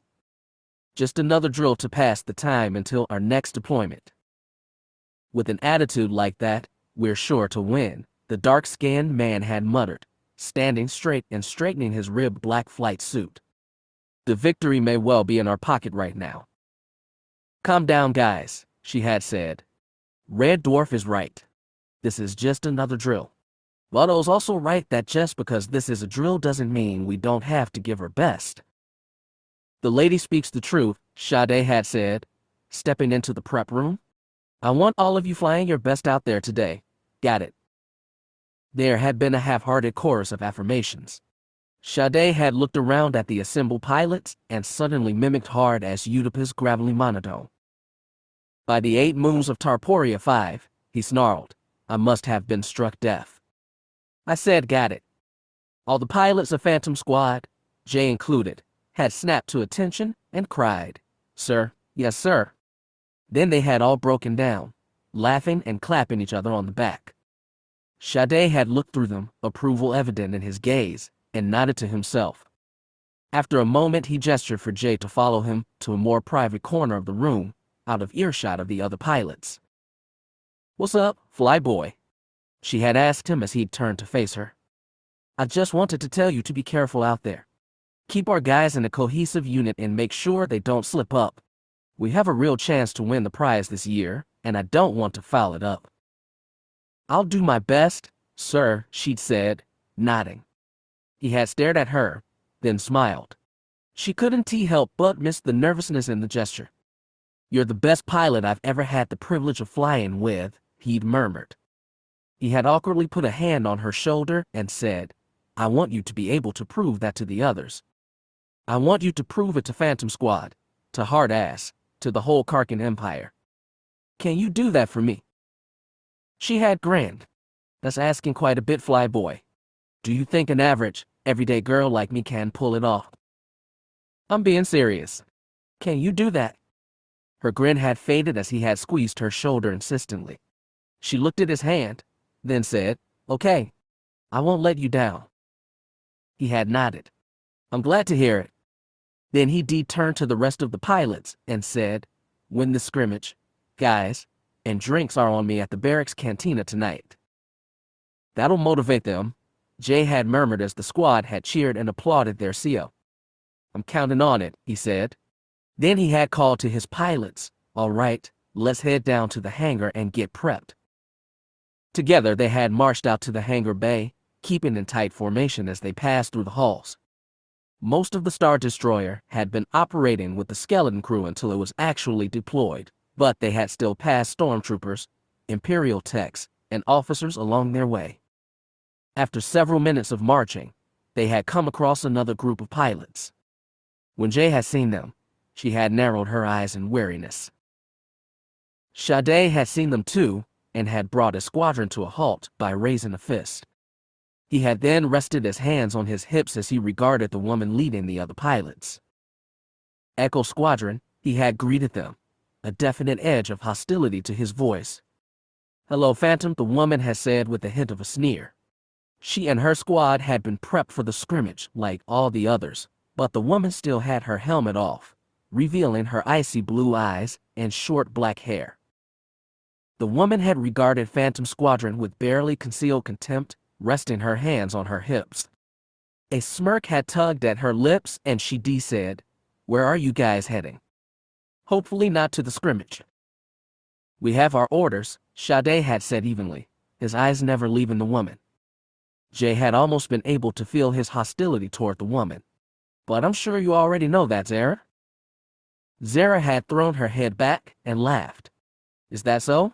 I hope for your sake that you're not seriously entertaining the possibility that you will win. Echo Squadron has been at the top of the boards for 3 years running now. You know how much the Overseers love an underdog team. Underdogs are one thing. Losers are a completely different matter. Oppen's face had turned down in a furious scowl, and he'd taken a step forward, muttering, "Losers. I'll show you a loser, you stuck up." Sade had put an arm across Oppen's chest and muttered, "Not now. Oh, calm down." Zara had stared at the dark-skinned man, grinning widely, and said, "Well, good luck out there, I guess. You're going to need it to avoid becoming the laughingstocks of the triumphant. Let's go, Echo Squad." The woman had jerked her head, and the 6 pilots had swaggered past them, heading for their own hangar bay. Sade's head had turned to follow them as they passed, a single clenched fist the only indication of his loathing for the Echoes. Oppen had also stared at them, breathing hard. Once the other pilots had turned the corner, Sade had rounded on O and poked him hard in the chest. His face had been turned down in a furious scowl as he growled, "Next time you pull a stunt like that, I'm putting you on report, O." Oppen had snorted and gestured after Echo. "They're stuck-up shutters. They should be taught a lesson. Then teach it behind the joystick of your interceptor. Physical violence will only get you in trouble. How much flack do you think we would catch if Phantom suddenly got the reputation of a bunch of violent thugs?" He shoved O back into his place in the line and said, "Keep your temper in check. Every time you start to get really pissed off, imagine blowing Zara's interceptor into oblivion during the scrimmage." "Yeah," Dewback had chuckled, nudging Oppen in the shoulder. "Imagine that there was a weapons malfunction, shall we say. No one could have possibly known that your interceptor's cannons were still charged." Jay had simply stood back and watched the exchange, noticing the effect Zara's confidence had had on Phantom. She'd known Zara for a long time, had known that she was proud, overconfident, but also ruthless in the TIE interceptor. It was because of her iron will that Echo Squadron had snatched the skirmish victories for the past 3 years. The only apparent weakness in Echo Squadron was that her fellow pilots were mediocre at best. She had been the force that kept their group at the top of the charts. "Here's an idea," she decided to say as they set off for the hangar again. "Zara's the top pilot in her squad, right? Right? And she's also the one who gives out the orders, right?" Sade had frowned. "Right? Where are you going with this, Jay?" "We're going to be scrimmaging against her and the other 3 interceptor squads out here. So why doesn't Phantom go after Zara first? Focus all our firepower to take her out of the game. With her gone, we are the best." "That's a sound plan in theory," Tyranna had observed, "but how will it stand up in battle?" Jay had turned to Sade. "We should only need 3 pilots to take her down. Even a pilot as good as Zara can't withstand 3 attackers at once. Interceptors don't even have shields. If I can take 2 pilots with me, we should be able to take her down. And that'll leave us free to take the prize for ourselves." He had seemed to struggle with the decision, frowning and rubbing his chin thoughtfully. After a moment, he murmured, "With Zara in the field, it's not smart to divide our forces like this." "I know that," Jay had said, "which is why we take her out early. Then we can regroup and mount an offensive against everyone else." "Who do you want to take?" "I'm not giving you permission, I'm just curious." Jay had looked at the assembled members of Phantom for a time. Finally, she said, "If we can get Yeser to run decoy." "Whoa," he'd interrupted. "I'm not running decoy for anybody." "Come on, Yeser," she had pleaded. "When you're in the cockpit you fly like you learned out of the Navy regulations book. You're predictable, Zara will definitely go after you first." He scowled at her, then said, "That makes sense, I guess. But if I get shot down?" "Tyranna," she had continued, "I want you flying as my wingman. You're the best shot I've ever come across, and I think that's what we need in this situation." Red Dwarf had shrugged. "If you think so, Cap. I think we're all going to be shot down before we even leave the hangar bay, but..." "Stay positive," Sade had said.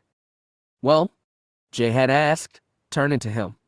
I've got 2 willing volunteers and a solid plan. What do you say we give it a try? He had stared at her for a long time before sighing. I guess I don't have a choice but to say yes.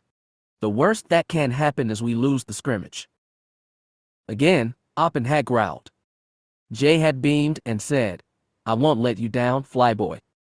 10 minutes later, the 6 members of Phantom Squad had been fully prepped and settled in the cockpits of their state-of-the-art TIE interceptors. Jay had adjusted her safety restraints as she had booted up her helmet as HUD, feeling a slight rush of worry. For all her earlier confidence, she had been far from convinced that they'd be able to take down Zara. She was the best pilot in the outfit and had been since joining. She was a prodigy in the cockpit and everyone, including her, knew it. Phantom 2, Sade had said over the private comms designated for squad leaders and their seconds in command, come in, over. Here, she had replied. There was a pause over the comm. Then he had said, look, if I know you at all, and I do, then you're not as sure about this plan as you looked when explaining it to everyone else. You? Well, I guess you read my mind. I have a knack for that. I just wanted to tell you that I have faith in you. You're the best pilot I know, and you're hands down better than Zara. Just stay focused and don't lose faith in yourself. Okay? She had laughed slightly. I'll be fine. Just make sure to keep your part of Phantom safe, and I'll bring mine back in one piece. Roger that. He had hesitated, then said, J.I., good luck out there. She had frowned. It had almost sounded as if that wasn't what he'd been trying to say. She had clicked the comm and said, hey, is everything all right with you? We can't afford to have you freezing up out there. I haven't frozen up since my very first day in the academy, he'd replied evenly. You sure you're good? Positive, he said. She had frowned deeper, but said, all right. Good luck to you too. Copy that, Phantom 2, he'd said, then switched off his comm. That was weird, she had thought. I wonder if he's as worried about this plan as I am. Then she had clicked on her open comm and said, Advisor, come in. I'm here, Phantom 2, the voice of Switch, Phantom Squadron's tactical advisor, had said. You wanting flight clearance? It would be nice, yes. Switch had been the invaluable 7th member of Phantom. His job had been to analyze the battle data and orders sent to him by the Triumphant's commanders. He had also been tasked with monitoring enemy movement and relaying that information to the squadron so they would know what was happening. He had been an expert with computers and a top-notch multitasker, allowing him to perform his job with skill and ease. I'm assuming someone told you our plan. If by someone, you mean Captain Nesson, he'd replied, then yes. And I think you're crazy. Join the club. Now don't get me wrong, he continued. I think you're the best pilot to come through this outfit, and you're definitely crazy enough to pull this off. But have you thought this through? What do you mean? If this plan gets blown to hell and Phantom loses the scrimmage, everyone is going to lay the blame on you. After all, you came up with the plan. She decided she ran a systems check on her fighter. I know that. But Zara has to be taught a lesson, and Force knows everybody else's plans don't seem to be working. Maybe we'll get lucky. I hope so, for your sake, Switch had said. Just remember to make Phantom proud. Hard-ass is watching. Copy that, Switch. Thanks. And with that, she had gunned the ion engine of her fighter and lifted off.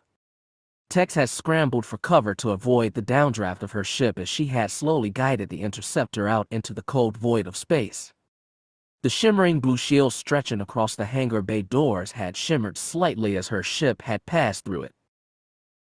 Okay, she had sighed. Phantom strike, sound off. Yes, sir, responding to roll call. Red Dwarf here, ready to roll. Good, she had said, guiding her interceptor toward the 2 other fighters. The hum of her ship's ion engines had soothed and calmed her. Let's group up with the rest of the squadron. When the scrimmage starts, don't go for Zara until I give the word. Got it. Copy that, Phoenix. Jay had smiled slightly at the sound of her call sign. Sade had assigned it to her when they had passed their last yearly inspection with flying colors.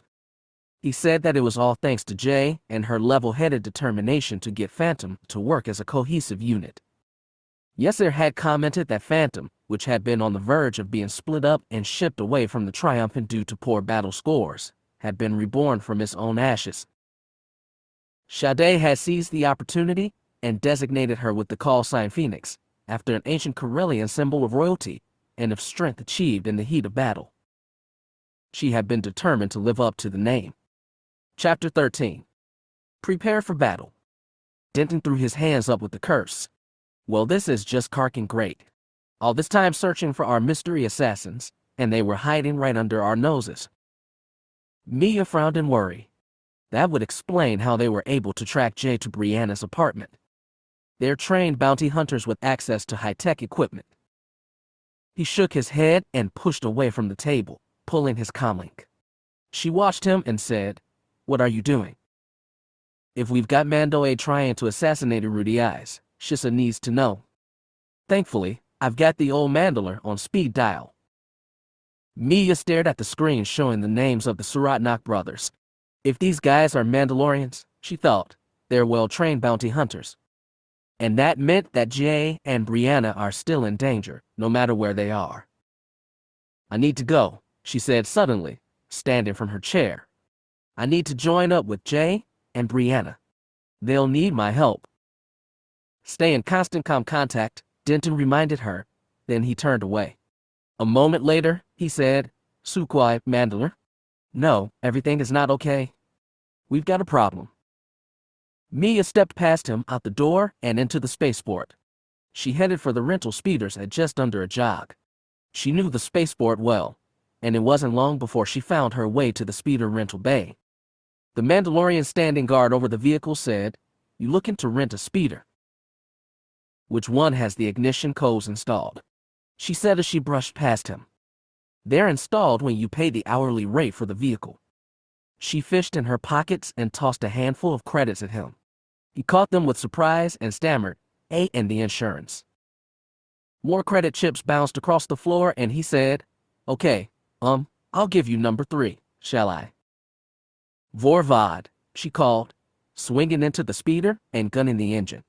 She depressed the flight pedal, and the speeder shot up into the air, roaring toward the distant Omotao farm. She triggered the vehicle comm and dialed out to Brianna's comlink. The huntress picked up after 3 dialing tones. "Mia, I'm not late for another report, am I?" "Grab a gun," Mia said, her voice terse. "And keep an eye on the door."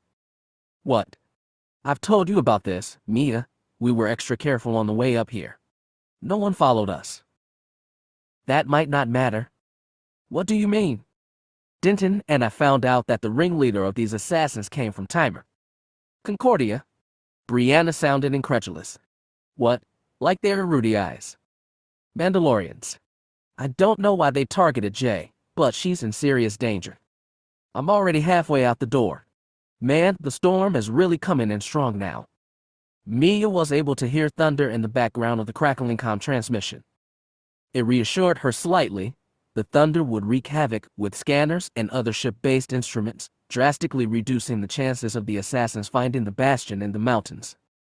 It was almost impossible to find already, even for those few who knew its location. "Sit tight," she said. "I'm going to head to the farm and grab some stuff. Then I'll be right up there." It took her less than 5 minutes to reach the farm, where she quickly parked the speeder and jumped out, sprinting for the door. She threw open the door and instantly made for the carriage. Set along one wall was a set of reinforced double doors with a keypad mounted next to them.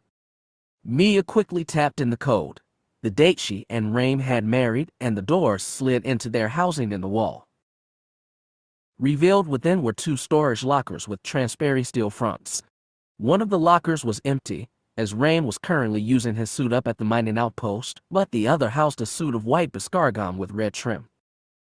"I thought Raim was crazy for trying to get me to buy this tin suit," she thought as she opened the locker and began unbuckling armor pieces. "Did he know something I didn't?" It didn't take long for her to armor up, After 10 minutes, she was heading back out the door with the white-red helmet tucked under her arm. She hopped back into the speeder and took off, heading toward the mountains. The readouts in the speeder cockpit sputtered and were filled with static, a side effect of the storm that was now raging in the sky high above. Lightning flashed high above, arcing from cloud to cloud as thunder rumbled through the air, almost deafening even through the sound-dampening bulkheads of the speeder. She tried to activate the comm unit to contact Brianna again, but got nothing but static.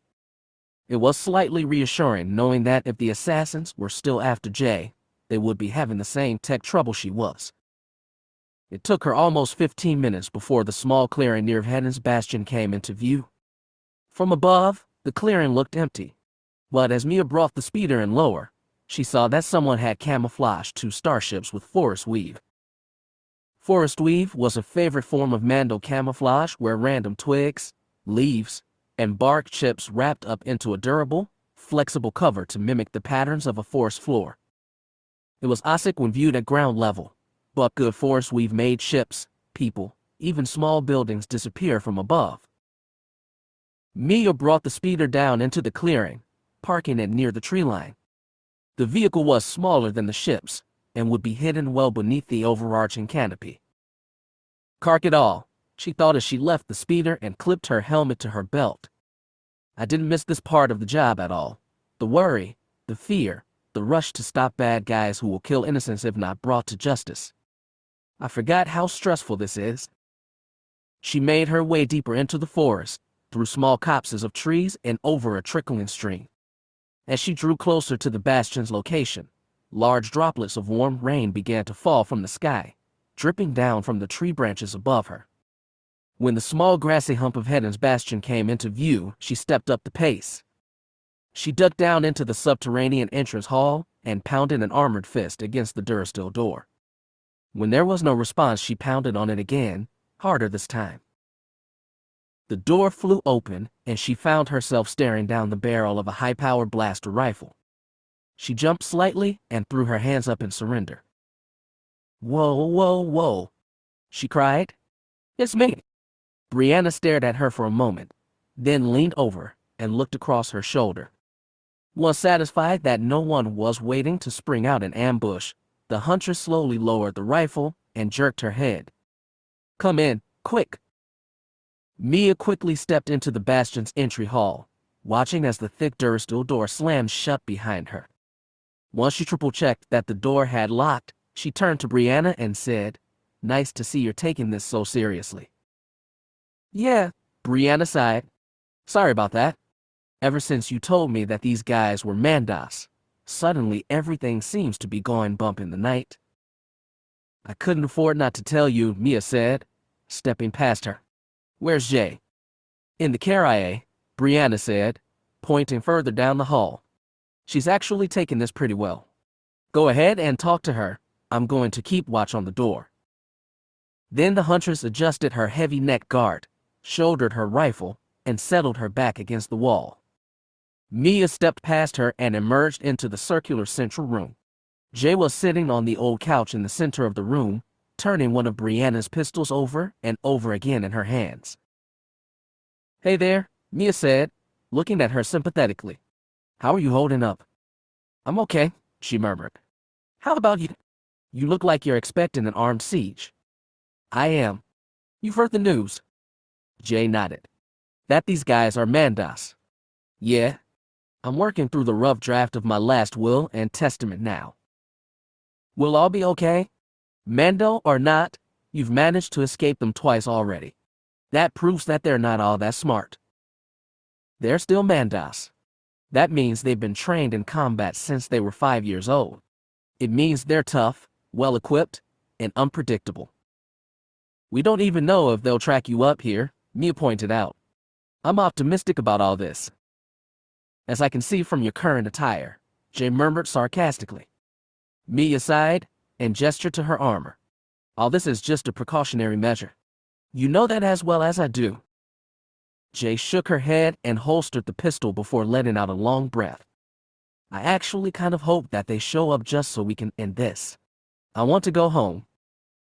"This will be over soon," Brianna called from the hall. For better or worse. That doesn't make me feel better, Jay called back. Mia put a comforting hand on her shoulder and said, I'm going to keep lookout on the bastion roof for a while. If you need to talk? Jay nodded. That, however, does make me feel better. I'll probably head up there in a little bit. Good, Mia said. Keep your wits about you. Same to you? T. Keldabe. Denton turned the wheel of the speeder, desperately trying to control the vehicle as it flew through the streets. His helmet comm buzzed and he activated it with a blink of his eyes. Officer Denton, he said. Glad I caught you, Mia's voice said. You going after the Suratnak brothers? One of them? I have no idea where Zach is, but his brother Lauren has a pretty extensive criminal record. The enforcement office apparently has his address in the database. It was a simple matter of pulling the file and looking it up. Don't kill him, she warned. Do I look like a Baroya? I'm just going to interrogate him. He may leave this particular encounter with a few broken fingers or a concussion. I think that's acceptable. Call me when you're done with him. Will do, he said, then depressed the accelerator. The speeder shot down the street with a roar, the buildings and lamp posts flashing past. He activated Suratnak's criminal record, setting the speeder computer to read it to him so he could focus on the road. Bounty open, the computer said in a smooth female voice. Name Lauren Suratnak. Species, human. Sex, male. Last known location, timer, Concordia. Bounty originator, Imperial Law Enforcement Bureau. Denton narrowed his eyes and thought, what would the imps want with this guy? Appearance, the computer continued, typical human male. Black hair, brown eyes, and a black Mandalorian mythosaur skull, Kirbs, tattoo on his shoulder. A Kirbs on his shoulder, he said out loud. The guy is a super commando. Brief, wanted for credit laundering, and black market fencing for Black Sun subject is known to have moved over 30,000 credits for the organization. Reward, 8,000 alive. Not exactly the kind of guy fit for super commando service, Denton muttered. But if he is a super commando, he's definitely got the contacts to put together a strike team. He narrowed his eyes as he turned down a side alley. I think it's time he gets a visit from Keldabe Law Enforcement. It was 3 minutes before he was standing outside the listed apartment for Lauren Suratnak. It was in an old, dingy apartment building a few blocks inside the first barrier wall. The halls were dark and dirty, and the overhead lights wouldn't work no matter how many times he flipped the activation switch at the end of the hall. The entire place looked like it should be condemned. He took a deep breath and pulled his gold-black helmet over his head. He booted up his HUD, scanning the room beyond. Sure enough, there was a single life form in the apartment. Oh yeah, he muttered, then pulled his pistol and planted his boot in the center of the door. The door splintered inward and crashed to the floor, and he threw himself into the room shouting, Keldabe Law Enforcement.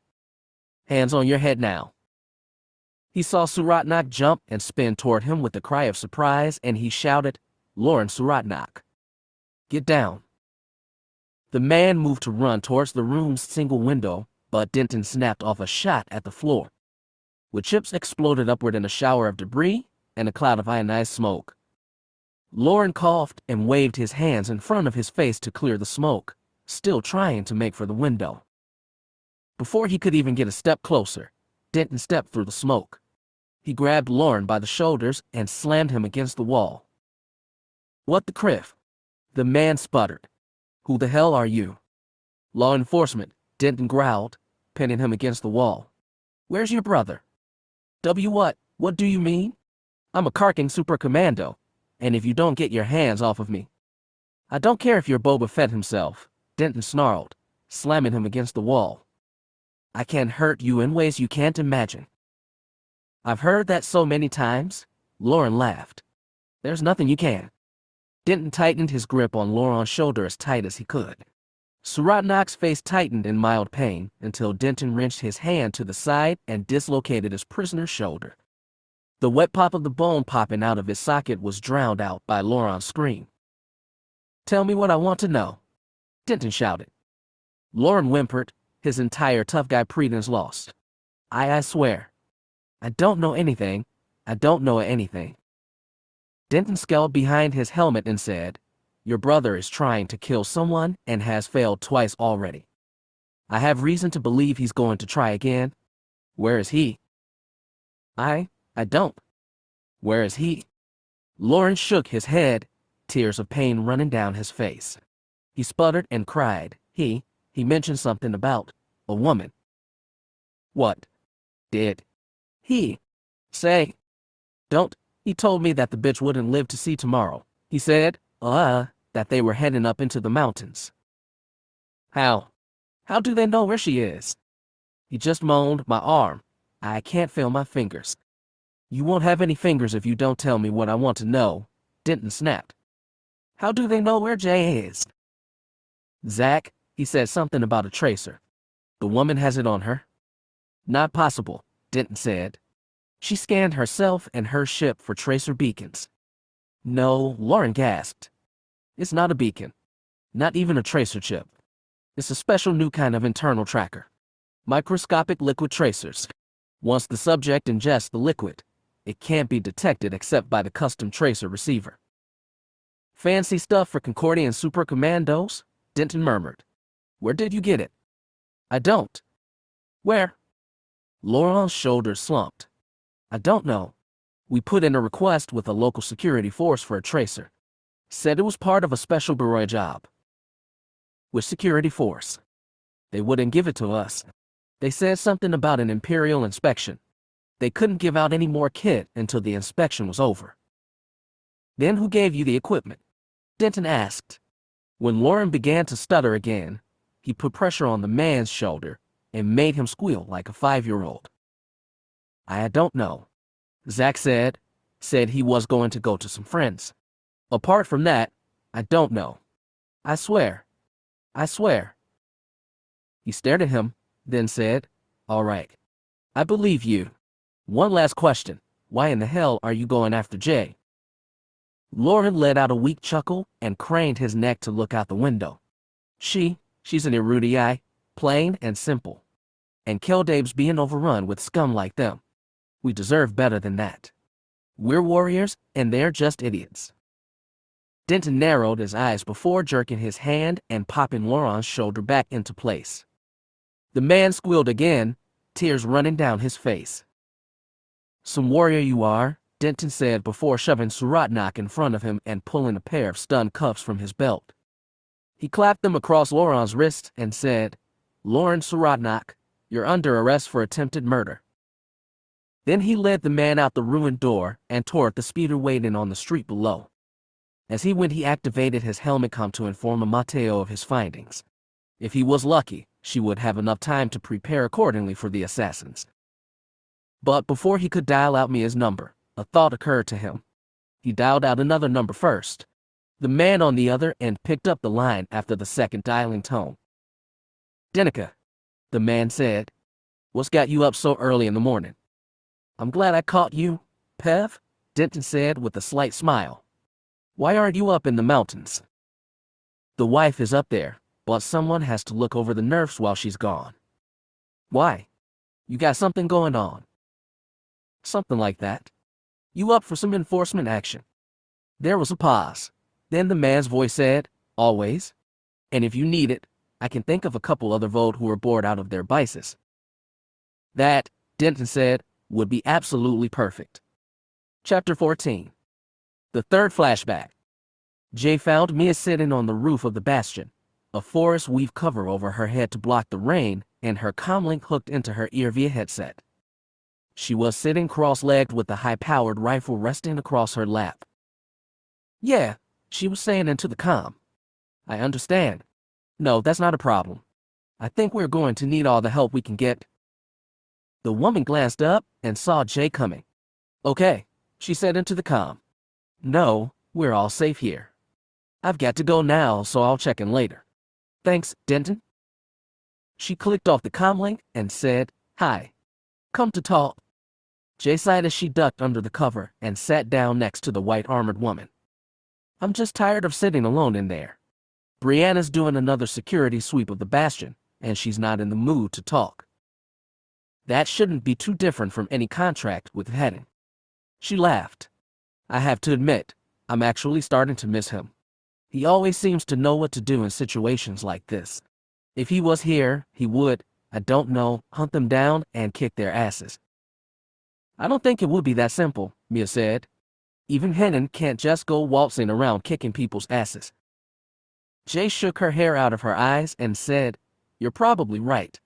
So, did Denton manage to find anything? He interrogated one of the Mandas coming after you, and he said they're using a prototype liquid tracer chemical that you must have ingested sometime before this mess started. Can you imagine when they could have snuck that into your diet? I don't, Jay frowned. Wait. I had drinks with Wade Ringer yesterday morning at the Audiobook. She looked over at Mia and said, Do you think these guys could have snuck this tracer into my drink? I think it's entirely possible. There's really no tactful way to put this, but have you gone to the fresher anytime soon? About an hour ago, Jay sighed, rubbing her eyes. She was suddenly very tired. So if this chem tracer was still working at the time, they know where we are. How do these chemical trackers work, anyway? I'm not sure, Mia said. I'm just a farmer, remember. But I know they have something to do with chemical reactions in the skin. The tracer receiver can pick out that chemical and makes you glow like a hollow light on their readouts. And since the human body sheds millions of skin cells every day, all they had to do was track your trail as you made your way through the city. And how were they able to even get that Isaac into my drink? Aramis is tracking that down. He thinks one of these assassins infiltrated his kitchen this morning and snuck it into your drink when you ordered. That means this whole mess was premeditated, Jay sighed. This was getting better and better all the time. What do they want with me? Mia sighed and shook her head. The guy Denton interrogated said it was just because you were a foreigner. They have something against you because you're not Mandalorian. Why would anyone try and kill someone just because they're different? People are killed because they're different all the time. And not all Mandalorians are as open and kind as Raim or Chin. A lot of Mandas hate Erudies and blame them for everything that's gone wrong on Mandalore since before the Clone Wars. She shrugged. Mandas are a proud race, but also very suspicious of outsiders. I know that doesn't come as a surprise to you. Jay chuckled slightly. We were the same in the Navy. Rookies were newcomers to a tight-knit group and weren't respected until they proved themselves. And what did you have to do to prove yourself? She smiled. I had to fly through hell. A scrimmage match between all the TIE interceptor squadrons on board the Triumphant. I was the head of a strike team tasked to take out the Triumphant's best pilot. Sound serious? What happened? Since when did I become the resident storyteller? First, Brianna won't leave me alone without spilling out my life story, and now you starting on me. Okay, Mia said, shaking her head. Forget it. I was just curious. Jay suddenly felt bad about snapping at her. Look, I'm sorry. I'm just worried. If you don't want to talk about it. No, Jay said, frowning as she stared at the thatched grass of the bastion roof under her feet. I hate to admit it, but it actually kind of makes me feel better to talk about it. Just give me a minute to collect my thoughts. Take all the time you need. Jay had settled back in her interceptor's flight chair, taking a deep breath of the crisp, filtered air pumped through her flight helmet. Her eyes had darted across the helmet HUD as well as the holographic readout of her interceptor as she had activated the comm and said, Phantom Strike, let's regroup with the rest of the squad. She had pulled her fighter around to head toward the other 3 interceptors that had been emerging from the Triumphant's hangar bay. All right, people, Sade had said, stay focused, keep on your toes, and everyone goes home in one piece. Easier said than done, Ohad growled. And if Zara beats us in this match, I swear I'm gonna send her floating back to the Triumphant. Focus on surviving the match yourself, Tirana had said. We got our places yet, boss. Affirmative, Sade had replied. We're ordered to set up in Quadrant 5. Let's head out, Phantom. Most of the interceptor squadrons had still been prepping for the scrimmage, so Phantom had most of the field to themselves. As they had headed for their positions, Sada's voice had come over Phantom's private comms. Let's go over the plan one more time, just to make sure we've got it down. Phantom 3, you're first. When we get the word to start, Yes Sir had said, I take off and make like I'm heading straight for Echo Squad. I don't go for Zara though, so she thinks I'm trying to think out her forces. She'll think I'm a big enough threat to go after, and will take off after me. Good, Sade had said. Dwarf, you're next. When Yesser confirms that Zara's on his tail, I swoop into the starboard flank and open up with full auto cannons. I harass her fighter until she tries the obvious escape route of swerving to port. Which is where I come in, Jay had said. When Zara tries to escape, I fall into port and pin her in. While Zara tries to escape, Yesser had said, I swing around and close the net behind her. With 3 fighters firing at once, Jay had finished, there's no way she can hold up for long. And once she's out of the running, we regroup with the rest of Phantom and continue our offensive. Good. Stick to the plan, and we'll make it through this. Jay had brought her fighter into position in the larger triangular Hawk's head formation. She had been 1 fighter down from Sade, who was at the head of the squadron. The comm had sputtered and a familiar arrogant female voice had suddenly said, ready to run home with your tails tucked between your legs. Keep your nose in your own damn business, Captain, Sade had said. We've got more of a chance at the prize just because we're going to give it our best. Echo Squad is nothing but a bunch of arrogant fearfects. You do the math. We'll see how smug you look when you're the first ones disabled. Talk as much as you want, but you'll have to prove it when the scrimmage starts. Then let the best squad we? Sade had cut off the rest of the transmission. Oppen had laughed and growled. That'll piss her off. Good going, boss. Jay had flexed her grip over the flight joystick as she'd watched other interceptors gliding out to join the scrimmage groups. The Triumphant had been operating below full operational readiness, with 6 squadrons of TIE interceptors, Arrowhead, Ash, Banshee, Crystal, Lightning, Echo, and Phantom. But Jay had known as well as everyone else in Phantom that the real contest would be between the Echoes and the Phantoms alone, as they had been the 2 top squads on the entire ship. If one of the 2 were eliminated, the prize would almost certainly go to the survivor. She had been determined not to lose. Not after they had worked so hard as a squad to get where they were. Not when she had shed so much blood, sweat, and tears to get the pilots working as a team. And not when Sade had been counting on her. Her comm had hissed, and Switch S voice had come over the internal speakers. Orders just came through, guys. You launch in 5. Get ready, Sade had said. Jay had narrowed her eyes, watching the last few interceptors maneuvering into position. Pilots, Switch had said, adopting the tone of a swoop track announcer. Start your engines. Phantom had revved the engines of their interceptors, a squad tradition, reveling in the shriek of the ship's ion engines. Jay had hoped that the sound was shaking up the other pilots, making them more nervous.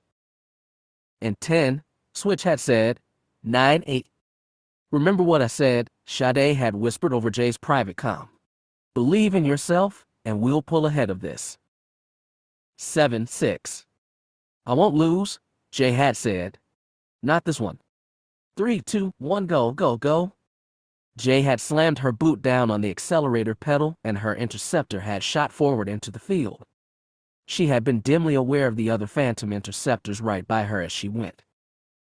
Phantom strike, Jay snapped as blaster bolts began flashing through space. Form up on me. We're gonna go after Zara now. The interceptors had been modified to fire ion blasts from their quad cannons that would leave enemy ships incapacitated. It wouldn't have been deadly, but it would have taken ships out of the scrimmage. Phantom 1, she had transmitted as she saw Red Dwarf, and Yesser swooping towards her. This is Phantom Strike. We're green and heading after the target. Roger that, Sade had replied. Good hunting. Jay had pinged her interceptor as radar, tagging Zara's interceptor for attack. The interceptor had glowed bright green on her ship's HUD. With the other 2 ships, she had shot off toward Echo Leader, beginning the first part of their plan. "Yes, sir," Jay had transmitted over Phantom's team comm. "Let's get this show on the road." "Yes, ma'am," he'd replied before swooping down and shooting after Echo 3, who was flying as wingman for Zara. Jay had been pleased to see his interceptor's bright blue ion bolt stitch a burnt zigzag pattern across the hull. The ship had spiraled out of control, floating away into space to be picked up by recovery droids after the scrimmage. Instead of going after Zara, however, Yesser had stuck to the plan and flashed in front of Echo Leader's interceptor. He had flown straight for nearby Echo 5, who had been engaged in a dogfight with Crystal Leader and Arrowhead 4. Zara had taken the bait. She detoured after Yesser's ship, opening up with the top 2 quad cannons. "Red Dwarf," Jay had said, "you're up." Tyranna had obediently swooped in as Zara was chasing after Yesser, and had begun firing with all 4 quad cannons. Zara's ship had almost seemed to twitch visibly in surprise before she swerved to escape to the port side.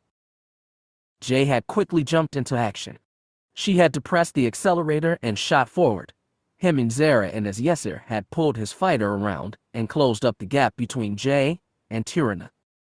Echo Leader had been successfully trapped, with nowhere to go. "All right, guys," Jay had said, "let's take this bitch down." But Zara had one more trick up her sleeve. She had suddenly brought her interceptor to a full stop. Yesser had cursed, his interceptor swerving out of the way so the 2 ships wouldn't crash into each other. Zara, having successfully broken their cage, accelerated and soared away. "Damn it," Jay had shouted and brought her fighter around. She had depressed the accelerator pedal as hard as she could and blasted away after Echo Leader. "Red Dwarf, form up on me." "Yes, sir, you okay?" "Fine," he'd replied. He had quickly brought his interceptor back under control, rolling and dodging ion bolts that had randomly flashed through space around him. "I'm coming around, ma'am." "Get on top of this, Phoenix," Sade had growled. "We can't afford to let her get away." "Already on it, Flyboy." Jay and the rest of Phantom Strike had rocketed after their target, firing with all quad lasers. Zara's ship had jinked and spun with unnatural speed, dodging all their attacks. "Fearfack, she's too fast." Red Dwarf had snapped. "We are not losing her," Jay shouted over the comm. "Push your ships harder. I want your accelerator pedals punching through the bulkhead." Banshee 4 and 5 had flashed across Jay's field of view. She fired all 4 quad lasers and took them both out. The ships had spiraled away, powerless, into space as Jay had roared over the disabled interceptors, barely able to keep up with Zara's ship. Her comm had suddenly sputtered and Zara's voice had rang through the cockpit, tight with concentration. "Nice plan, Phantom 2. You're a bigger threat than I gave you credit for." Jay hadn't responded, desperately trying to score even a single hit on Zara's fighter. But the woman was an incredible pilot who had seemed to know what Jay was going to do before it happened. Jay had found herself cursing with every cannon bolt that had shot cleanly past Zara's fighter. "It's too bad," Echo Leader had growled, "that all your meticulous planning was for nothing." Jay's concentration had been suddenly shattered. She had triggered her comm and said, "Phantom Strike. You hear that?" "We did, ma'am," Yesser had said. "Sounds like the Echoes are planning something. What do you think it?" Before Tyranna had been able to complete her sentence, a flurry of blue-white cannon bolts had exploded seemingly out of nowhere and her ship had been disabled. She had spun out of sight with the curse, the cannons of her interceptor sparking with electricity as she had unsuccessfully attempted to fire. Where the hell Yesser had begun before another flurry of cannon bolts had taken him out as well. Son of a Jay had muttered as she'd seen Echo 2 and 5 swooping in on her from behind. The 2 had opened fire, and space around Jay's interceptor had lit up like bright blue-white strobe lights. "Phantom Leader," she'd cried. "I'm under attack. I need immediate assistance." "We can't get to you," Sade had replied. "We're under fire ourselves. You need to keep in the game for at least another 5 minutes." "I don't know that I'll be able to last that long," she had shouted, doing a triple barrel roll to try and dodge the incoming fire. So sad, Zara had said, her voice once more full of arrogance, that all your work is for nothing. And you showed so much promise. Better come pretty boy Sade and tell him you're gonna be on fresher duty for the rest of your military career. Jay's blood had boiled, her eyes narrowing as she had focused on the shape of Zara's fighter, outlined in bright green. She had imagined the look that would be on Phantom's face, on Sada's face, if she came back with nothing to show for their efforts. She had been the one who built Phantom up into more than the bottommost squad, who'd gotten them respect. She hadn't been about to let all that slip through her finger. I made a promise, she had whispered, not caring if her comm was on, and I intend to keep it. Then she had swung her fighter around, barreling toward the two Echo fighters with cannons blazing.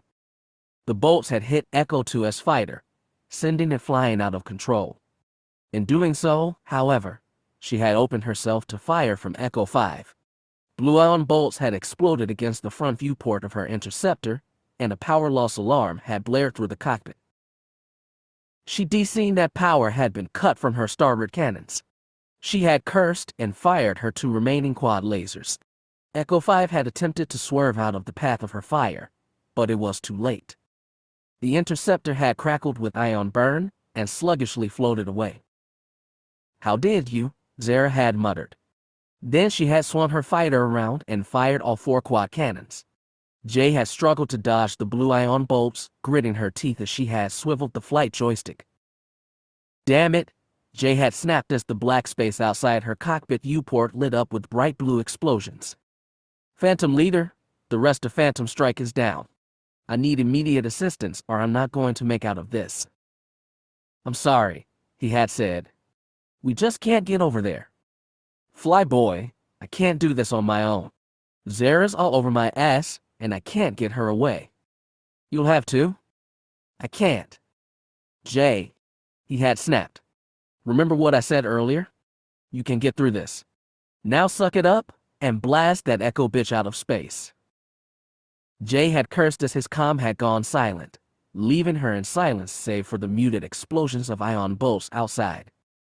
Then she grasped the flight stick and pulled a full 360-degree turnaround. She had pulled the cannon trigger, firing from the two remaining quad cannons.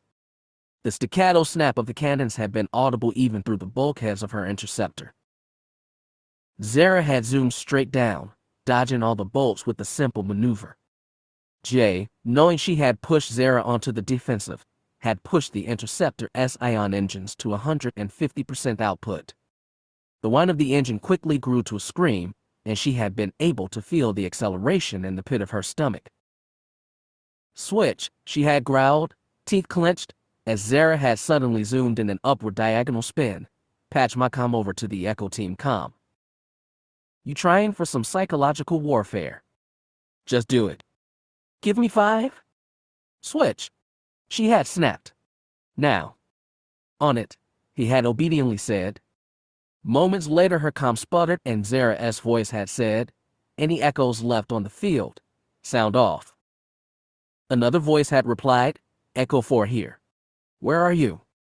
I'm transmitting coordinates. Get down here and get Phantom 2 off my back. Jay had smiled in slight satisfaction, glad to have been causing Zara such discomfort. She had doubled her efforts to shoot Echo Leader down, firing her two remaining cannons as fast as the interceptor's ion accelerators could handle. A single bolt grazed the starboard energy collector mounted on the wing of Zara's interceptor. The ship had begun to spin wildly, and Jay had been able to hear Echo Leader's cursing as she had struggled to bring her ship under control. Then something unexpected happened. Zara had begun to speak over Jay's comm. I know you're listening, Echo Leader had said. You're too good a pilot not to be.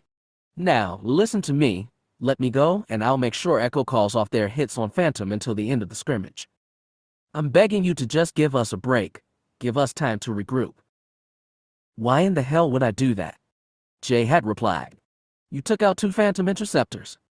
You took out most of mine too. I think we're square by now. That's not how this game is played, Jay had said, barely believing what Zara had been trying. Vic, arrogant Echo Leader, pleading for mercy. And more than that, she had believed that Jay would listen to her. Listen to me, please, Zara had said, a note of desperation sneaking into her voice. You can't do this. Echo needs to be at the top of the score charts. 3/4 of my guys are deadbeats and academy dropouts. I dragged them up from the gutter, gave them purpose. If you take us down, what happens? You get some special award. My guys lose and they'll fall right back into drinking, spice, and gambling. We need this win. Do you really think I believe that? I'm just asking you to give us a break. You phantoms can regroup too. And if you beat us there, squad to squad, we'll just walk away. I'm not. Jay, a familiar voice had suddenly said. Let her go. Sade, are you serious? She may be the most arrogant witch I've ever known, Sade had said, but she's still one of us. Let her regroup. Your mission was successful. There's no way she can make it through the scrimmage. At least give her the courtesy of trying to fight back. Jay had hesitated, indecision making her finger hover over the cannon trigger. After all the fighting in the scrimmage, was she just going to let Zara go? Would she make Yesser and Tyranna's losses mean nothing? Sade had been right though. Zara was still a Navy sister. And in a real battle, Jay would need to know that the Echoes had her back. Taking Zara down a peg, teaching Echo Squadron a lesson, was not exactly the best way to make them allies. Slowly, she had moved her finger away from the trigger and pulled her interceptor around. Zara's ship had soared away into space, heading for the far end of the skirmish field as fast as her ship's engines could push her. You made the right choice, Sade had said. Mercy in battle is far more important than your kill score. Yeah, Jay had sighed, and I still had 2 Echo kills. I guess that counts for something. Head on back to our rendezvous point, he said. You've been on your own in this scrimmage for too long, Phoenix. On my way, Flyboy, she had replied. She had sighed and taken one last look back at Zara's retreating fighter, then had to press the accelerator pedal and shot off toward the rest of Phantom Squadron. Jay rested her chin on her palm and sighed, watching the rain drip off the forest weave cover in front of her. So what happened then? Jay shrugged and looked over at Mia. We won the scrimmage. It was actually Oppen who took Zara out, but there's really no big surprise there. Phantom didn't get the victory we'd wanted, but it was still impressive. Hardass Oedipus said he'd never seen such a dynamic squad in the Imperial Navy. I'll bet that made you proud, Mia said, adjusting the rifle lying across her lap. You worked hard to get Phantom to work as a team. Sade and I both did. We were so proud of our pilots. Even Yesser and Dwarf, who'd been some of the first fighters taken out. She smiled. Things just got crazier when the rest of the interceptor squadrons threw a congratulations party for Phantom that night. Everyone showed up, even the Echoes. And how did that turn out? Was there any animosity between the squads? You know, there really wasn't.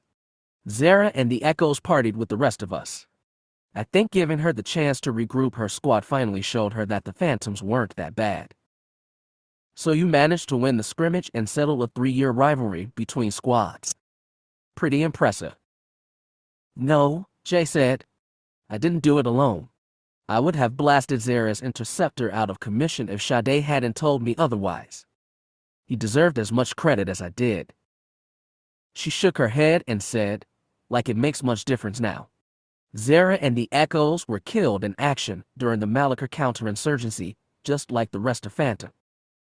Mia stared at her for a moment, then said, you know, Mandalorians believe that as long as you remember someone, they never die. The fact that you can remember these events so well guarantees their immortality. That's comforting in theory, Jay sighed, but I can remember the day they were killed just as well. Then don't focus on that now. What happened during the party afterwards? She shook her head. I'm not up to that story right now. The other woman shrugged. Whenever you're up to it. Jay shook her head and stared out into the rain, content to let the matter rest. It was a long time before she spoke again. They're out there, aren't they? The men trying to kill me. Mia didn't try to comfort her with dishonesty. She just nodded and said, is it very probable? Is there any chance that I'm going to survive the next few hours? Mia nudged her shoulder, a smile on her face. You're an accomplished bounty huntress with 2 others watching your back. You survived assassination attempts by everything from Twi'lek gangsters to bearable mass murderers. Mandalorian or not, these guys won't know what hit them. Jay nodded, not quite believing her. Then she settled back and turned her gaze to the forest, watching for the murderers it hid beneath its canopy. Chapter 15. Goodbye. Brianna paced up and down the hall, staring at the comlink in her hand. She had already dialed in the calling code, and all she had to do now was push the button to send the transmission, and he'd be on the other end of the line. But she couldn't bring herself to push the button. Her mind kept returning to her earlier conversation with Jay. The young woman had witnessed her boyfriend being killed. It had happened right in front of her eyes. She couldn't even begin to imagine the pain that Jay had to live with every moment of her life. She didn't want Vhetin to have to experience that. Chances were that if she, Jay, and Mia fell here, at the Bastion, the Mandos hunting them would hide their bodies in the woods. If she kept silent, Vhetin would live out the rest of his life not knowing what happened to them. Was that better than coming home to a crime scene on his front door? Was a vanished girlfriend better than a corpse? She bit her lower lip, then took a deep breath and pushed the transmission button. There was a quiet beep of a dialing tone, then another, then another. Brianna waited with her breath held in anticipation. After a few tense moments, the comm switched over to voice messaging. This is Vhetin, his voice said. If you have a contract proposition, input the number 1 to mark it as such.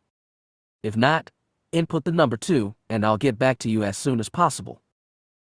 There was another quiet buzz, and she sighed and said, Hey Chin, it's Bree. I guess I caught you while you're out working. I'll try to make this quick, I guess. She closed her eyes and continued, I have something kind of important to tell you. Things have gotten a lot more dangerous since I last called you. Turns out the people trying to kill Jay are renegade Mandalorians. They've managed to track us to the Bastion, and they should be here before long. She hesitated.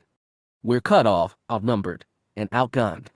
I just wanted to tell you, just in case, I just wanted to say that you are the only thing that matters to me. You're my entire world, and it's because of it that I'm calling. I don't want you to come home and not know what happened. I love you, Chin. No matter what happens, I'll always love you. She stared at the comm and sighed. I'd ask you to call me back, but I might be in the middle of something. I'll call you if I get the chance. I love you, she said again, then squeezed her eyes shut and cut off the transmission with the push of a button. She took a deep breath, then another. The call didn't lift the weight that had descended on her shoulders, but she did feel a little calmer. All her loose ends were tied up, just in case things went south. She brushed a strand of hair out of her eyes and shouldered her rifle, setting the Bastion door's security code level to its highest setting as she headed outside. If anyone tried to enter without the code, they'd get a debilitating electrical shock. It would serve as a good deterrent in case they needed to fall back inside. She hoped it wouldn't come to that. She heard thunder rumble overhead, muffled by the Bastion's thick walls. The sound became exponentially louder as she opened the heavy durasteel front door and stepped out into the rain. She looked up into the dark sky and winced slightly as another blinding fork of lightning shot across the clouds, bright enough to leave her blinking away the image of the flash. She looked away as she made her way up the sloped dome roof of the Bastion. Hey, she said as she saw Mia's forest weave shelter. Anything? Nothing yet, Jay said, moving over to allow Brianna enough room to squeeze in out of the rain. Just a lot of rain and lightning. Mia had her red-white helmet on and was scanning the area, her helmeted gaze moving slowly back and forth over the area. When she spoke, her voice sounded gravely and threatening over her helmet's vocoder. I'm picking up nothing on life scanners but normal forest life trying to get out of the storm, she said. But they're out there. I know it. Brianna cracked a smile. You're starting to sound like Chin. Next you're going to start saying you can smell them? I can't, Mia said. But Vhetin psychometry would come in handy right about now. Brianna unclipped a thermal imager from her belt and slipped the scanner over her eyes. The dark forest suddenly lit up in bright reds and oranges, picking out every moving object and outlining it in bright blue. "I've already checked, double-checked, and triple-checked," Mia said. "There's no one out there. It pays to be careful. If we lower our guard now, we are sure to be dead." After several minutes of scrutiny, Brianna pulled off her thermal imager and clipped it back onto her belt. Then she pulled her hand-length vibroblade from its sheath on her hip and began twirling it between her fingers absently. "You have your bow ready?" Jay asked her. Brianna patted the pack over her shoulder where she kept her compound bow set. "The string's been rewound, all the bolts have been tightened, and the sights have been adjusted accordingly. Add that to the 12 new arrows I picked up at the last market day, and I'm all set to go." "Good," Jay said. "Something tells me we're gonna need all the weapons we can." She was interrupted as a bright red blaster bolt exploded out of the trees. She shouted in pain as the laser bolt hit her shoulder, sending her toppling backwards through the back of the forest weave cover. She rolled down the curved side of the bastion before her head hit against a protruding stone, knocking her unconscious. "Damn it," Brianna shouted, drawing her pistol. "Mia, cover Jay." 2 more red bolts shot out of the trees, hitting against the bastion roof and making the leaves and twigs of the roof flare up for a moment before the rain quenched the flames. Brianna rolled to her feet, quickly checking the Tabana charge of her treasured twin pistols before snapping off 4 shots into the trees. "Brianna," Mia called from behind the bastion. "Jay's unconscious, but she's okay. Keep guarding her. I'll take care of these chacker." She fired off another 2 shots into the forest, trying to flush their attackers into the open. No such luck. Red blaster bolts continued to shoot out from the darkness. Surprisingly, though, all the shots missed. Brianna frowned, falling to her stomach on the damp bastion roof. She pulled her thermal imager from her belt and slipped it over her head again. The forest lit up around her and Brianna studied the trees, watching for their attackers. "They can't see me," she thought with a smile. "They're shooting at me, but they can't see me. They're just trying to scare me into giving away my position." She couldn't risk firing off more shots and allowing them to pinpoint her location. She holstered her pistols and slowly pulled the cover off the bow stored in her pack. She rose to her knees as she pulled the cap off her cylindrical arrow quiver. She slowly pulled an arrow from the tube and clipped it onto the bowstring, drawing the string back to the anchor position near her chin. The thermal imager picked several different heat signatures out from the cold rain. She set the scanner to isolate only heat signatures, and a triumphant grin tugged at her lips as she saw 8 different beings, glowing orange against the darkness of the forest. 5 of them were bulky enough to be wearing armor, while 3 were obviously lighter-armed scouts. They would be the first ones to fall. "Gotcha," she whispered, then fired. Her arrow whistled into the trees, its departure quickly followed by a scream of pain. "What the hell?" a voice shouted in Mandalore. "What happened to Rome?" Brianna swiveled toward the voice, knocking another arrow onto the string. She drew the arrow back to her anchor point, waiting for the voice to speak again. Sure enough, it did. "Arrows. Who the shab uses arrows anymore?" Brianna sighted in on the orange leaf figure, the circular target mounted just above the bow's hand grip glowing green to indicate a good shot. She let out her breath in a quick huff and released the arrow. It vanished into the forest, striking the orange figure in the stomach and sending him sprawling. It wasn't long before she downed the other scout who came over to see what was going on. 3 down, she thought as the 3rd scout crumpled to the ground. 5 to go.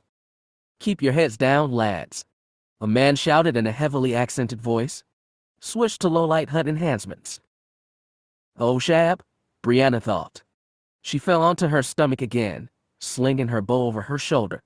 If some of these guys had their helmets as well, they'd have HUD systems more than capable of picking her out of the darkness. Brianna had hoped that the lightning had messed with their HUDs too much for them to be used. "I need a different plan of action," she thought. She belly crawled up to the forest weave covering, and slipped down over the other side to where Mia knelt over Jay's unconscious form. Jay didn't look good. She was dirty, and her clothes were soaked with rain and mud.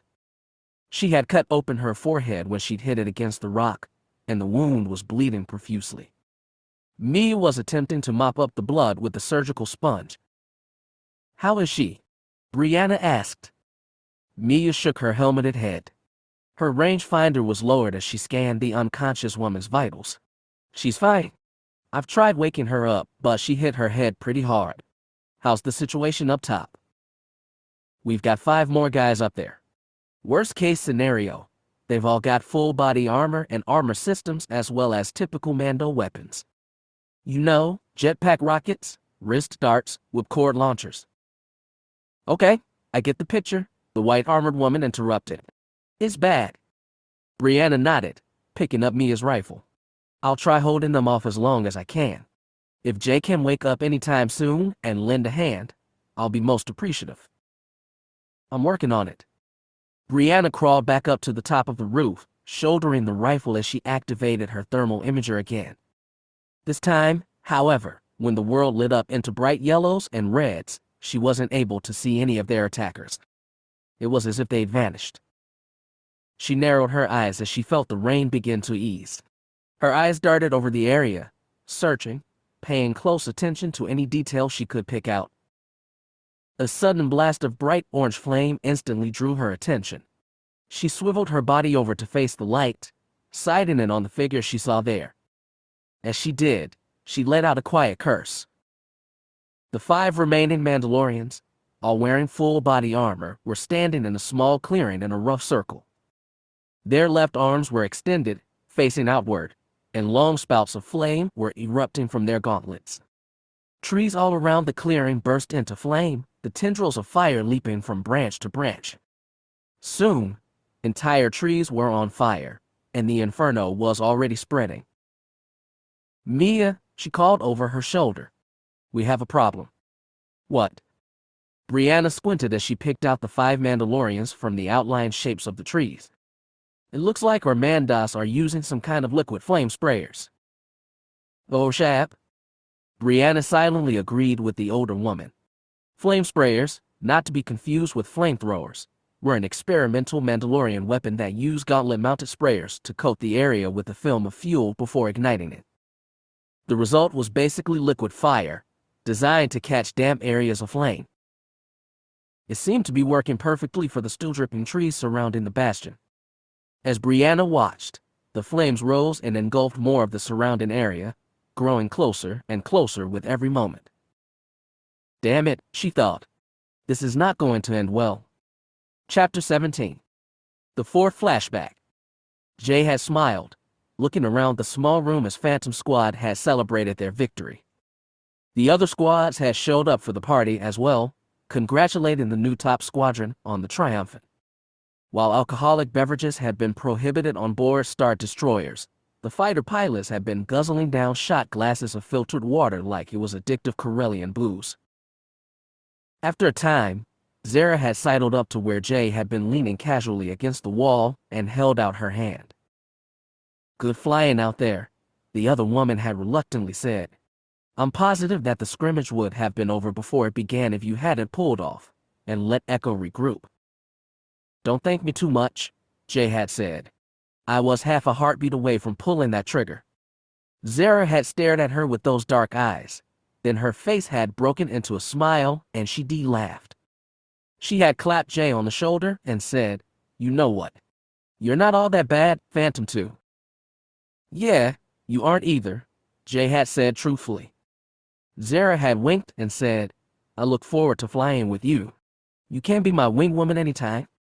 Jay had nodded and thanked the squad leader. Zara had nodded respectfully one more time before turning and wading into the crowd, heading for another glass of water. Jay had watched her go before turning her gaze back to the crowd at large. She had jumped slightly in surprise when she seen that Sade was suddenly standing next to her, also leaning up against the wall. He had stared after Zara with a thoughtful look on his face. Then he turned his gaze to Jay and said, "You did well out there, sparing her." "If the Echoes had been real enemies," she had said, I wouldn't have been so merciful. I don't doubt it, he had chuckled. He put a hand on her shoulder and said, I'm proud of you, Jay. I told you that all you needed was to believe in yourself. I don't know. I'd like to think my piloting skill has something to do with it. Okay, and that. And I couldn't have done it without Dwarf, and yes, sir. And that. But. And Switch was giving me logistical support the whole time. Well, and you were giving out the orders. Okay, he had laughed. Okay, you've made your point. All I'm trying to say is that this is your victory, as well. For all the help you claim you had during the scrimmage, you need to know that we couldn't have done any of it without you. I don't think. No, he interrupted. Now it's time for me to make my point. Follow me outside for a minute, will you? I want to tell you something, and I want to be able to hear myself think. She had frowned in curiosity but followed him outside. He held the door open for her and stepped out behind her into the deserted corridor outside. Okay, flyboy, she said, turning. What's the big? She broken off with a surprised gasp as he'd kissed her on the lips, holding her shoulders gently. She had let out a quiet gasp of surprise before putting her hands on his chest and pushing him away. What the hell are you doing? She had asked, breathing hard as she held him against the wall with her hands on his chest. I just wanted to show you that, Jay, I couldn't have done all that you have. Before you showed up, Phantom was a disgrace, and I didn't do anything about it. You brought us to the top of the charts. You made the pilots work together. And why did you kiss me? I care about you, he stammered. He suddenly looked very nervous, no longer the charming, confident squad leader she had known for so long. Don't you feel something for me? She closed her eyes and stepped back. I do, Sade. But if anyone found out about this, we could keep it a secret, he said, stepping toward her. No one would have to know. She turned back toward him, very aware of how close they were standing. She looked up into his green eyes and hesitantly took his hand. She had sighed and said, Sade, we could lose everything if this went wrong. But think of what we could accomplish, he said. All I want is you by my side, in the cockpit and in normal life. You're the kindest, funniest, most beautiful woman I've ever known, and I'd be willing to lose it all if I just had you. She had nodded, silently agreeing with him. She had been forced to admit that her feelings for Sade had grown in the past 6 months, and she had not been able to ignore the excited flutter of her heart as she held his hand. She had taken a deep breath, steeling herself for her decision. What do you say? He'd asked her. Will you be more than just my second in command? Yes, she said with a smile. She'd looked up and put a hand on his cheek, kissing him softly on the lips. He grinned and kissed her back. But, she had said, suddenly pulling away, I have one condition. What? If we're going to continue this, she said with a shy smile, we're going to have to go somewhere more private. I'm thinking your quarters. He had stared at her, uncomprehending for a moment. Then he smiled and led her down the hall. It wasn't too long before she had begun to sneak out of her own private quarters after lights out to spend the nights with him. It was difficult to keep their relationship a secret. Every glance at each other, every smile shared, every comment made had the potential to uncover them. But they had both been resolute, and most of their fellow pilots had bigger issues to worry about. Almost 2 months later, as she lay in his arms one night, he had stroked her hair and whispered, Jay. She had said, looking up at him and resting her chin on his chest. Something wrong. He had hesitated, obviously trying to put his feelings into words. I just wanted to say, you're the best thing that has ever happened to me. I love you, hey Jay. She had stared at him, then grinned widely. It was the first time he'd said that to her. You must have enjoyed yourself tonight. I didn't think I was performing that well. I'm being serious. I love you. She rested her head on his chest and reached down to take his hand. I know you're serious, she whispered. I love you too. They had lain in silence for a time before he had said, let's record it. She glanced up at him again, and frowned in confusion. Okay, Flyboy, I don't know where you're going with this, but I'm not going to vid record us sleeping together. Not that. I mean, let's make a recording of us saying we love each other. It'll make solo deployments easier to bear. I don't understand. He had sat up, the covers of his cot falling off of him and revealing his muscled chest and tattooed arms. It'll be easy. Come on, let's try it. He got up from his cot and had begun rummaging through a locker mounted along one wall. He tossed uniforms and regulation booklets over his shoulder and muttered, "Come on, where the hell is it? I know it's in here somewhere." After a moment, he whispered, "Got it," and pulled out a handheld vid recorder. He'd mimed looking through it and turned to Jay. "Smile, beautiful," he said with a grin. She held a hand up to block the machine's receiver and said, "Come on, baby. Knock it off." "Not until you agree to try this," he said, moving the recorder out of the way of her hand. "Okay," she'd finally relented. "But I'm not going to do it naked. Let me get dressed first." "Of course," he said, following her with the recorder as she rose to grab her uniform pants and jacket. She'd seen him doing it and tossed a pillow at him. "You need to get dressed too," she said, "and try to look respectable." He chuckled and began gathering up his clothes as well. 5 minutes later, they had both been ready. Sade had sat down on the edge of the cot and turned the vid recorder over in his hands. After a moment, he began pushing random buttons. "Actually," he said, "I've never used this piece of junk before." "What? Where's the button?" Jay had looked over at him and grinned. She had reached for the recorder, but wasn't able to grab it as he turned it around, searching for the record button. "It's right. Okay, stop moving, and I'll show you. Will you stop messing around?" He pulled it out of her reach possessively and adopted a mock scowl. "You should have more respect for your superior." "Superior my ass," she had laughed. "You can't even work a simple holocam?" Okay, he said, looking at a black button near the recorder's hand grip. He turned the recorder over, staring into the receiver. "I think I got it." "Do I look all right?" Jay had asked, nervously smoothing down her uniform jacket sleeves. She'd gotten into full regulation uniform, with her long hair tied back in a tight braid. She had adjusted her identification badge as she'd looked at herself in the mirror over the room's wash basin. Sade was dressed simply in his uniform pants and a sleeveless white undershirt. He turned the recorder around to face her, looking into the machine's viewfinder as he recorded her. "You look beautiful," he had said. She glared at the cam and said, "I'm serious. If this is ever discovered and we get court-martialed, I at least want to look professional in the evidence that's going to send us to the stockade." "Come on. We're just doing this for a gag. It doesn't matter." He laughed. "You look very professional, like you're dressed to greet Lord Vader himself." "Okay," she said, smoothing out her uniform and letting out a long breath. She hadn't known why she was so nervous. It hadn't been like anyone would find the recording. It would be safely stored in their separate, private data pads. Everything would be fine. "I'm ready." "You sure?" She nodded. "As sure as I'll ever be."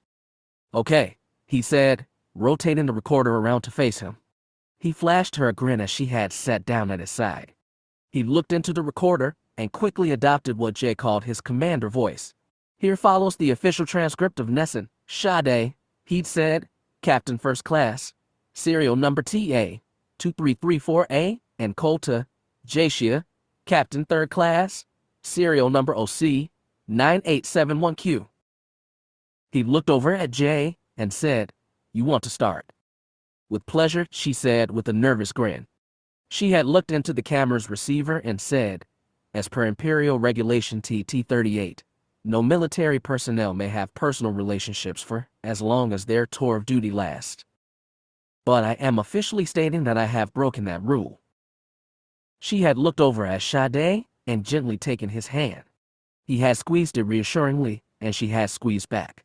"For whoever may discover this message, I am officially stating that I love Captain Sade Nessun." "And I am officially stating that I love Captain J. Colta," he said, grinning at her. And that no matter how many court-martials someone threatens to slap on my sorry hide, I'll still love her. He looked at the cam and suddenly said, so take that and choke on it, you bureaucratic imperial criffers. How about that? She had laughed and squeezed his hand. She bit her lower lip in hesitation, then said, and just to speed along our trial should we be court-martialed, I give you Exhibit A.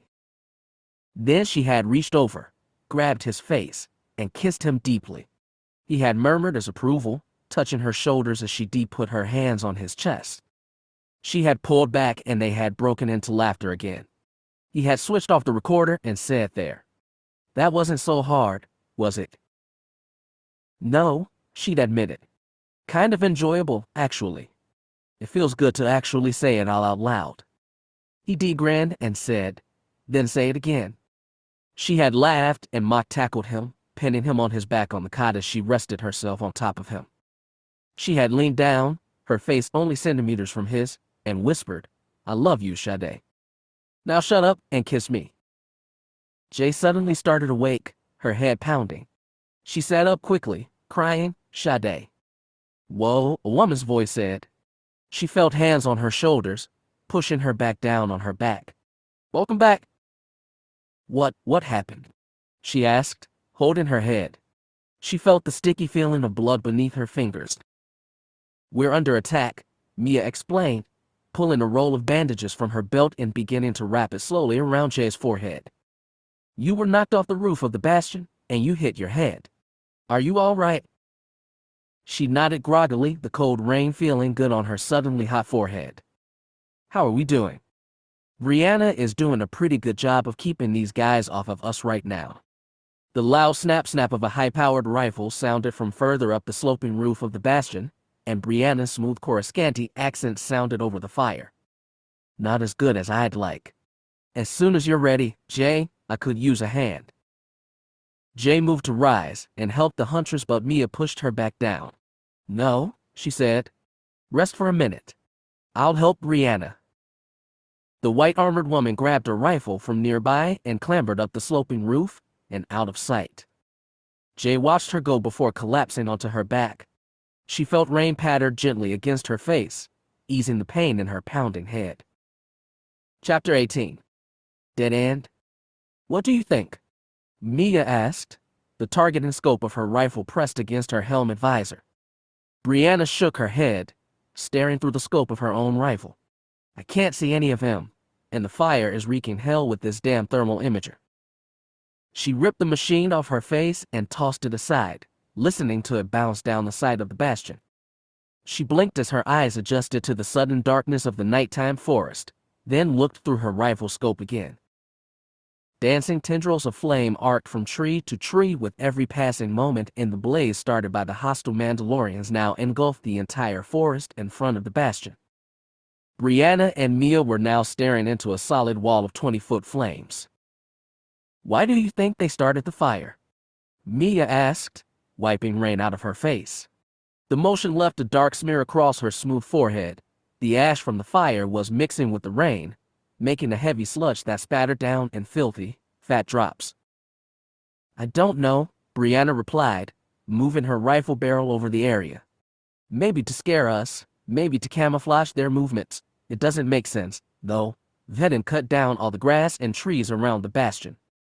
There's nothing to burn, so the fire will die out in half an hour at most anyway. So why start it in the first place? Shab, Brianna cursed. These guys are Mandalorians. We live with guys like them every day. We should know how they think. Mandas are an unpredictable bunch, Mia whispered. Even after years and years of living with them, it's hard to know what they're going to spring next. Give it up. A male voice suddenly rang out from the tree line. Give up the Irudi rookie, and the others can leave unharmed. We just want the rookie, another voice shouted from a different direction. There's no sense in you dying for her. Kark you, Brianna shouted back as Mia sighed in exasperation. You want her, you're gonna need to come over here and get her. I never thought Mandas were for psychological warfare, Mia muttered, half to herself. Look at the situation you're in. One of the Mandas shouted to them. A wall of fire ahead, and miles of unexplored wilderness behind you. You have our word that we'll let the rest of you go if you just hand over the Erudii. You cannot have her. Brianna shouted at them, and fired in the direction of the voice. She smiled as she heard a panicked curse. Throw a fit if you want, but leave us alone. The forest fell silent, save for the slow, pattering rain, the thunder overhead, and the steadily growing roar of the flames in front of them. Brianna stared around the forest, eyes narrowed, listening intently for a reply. After a time, she looked over at Mia and said, You think they actually did it? Do you think they left?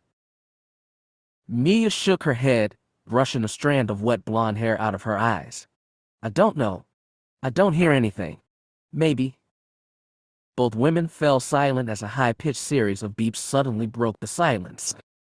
Brianna's gaze snapped toward the sound.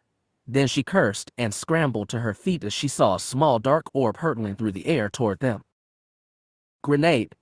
She shouted, grabbing Mia by the back of her Bascaragam's collar guard and hauling them both down the side of the bastion.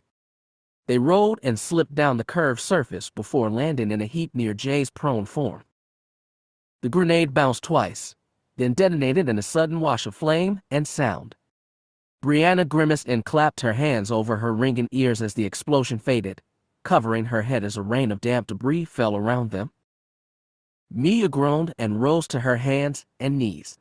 She looked up at the smoking crater where they had rested only moments ago, then looked over to Brianna with watering eyes and coughed, Thanks for that. Brianna shook her head. Kipper J.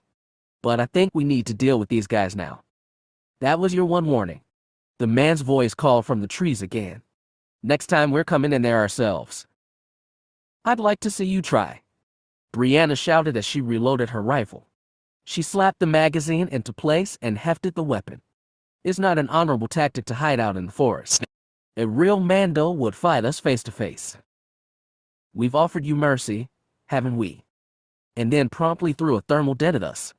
Excuse me if I don't take your promises at face value. We just want the Erudii girl. Give her up and we'll be on our way. Jay coughed and shook her head as she rose to her feet. Give me a weapon. I'll help. Brianna stared at her. There was no denying that the woman looked pretty beat up. The blaster burn on her arm was still smoking. Her forehead was bleeding despite the hasty bandage wrapped around it, and her clothes were torn and spattered with mud. She's in no condition to fight, Mia said, shaking her head. We need to get her out of here. We can't get out of here, Jay pointed out. That wall of fire is blocking the way to our ships. Brianna stared at the young woman, then sighed and said, I have a plan. She pulled one of her pistols, spinning it around so she gripped it by the barrel, and handed it to Jay. As the woman moved to take it, Brianna said, I'm going to head out and see if I can't find where these Chakra are hiding. If we're lucky, I'll be able to distract them long enough for you two to make a break for the ships. When I shout at you to go, you run as fast as you can. Get to the ships and get the hell out of here. Are you crazy? Mia snapped. You against 5 fully armored Mandalorians. That's suicide. It's your only chance of getting Jay out of here, Brianna shot back. And if I have to stay behind to make sure she gets away, so be it. Don't do this, Brianna. Think about. Look, I know this area better than anyone else here. I've spent more time up here than any of you. I'll lead these guys around the woods, pick them off one by one. If worst comes to worst, I'll hole up inside the bastion and keep them at bay until Shissa and the super commandos get back from the mining post next week. She hesitated, then turned to Jay and said, If I don't come back, will you tell Chin? Tell him I. Jay nodded as she took the pistol. I'll tell him. I promise. Brianna nodded, satisfied. She took one last look at the 2 other women, then said, Retursa mhi, nervode. Both Mia and Jay knew what that meant, and they nodded somberly as they prepared to retreat for the ships. Maybe we'll meet again, Brianna translated in her mind. Then she took a deep breath, unslung her bow again, and said, Remember, run when I give you the signal. Don't you dare hesitate or look back. If you do, your asses are mine." Jay just stared at her and murmured, "Good luck." Brianna forced a smile as she turned away. "And to you, rookie."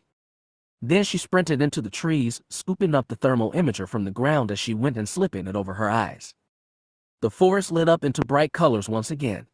She reached over her shoulder and drew an arrow from the quiver on her shoulder, clipping it on the string in a smooth, well-practiced motion.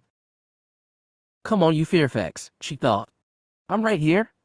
Come and get me." The trees all around her were on fire now, though the flames were slowly beginning to die down. Ash floated lazily through the air, and Brianna grimaced against the waves of heat that blasted against her face.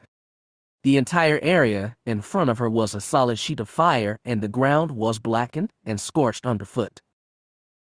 She heard a branch crack off to her left, and she swiveled to face it, drawing the string back to her anchor point. But it was nothing but a tree branch, weakened by the flames, that jumped along its length, falling to the forest floor below. She let out a long breath and thought, "Okay, calm down and keep your wits about you. You're not out of this yet." She almost jumped out of her skin when one of the Mandalorians shouted again. His voice echoed out from the burned, dead trees, saying, "You're running out of time. Make your decision." Brianna turned toward the voice, her face a mask of determination as she crept forward. Her fingers tensed around the string of her bow as she quietly slipped through the damp foliage. The man continued to shout out demands for their surrender, conveniently drawing her closer and closer toward him. "I've got you now," she thought, narrowing her eyes. She tensed for a moment, then sprang through the bushes, shouting, "Mia! Jay! Now!" Then her heart ran cold as she jumped fully into the clearing and saw no armored Mandalorian shouting orders. All she could see was an audio amplifier hooked up to a mobile comlink. As she watched, the amplifier blared and spat out, "We'll give you 5 minutes more, then we're coming in there." "Oh no," she muttered. "It's a trap." Then something hard hit the back of her head, and she cried out in pain. She was thrown forward onto the ground, her bow flying from her grasp. "Yeah, the Mandalorian, the real Mandalorian this time," snarled at her. "It is." Then he drew back his foot and kicked her hard in the stomach, knocking the wind out of her. She gasped and clutched at her stomach, curling up into a tight ball as he kicked her again. She tried to draw her remaining pistol, but he stepped on her wrist and ground her arm into the dirt, wrenching the weapon from her grip. "No!" she cried before he kicked her again. "I gave you the chance to leave," the man snapped. He was dressed in dark blue battle armor that glistened with rainwater. "But I guess you're just too stupid to accept the offers of a gracious Mando such as myself." "You're trying to kill an innocent woman," she gasped, "for no reason at all." "There's nothing gracious about that."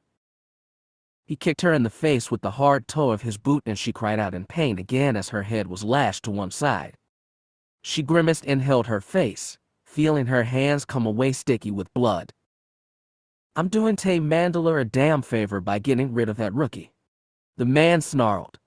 "I should be getting the damn Jay guys." "You're a disgrace," Brianna coughed, holding her stomach and squeezing her eyes shut against the pain, even for an assassin. "You're an insult to the Mandalorian name." "No," he said, kneeling next to her and grabbing her face in a gloved hand. She watched through streaming eyes as the other 5 Mandas seemed to melt out of the forest around them. Still flaming ash rained down around them, making them look as if they were emerging from the mouth of hell itself. The Mandalorian put his helmet face mask close to hers and said, "I'm not disgracing the Mandalorians. I'm saving them." He released her face and stepped back. He stared at her through the expressionless T-visor of his battle helmet and said, "Even a simple Rudiite such as yourself must see that Mandalore is ill. Your kind overrun our planet, threatening to smother us pure-born Mandalorians with sheer numbers." "Mandalore has always been a poor frontier world," Brianna panted, trying to raise herself onto her hands and knees. Her arms wobbled unsteadily, and she fell back to the ground with a grunt. "Mandalorians have never been ones to live in luxury. Don't you dare try to lecture me about the nature of the Mandalorians," he shouted, lashing out with another kick to the stomach. She grunted in pain as her breath was knocked away again. He stared at her, breathing hard, before saying, "Can you blame me for trying to do something about it? For trying to better Mandaean for all my brethren? By killing innocents. But not at the cost of any of those lives or livelihoods. It was really an ingenious plan." "Yeah." Brianna grimaced as she spoke. "Tell me about it." "Only the intelligence of a true Mandoad could come up with a plan like this. I, Zach Suratnak, came up with the idea to target Kolta. I scouted out the Torch Bomb gang members in Keldabe. I came up with the idea to make our hits look like Torch Bomb assassination attempts in order to cover our trail." "Not well enough," she choked out. "We managed to see through your little plan.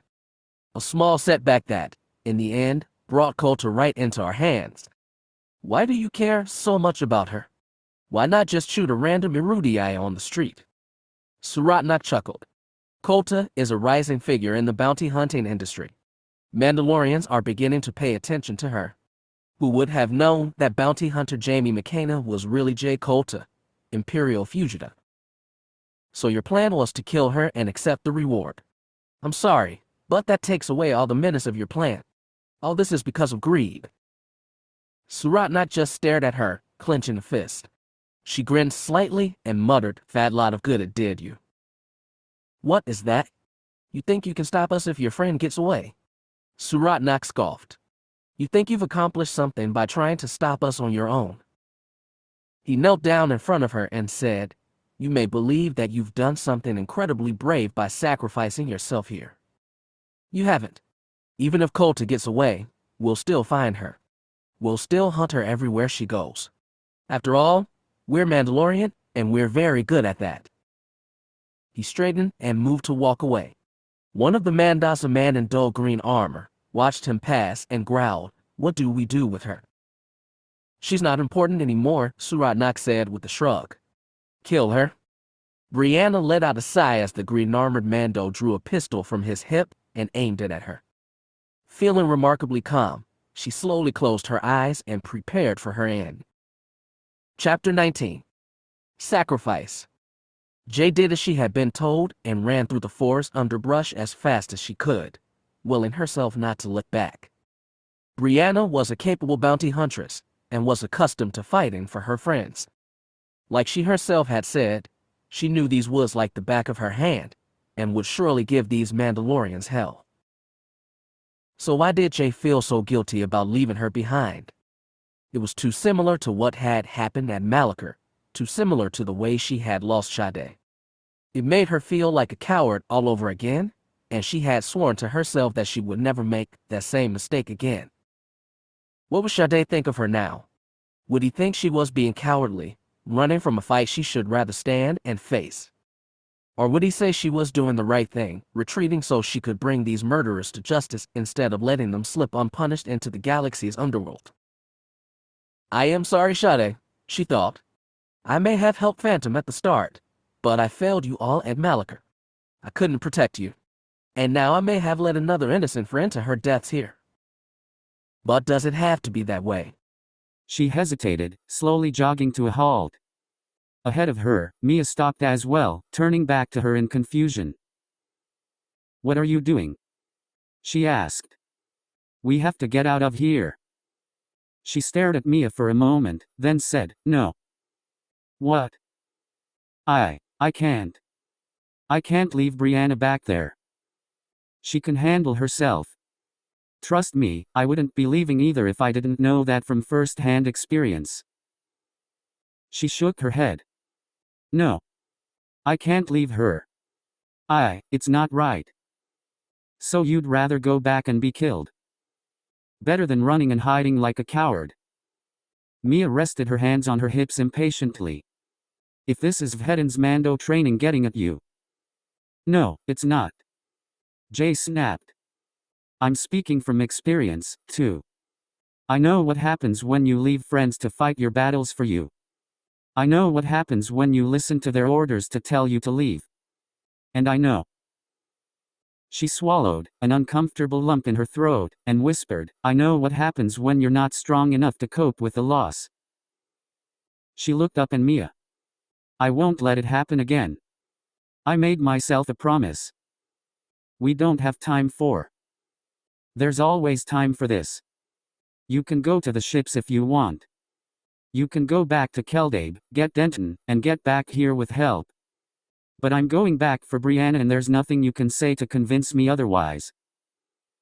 Mia stared at her incredulously, then sighed and said, I'm not leaving either, then. If you're heading back there, so am I. I'm not asking you to. And I'm not offering it up for debate. Jay sighed and drew the pistol she had borrowed from Brianna. Okay. All I ask is that you don't get in my way. Okay. It depends on what you're planning. Just don't. I've made up my mind. Then Jay turned and ran back the way she'd come, towards the bastion and towards the Mandalorians waiting there for her. She saw flames come into sight again and the distant domed shape of the bastion roof followed moments later. Jay slowed to a walk and looked around the area, searching for the Mandalorians. When she didn't see them, she raised the pistol in a placating gesture and raised her voice. I know you're out there, she called. I know you're watching me. She was met with only silence. She hesitated, then said, Let Brianna go. Take me instead. What? Mia whispered furiously.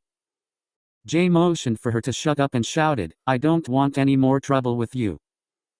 I just want this to be over. Finally a voice responded.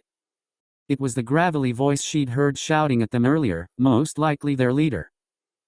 Why the sudden change of heart? I don't want anyone else to be hurt because of me. Mac was bad enough, but I won't let Brianna come to harm as well. Interesting, you would give your life to let this huntress escape. Jay closed her eyes and took a deep breath before shouting, Yes. Yes I would. Don't do it, Jay. Brianna's accented voice suddenly shouted. If you give yourself up they'll kill us all anyway. Tell them to kiss your. She suddenly cried out in pain and fell silent. Jay winced and said, Don't hurt her anymore. I'm giving myself up. All right, the Mandalorian said. Take 5 steps toward my voice. Drop your weapon and turn in a complete circle. If we decide this isn't a trick, we'll consider your proposal. Jay, Mia whispered through clenched teeth, Don't do this. I'm not letting this happen again, Jay said. I didn't survive Malacre just to make the same mistake. Then she took 5 steps forward, as instructed, and tossed her pistol aside. She raised her arms above her head and slowly turned in a full circle, no doubt allowing the hidden Mandalorians to scan her for concealed weapons. Satisfied? She asked when her back was to them. Let Brianna go. There was a pause and Jay could hear voices whispering over the crackle of the dying flames behind her. Then the Mandalorian called, All right. We're letting the woman go. Walk toward the sound of my voice. Jay closed her eyes and slowly began to walk toward the area the Mandalorian's voice was echoing out from. As she drew closer to a small copse of trees, she saw Brianna stumble out as if shoved. Her hair was messy and tangled, her face battered and bloody. She staggered for a moment, struggling to regain her balance, and looked up at Jay with desperate eyes. Jay, she whispered, don't do this. I can't let any of you die for me, Jay whispered. This is my fight, not yours. I chose to help you, Brianna said, catching Jay's arm before she could step out of reach. It's my choice. And this is mine, Jay said simply, then pulled her arm from the huntress' grasp and increased her pace. Brianna watched her as she strode away. As she drew closer to the trees, the huntress called after her, You know they aren't going to let us live if you do this. You give yourself up and they'll just kill you first before moving on to us. Then leave, Jay called back. Go for the ships. You know who these guys are. Get Denton to bring them in. Brianna stared after her, her shoulders slumping in defeat, before she turned to head back toward Mia. Jay watched her go. I hope I'm doing the right thing, Sade, she thought. I hope I'm not just dooming us all. That's far enough. The man shouted. Put your hands on your head and get down on your knees. Jay did as she was told. As soon as she complied, the bushes around the small copse began to rustle and 5 dark figures emerged. Jay watched as they fanned out, rifles held at the ready. One of them, dressed in dark blue armor, stepped forward with one of Brianna's pistols held in his hand. "Are you ready to die?" he asked. Brianna made a move to step forward, but one of the Mandos leveled his rifle at her and growled, Unless you want to join her, stop right there." Jay's heart began to race as the blue Mando pressed the barrel of the pistol against her forehead. He stared at her for what seemed like an eternity, then said, "You Erudies are barely civilized animals. For generations, you have held the Mandalorians back from being all we aspire to be. We once ruled half this galaxy, yet now we are left to squabble over a few pitifully poor systems while further enslaving ourselves to the likes of you." He cocked his helmeted head and said, "You are a disease. And we are the cure."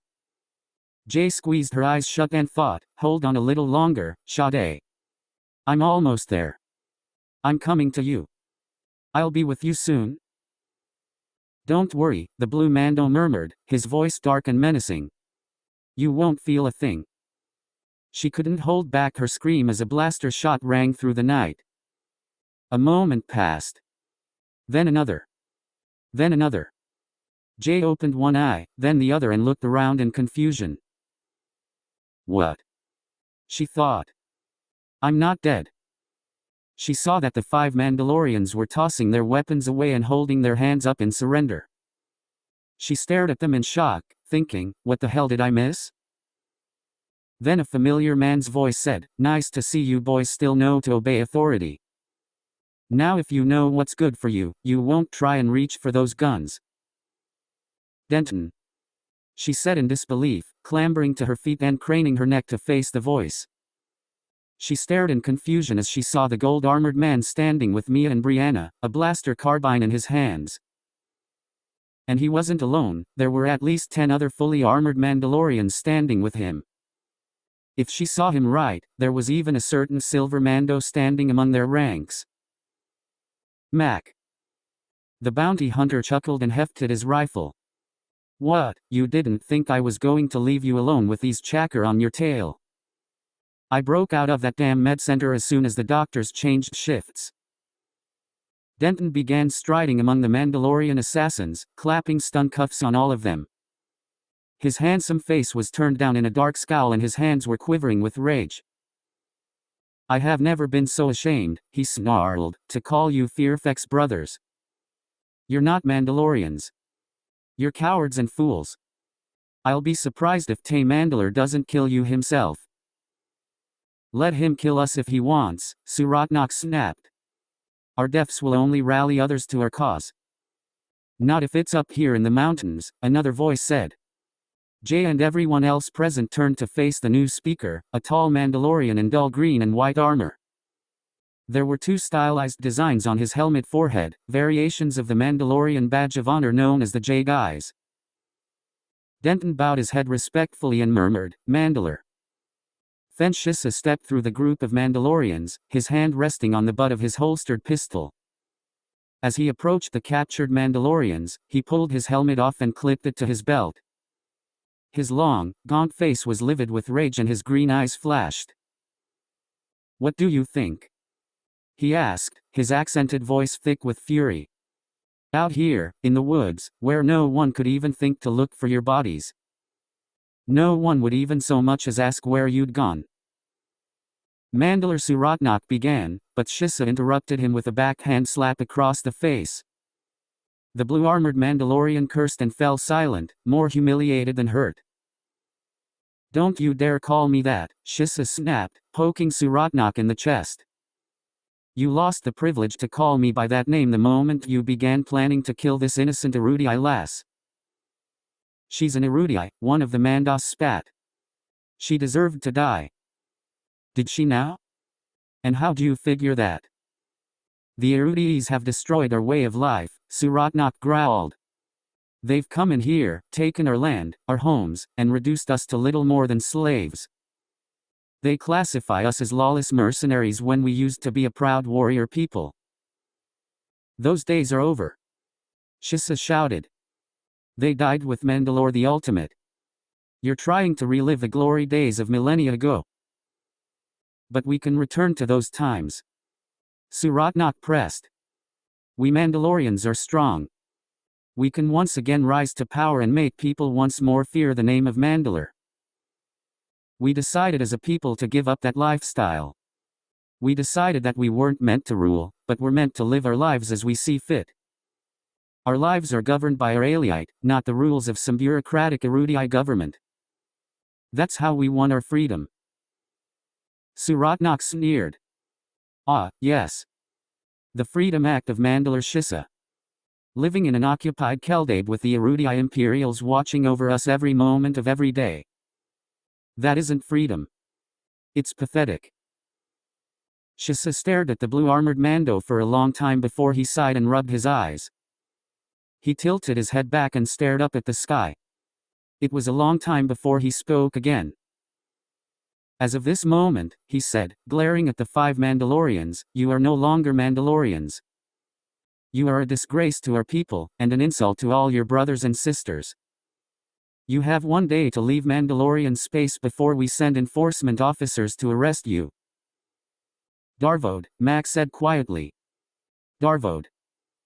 The other Mandalorians slowly began to pick up the chant, lowering their weapons and looking on the 5 Mandalorians with disgust. Darvode. Darvode. Darvode. Darvode, Denton muttered, grabbing Suratnak's stun cuffs and hauling him away, you traitorous sons of bitches. Lend a hand, he called to the other Mandos, get these erudites out of here. Escort them to the local spaceport and make sure they leave the planet. Together, the assembled Mandalorians grouped together to escort the men in the direction of the forest clearing. By the time they left, there were only 4 Mandalorians left, Denton, Mac, Shissa, and a familiar black-gray Mando who seemed to blend in with the darkness around him. Brianna saw him standing there and her tired face broke into a wide grin. She stepped toward him and threw her arms around him, hugging him tightly. Vhetin hugged her back, murmuring, I came as soon as I got your message. Are you sure you're all right? I'm fine, she whispered. I'm so glad you're here. Are you kidding? Did you think I would just sit up in that mining outpost and hope you were all right? She grinned. Your confidence in me is overwhelming. Jay stared at them, feeling a sudden heart-wrenching pang of sadness. There was no one here to worry about her, no one to hold her and comfort her and tell her that it was all going to be all right now. That doesn't matter, she told herself. I did it. I made it through alive. We all made it through alive. I think Sade would be proud of me. So, Denton said, stepping into Jay's field of vision. He glanced over his shoulder in the direction of the captured ex-Mandalorians and sighed, you did it. You managed to catch them. She shook her head. No. You and Mia found them. I was just the bait. Maybe so, but we wouldn't have even known about these bastards if you hadn't done your part. He speaks the truth, lass, Shissa said with a nod of approval. Mande owes you thanks. The discovery of these men is disturbing to say the least. I had thought we'd moved past that mode of thinking during the Clone Wars. Apparently I was wrong. Denton hesitated, then said, do you think it's the... No, Shissa interrupted with a stern shake of his head. There's no reason to be jumping to any conclusions, lad. He turned his gaze to Jay and bowed his head slightly. Rest assured that the Keldabe Law Enforcement Office will make it their #1 priority to find these Darvode's associates, the ones who put these ridiculous ideas of Mando superiority into their thick skulls. Jay nodded and said, thank you, Mandalore. Thank you, Vodka, he replied, then turned and strode away. As he went, he called over his shoulder, oh, and Mac. The silver-armored Mando looked toward his leader and raised an eyebrow. Shissa paused and half turned back to him, saying, the med center called. Apparently you vanished on them during the last shift change. Denton said, grinning at the silver Mando. You're busted now. They say that, if you have the time, they'd like you to show up for a rather important surgery for which you're an hour late. Possibly life-threatening stuff, better not disappoint them. Mac bowed his head. If you insist, Mandalore. Shisa winked before disappearing into the trees. Jay stared after him before rubbing her tired, aching eyes. Like so many previous firefights, she suddenly felt as if she could go back to her apartment and sleep for a week. She could barely keep her eyes open as it was. So, Denton said, we're going to need you to help us file a report of this mess for when the rest of the enforcement office gets back to Keldabe. But I think you will be able to save that till tomorrow. Thanks, Denton. Just as a precaution, he continued, I'm going to post a guard outside your apartment for the next couple days and I'll be there to check up on you. We didn't go through all this mess just to have them get at you when we think it's all over. She nodded. That would be great. Thank you. All in a day's work, Miss Colta. Jay, she corrected. Call me Jay. All right, Jay, he said with a smile. Jay smiled back at him as she slowly stepped past and headed for the clearing. Vengeance waited there, promising a quick flight home and isolation from all the others around her. That was exactly what she needed right now. She passed Vhetin and Brianna, who were still embracing tightly. She stared at them for a moment, thinking, they don't know how lucky they are to have each other. I hope someday they realize that. Then stepped past them and strode into the trees, walking away before anyone could see the tears in her eyes. Chapter 20. Honoring the Fallen. Jay's apartment, 1 week later. Jay sat on the edge of the cot in her loft, staring absently at the holopic frame on her bedside table. Her apartment had been repaired, more or less. She'd bought a new door and set it up when she'd first moved back in, making sure the entryway security measures were in top conditioning before setting it in. Now she could trigger durasteel locking bars to spring across the back of the door to refuse entry to anyone who tried to ambush her. Nevertheless, there was still a large scorch mark across the floor in front of her door and further outside in the hall. It was a sobering reminder of what had happened, that even though she was on Mandalore she was not completely safe. She sighed and picked up the holopic, pressing the button on the back for what seemed like the 100th time. The recording of her and Sade sprang to life again, making her smile as she saw his handsome face once more. She watched the recording in its entirety, then paused it on the last frame, where she and Sade were hugging and smiling at each other. It almost seemed as if the woman in the recording was a different person than Jay was now. She couldn't even remember a time when she'd been so happy. She switched the recording off as a wave of grief threatened to spill over into tears. She closed her eyes and took a deep breath, calming herself. I miss you, Flyboy, she thought. And I don't know if I have what it takes to keep living without you. A memory rose to the forefront of her mind, one she remembered as if it were only yesterday. It was those few tense moments before launching for the Thai scrimmage, when Sade had contacted her over their private comm. Look, he had said, if I know you at all, and I do, then you're not as sure about this plan as you looked when explaining it to everyone else. Well, I guess you read my mind. I have a knack for that. I just wanted to tell you that I have faith in you. You're the best pilot I know, and you're hands down better than Zara. Just stay focused and don't lose faith in yourself. Okay. I have faith in you. Don't lose faith in yourself. He was right, she thought. I am strong enough to do this. I am strong enough to keep going. He would have wanted it that way. She took a deep breath, not entirely sure, and switched off the holo recording. The image transferred back to the still image of Arian, who was smiling sweetly at her. Jay was still for a long time, staring at the image of her little sister. She looked so innocent in the picture, so young and free and naive. Jay wished she could go back to days when she'd felt like that. This world of bounty hunters and Mandalorians and assassins was too much for her. She wanted to go somewhere she felt safe, and protected, and loved. She wanted to find someplace that felt like home.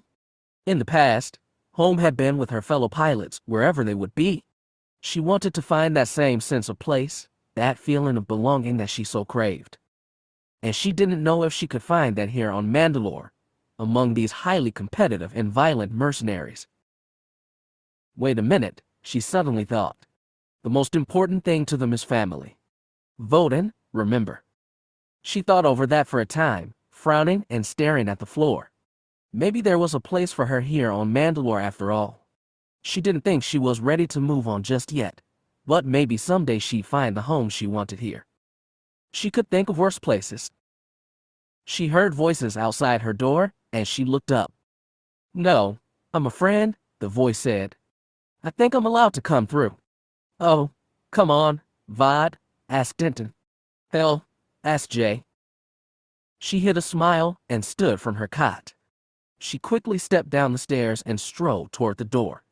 As the voice was saying, "Why are you calling your superiors? Just open the damn door."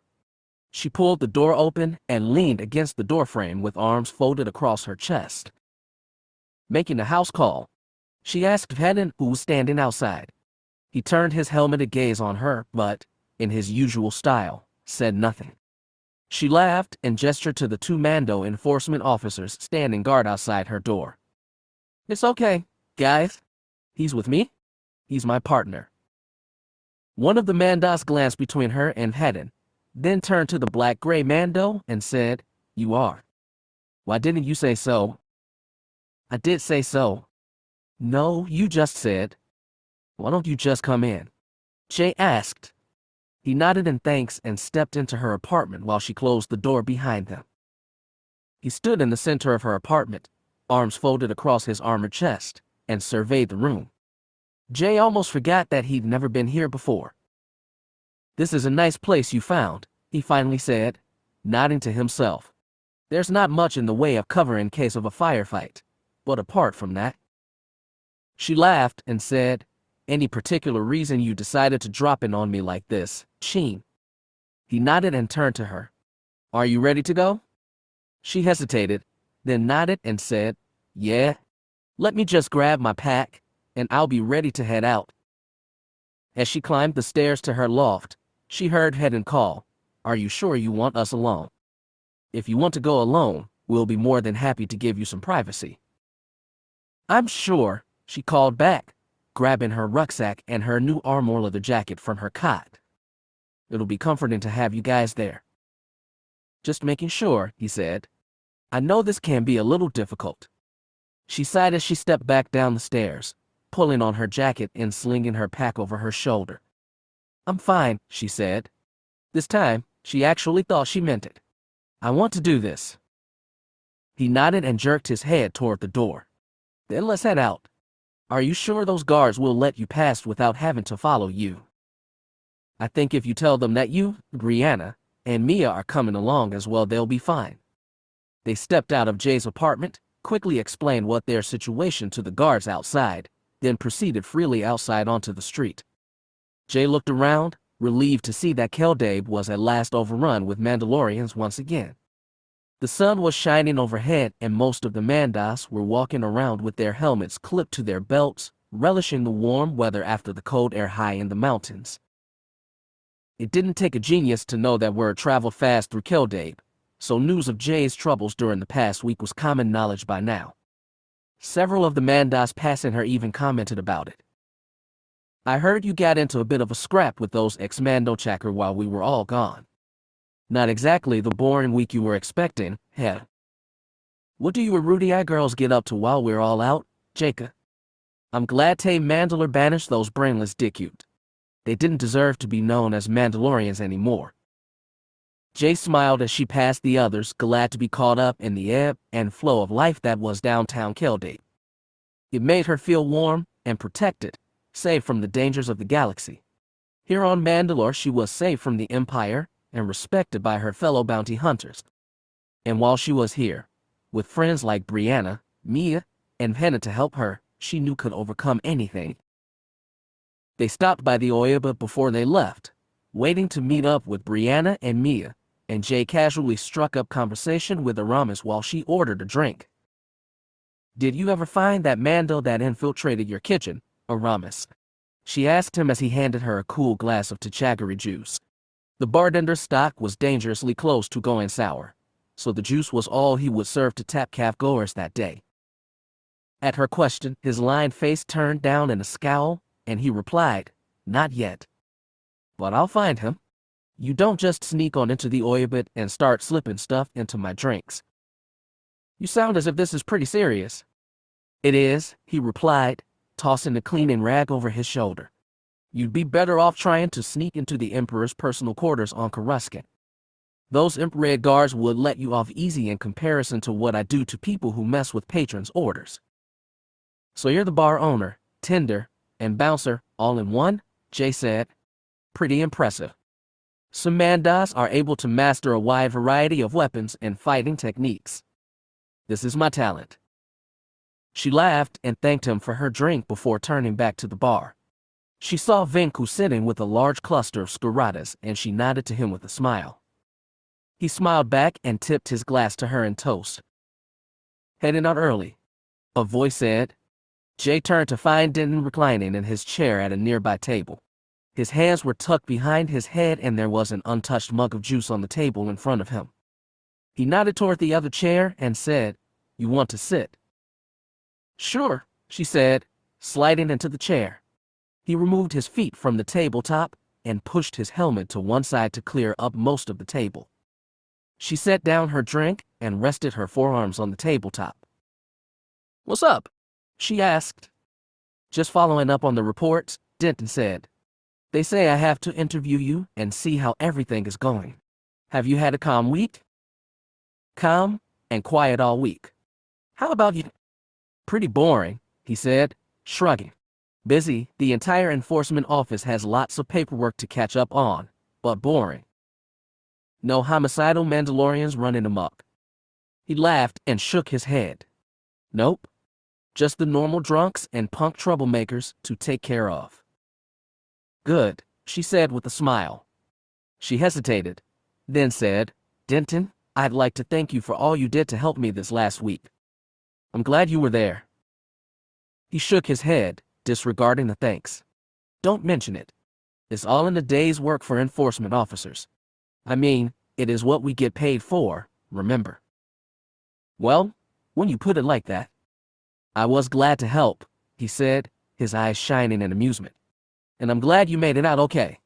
You're a pretty skilled fighter. I think I'll have to pay closer attention to your career in the future." The door to the Audiobook opened, and Jay looked over to see Brianna and Mia step inside.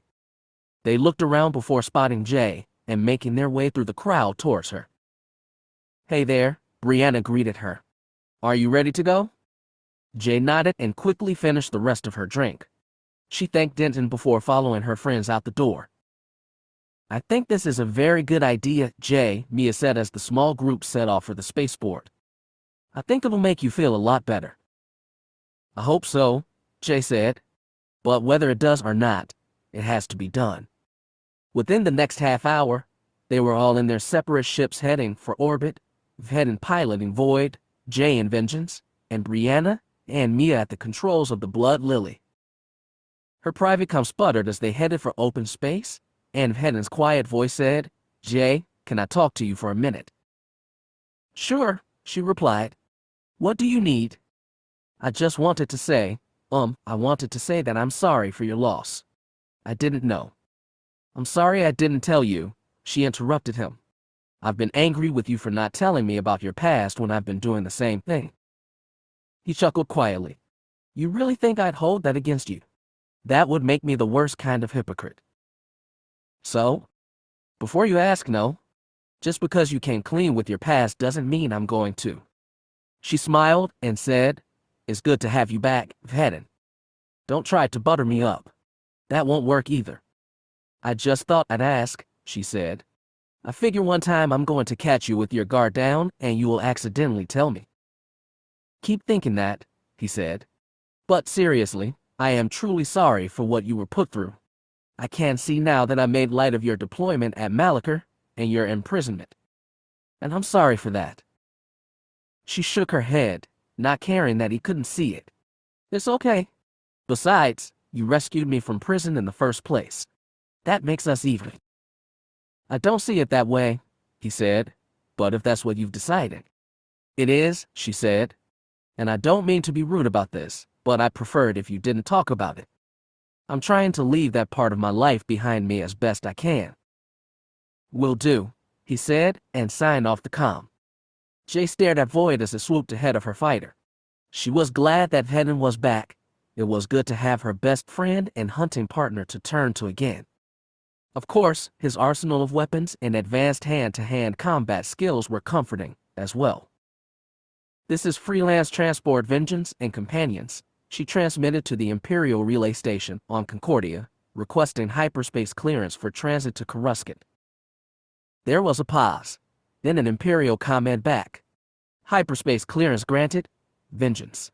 Keep out of trouble. Roger. Jay signed off and guided her ship toward the hyperspace sector. After a moment, the Navi computer aligned her ship with the transit lane. When the Navicomp chimed that vengeance was ready, she pushed the activation lever forward, and the stars blurred to streaks before exploding into the whirling white tunnel of hyperspace. Imperial City. You ready, Jay? She adjusted her cap nervously, smoothing out what was left of her Imperial uniform. She had insisted that she dress in her old regulation uniform. It would make her look more inconspicuous while on Imperial-controlled Coruscant, and it was simply a sign of respect. I'm ready, she finally said. You're sure? She nodded and let out a long breath she didn't know she had been holding. As sure as I'll ever be. Open the doors. Vhetin nodded and pushed open the double doors, standing aside to let her pass. She thanked him as she stepped into the huge room that lay beyond. Her heart was pounding as she stepped down a hall flanked by hundreds of small, polished boxes of text. She was dimly aware of the others staying behind, waiting by the door in order to give her some privacy. Each text box mounted on the walls contained the name, rank, and identification number of all recorded Navy personnel who had been killed since the rise of the Empire. The building had been repurposed at the end of the Clone Wars to serve as the Coruscant Military Cemetery. Jay had never been here, and it hurt that she had to travel here now. It didn't take her long to find a niche in the aisle for the crew of the ASD Triumphant, which had been lost with all hands, all except Jay.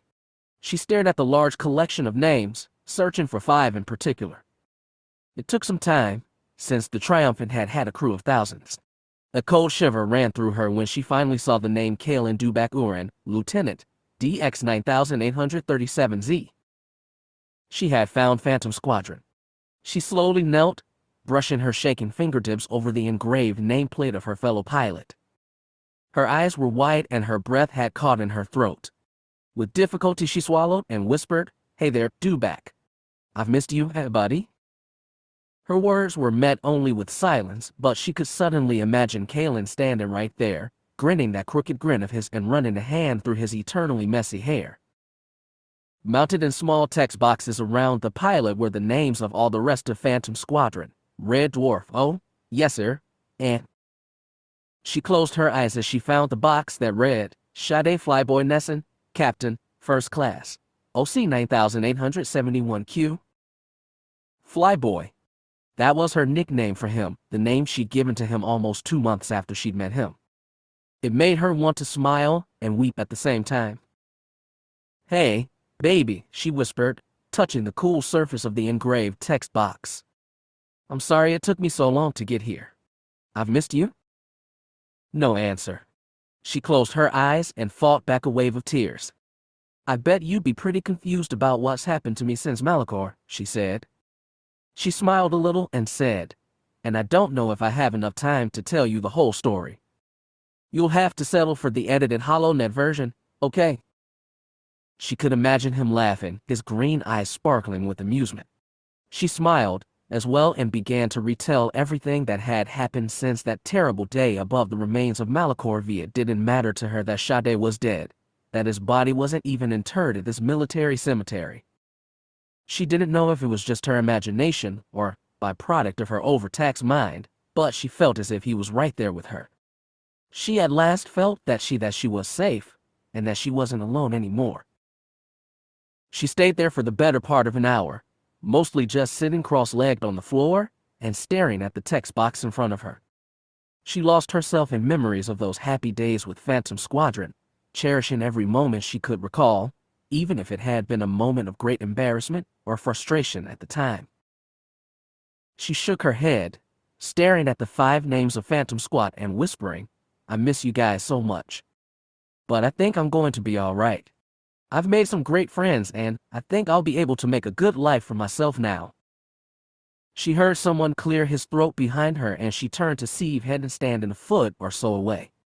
He shifted his weight from foot to foot, looking uncomfortable for interrupting her. "What's wrong?" she asked. The next security patrol passes through here in 5 minutes, he said quietly. "And I don't think you want to round up this day by getting arrested again. We'd better go." She reluctantly nodded, slowly clambered to her feet, and smoothed out her uniform again. She took one last look at the names engraved into the boxes in front of her, then stood at attention and saluted slowly. "Rest in peace, guys," she said, holding the salute. "I miss you more than you can ever know." As she turned to leave, she noticed Vhetin staring intently at the engraved names of Phantom Squadron. She cocked her head and said, "What's wrong?" He jumped slightly as if in surprise and said, "Huh. Oh, nothing." "What?" she said, narrowing her eyes. "Something's bothering you." He sighed and said, "You probably don't want to hear this, but can I show you something? It may help you feel better." She hesitated, unsure of what he was talking about, then said, "Okay. What is it?" "A Mandalorian remembrance ritual," he explained. "It's pretty simple. Just touch the text boxes." She slowly complied. "And repeat after me, Ni Sukuai, Gar Kiratic, Ni Partali, Gar Daraslum." Then say their names. She turned her gaze toward the text boxes and whispered, "Ni Sukuai, Gar Kiratic, Ni Partali, Gar Daraslum, Shade, Filton, Oppen, Tirana, and Kalen." She looked to her partner and said, "Is that it?" He nodded. "You will have to repeat that every day, but in return they'll live forever in memory." "What does it mean?" "Basically what I just said. I'm alive, but you are dead. I remember you, so you are eternal." She thought over that, then nodded as she straightened and brushed her hands off. "I like it. I thought it would help," he said as they both turned and headed back for the exit doors. Brianna and Mia were waiting for them there, looking to Jay with sympathetic gazes. "Are you all right?" Brianna asked as they began their journey back toward the ships. Jay nodded, her eyes dry of any more tears. Some of the weight seemed to have been lifted from her shoulders and she felt much calmer now, in the presence of her new friends. "I'm fine," she said truthfully. "Let's head home."